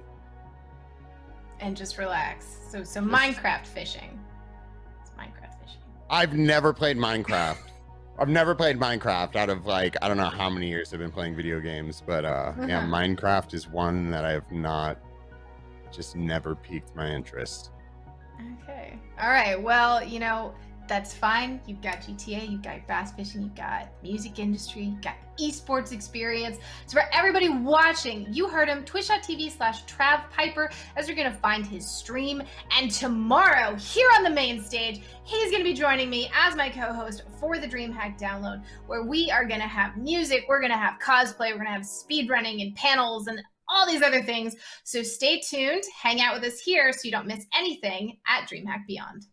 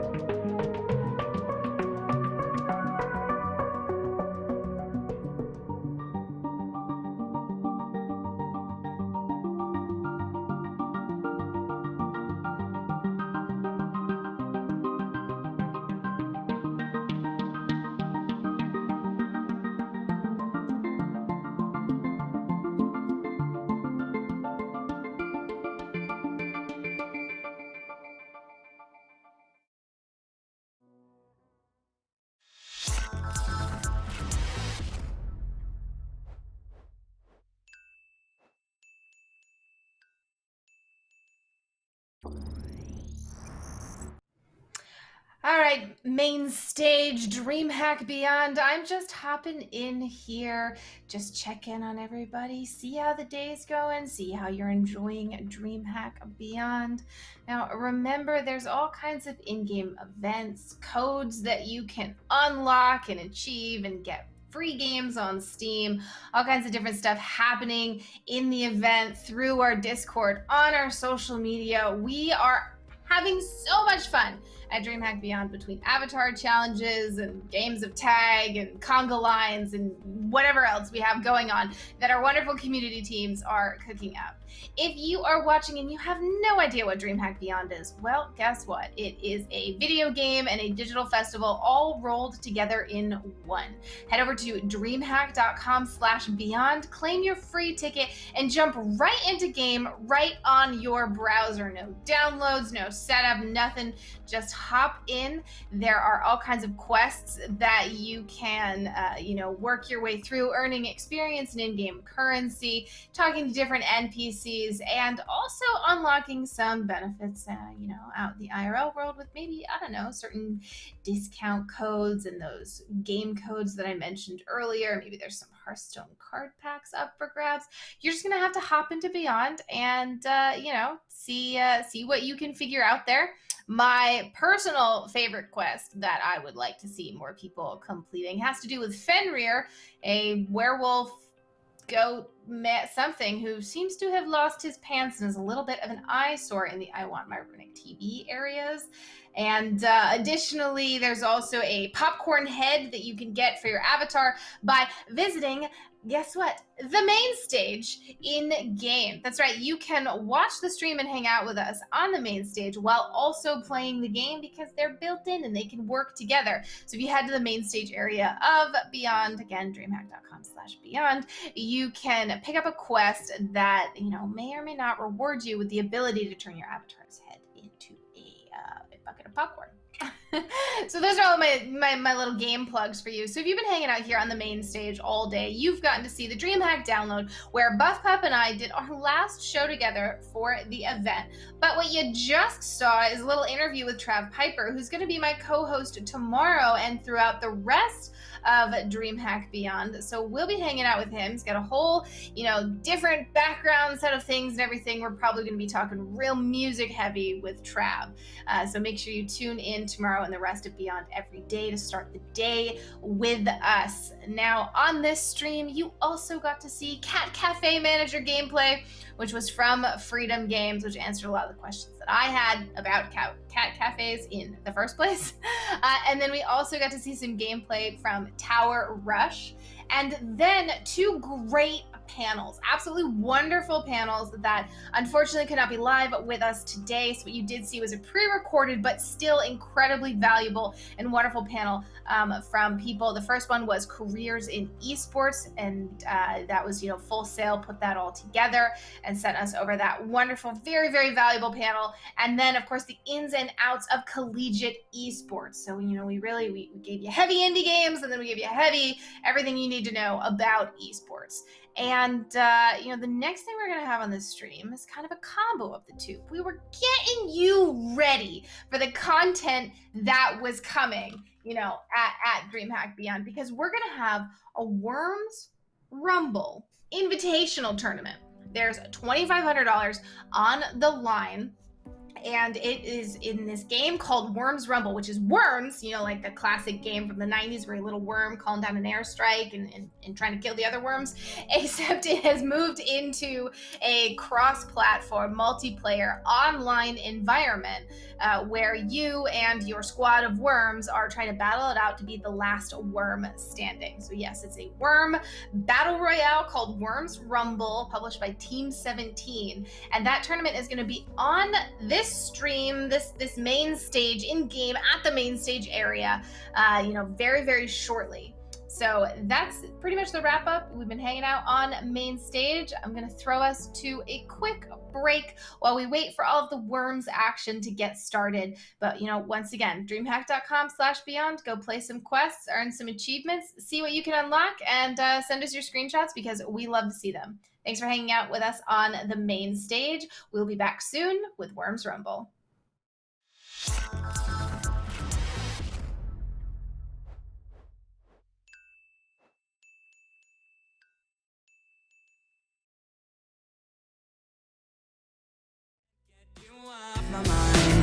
Just get up, I gotta do what I can to get back to you, back to all that we had. Galaxies far and wide, I'd go anywhere.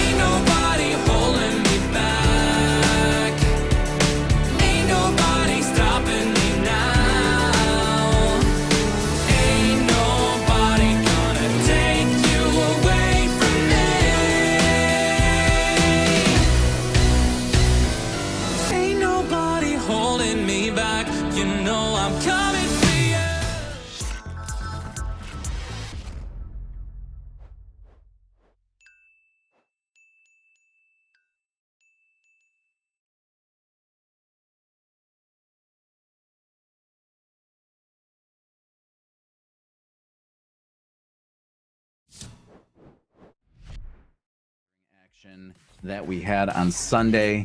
I'm really excited to get into what we have today.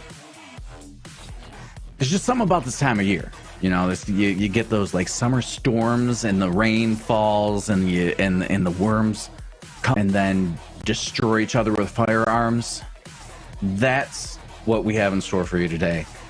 We have a $2,500 Worms Rumble final. Now, for the next 3 hours, our contestants are going to be getting as many kills as they can in team deathmatch. 1 point per kill, and at the end of it, somebody's going home with $1,000. We have $2,500 in total prize pool. I'm super excited to see this game get some love. I love Team 17, and I could not do this without two of the most amazing casters in the industry. Today we have Calamity and Pro Ace Joker with me. How are you, gentlemen? Doing great. How are you, Cup? I'm fantastic. I'm ready for some Worms action. Yes, sir. I am as well. Glad to be here. Good. I'm so glad that you're helping us out today and casting with us today. This is awesome. Let's start with you, Calamity. I want to know a little bit about you. I know for sure that you are a professional Knockout City player.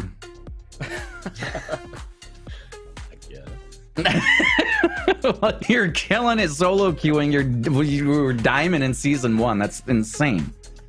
Or yeah, you either that or you just have the patience of just a saint. I've been told I'm pretty patient too. I mean, everybody has their limit. I've been kind of reaching it the last couple of days because season 2. But yeah. So yeah, I'm Calamity. I'm all over the place. I do acting, casting, hosting on Twitch here. Do a lot of FPS variety. I'm just here to have a good time and see this crazy worm action. Worms are known for being slow and everything, but I have a feeling it's going to be some fast-paced action going on tonight. Right. And Pro Ace Joker, how are you feeling today, sir? I am fantastic, as I always am. I'm ready. I'm ready for some Worms. I'm a big fan of this series. I have been a long-standing veteran of this series. I had a buddy all throughout like junior high and high school that pretty much every few days, like in between our lunch period in school, we would rush home and we'd get in a few matches of Worms and then go back to class. So Worms Rumble is a little different from the classic Worms style, but they've stepped out, and I'm excited to see what people do with this game. All right. Yeah. I remember when I first saw Worms Rumble because somebody invited me. It was actually a DreamHack tournament, and it was a launch event, and I was teamed up with Tiger Lily, and I was like, Worms, how is that going to work? A BR? Is it all just churn based? What is this? No, you're flying all over the place. It's awesome. It's high speed, and the sounds and the comedy are amazing. And with that, I think it's time to go see some gameplay. So I'm going to let you guys take it away and do what you do, and I will see you on the other side. Take it away, guys. All right. Thank you, Cup. Oh, we're hopping. Oh, my goodness. We're hopping straight into this. Right into the thick of it. Yes. So just to go over really quick again, the tournament today is a team deathmatch. Each of the players are playing by themselves. They are just solo queuing into public games for about 3 hours here. And their goal is just get as many kills as they can. Wins and stuff do not matter. Every kill they get a point. So really, it's about rushing and getting as many as they can. Throw as many rockets, grenades, whatever they got. Just throw out explosions and hope you stick some kills. Exactly. Nothing to lose. So just let it rip. Yeah. So like you said earlier, it's 1 point per kill. So get out there and frag as many worms as you can. I'm hoping to see some sheep launcher action. I really want to see that. I want to see some banana bombs. I just can't wait. It's going to be a lot of fun. It's like I said, $2,500 prize pool. It's insane. If you didn't get in on this tournament, you're missing out. But if you're here watching it, hopefully we got some awesome action. It's going to be amazing. I can already tell.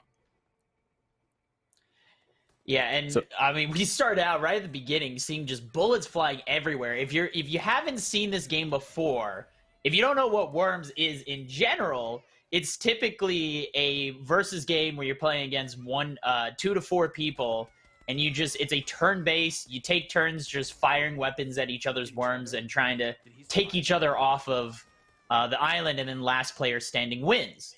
Well, this is a brand new game that they created. Well, it's not that brand new anymore. It's been around for a little while, but yeah, they created a battle royale game on top, which very funky, but it uses a lot of the same weapons, from banana bombs to, like you said, the sheep launcher, grenades, grapple hooks, things all over the place that people love from the Worm series brought into this game.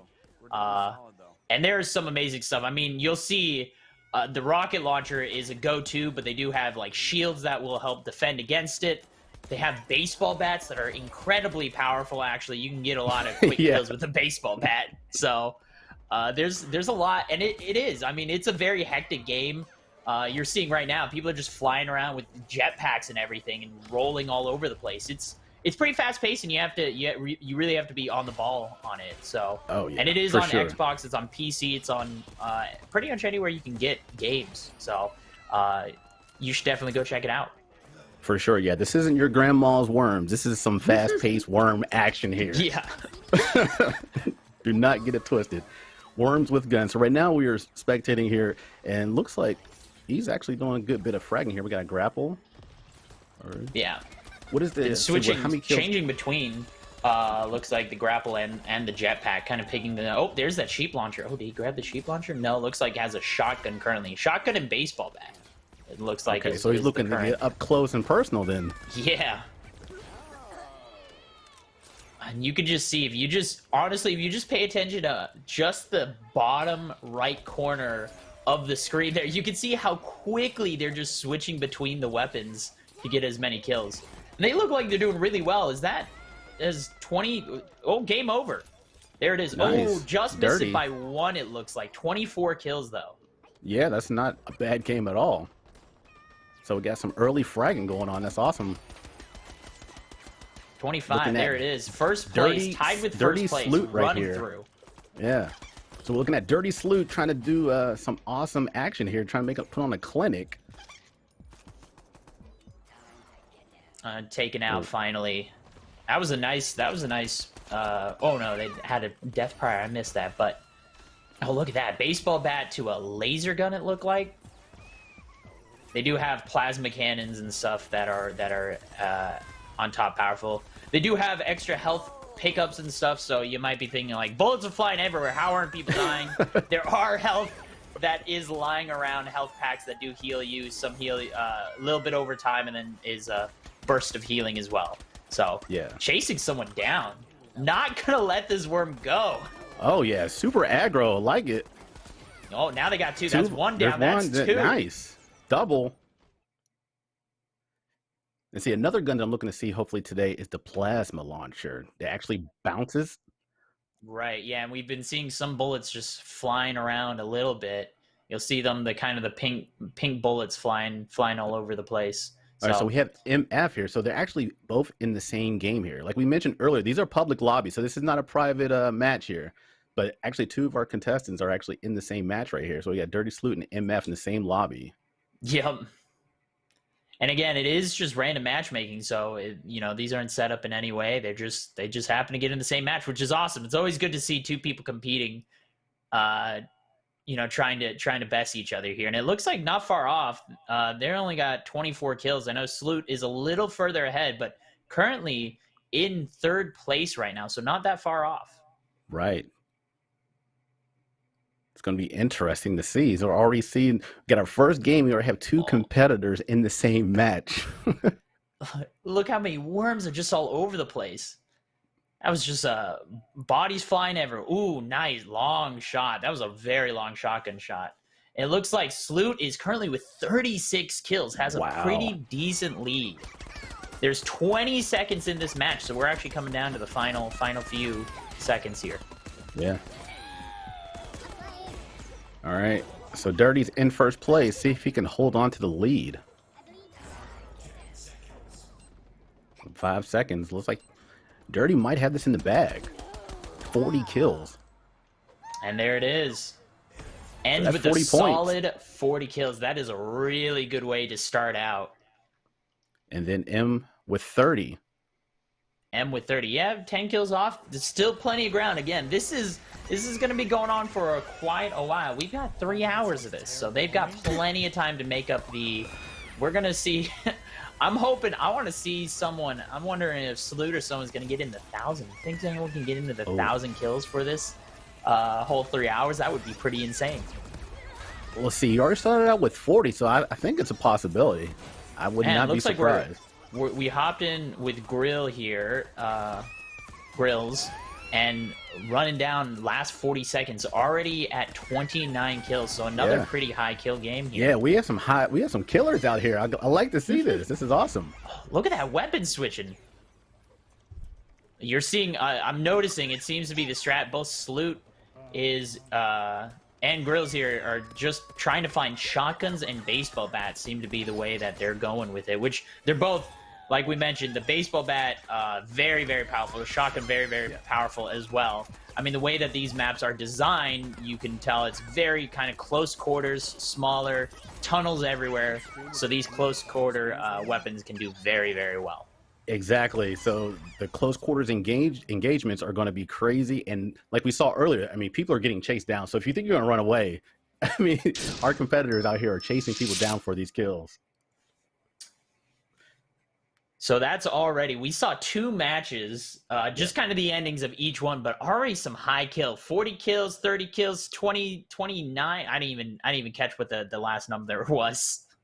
Yeah, they're up there in the double digits. And like I said, we're just getting started. So these players, I don't know how long they've been playing themselves. They may still be warming up. So we could still be seeing some high kill games, crazy action. Like I said, I want to see the sheep launcher. I'm just putting it out there. I have not seen a sheep launcher yet. And who knows if we'll get one. The rocket launchers and stuff do help quite a bit. They sometimes they're best for just distracting people. You know, you see a sheep coming at you, you're gonna take a second to run away.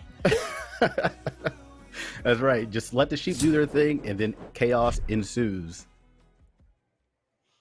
All right, we are back. It looks like we are back with M, if I remember. I think this is the skin. So Worms does have a whole bunch of customization. They've done a really good job with having some fun with that stuff. So there's some armor.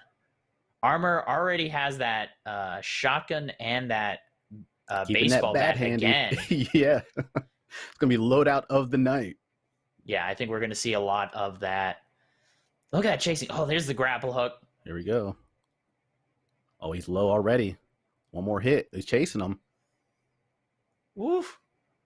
Oh, the pursuit is on. Oh, he runs into another one. Oh, decided to let the other person go, get the easy kill. Didn't need to chase all the way. Sometimes that's what you need to do. If you're working too hard at a kill, again, it's not about taking out particular players or anything or coming in first. It's just about get as many as you can. So find the big bunches of enemies and get them. Oh my god, that is 4. Just took out 3 people in there. Right. Like whoever's in MF's way is just getting decimated right now. Oh my goodness. Low health though, so we'll see if this continues. But that's nope, never mind. The 4 6 kills spree. and almost back to at full health. I think that vest or whatever is helping a bit. There's another. It's up to 7 already. My goodness. But only in second place, even with all this going on, they are currently only in second place of this. Right? Oh, look at all those explosions. So that's what I was trying to say is the explosions, you know, honestly, they just create a really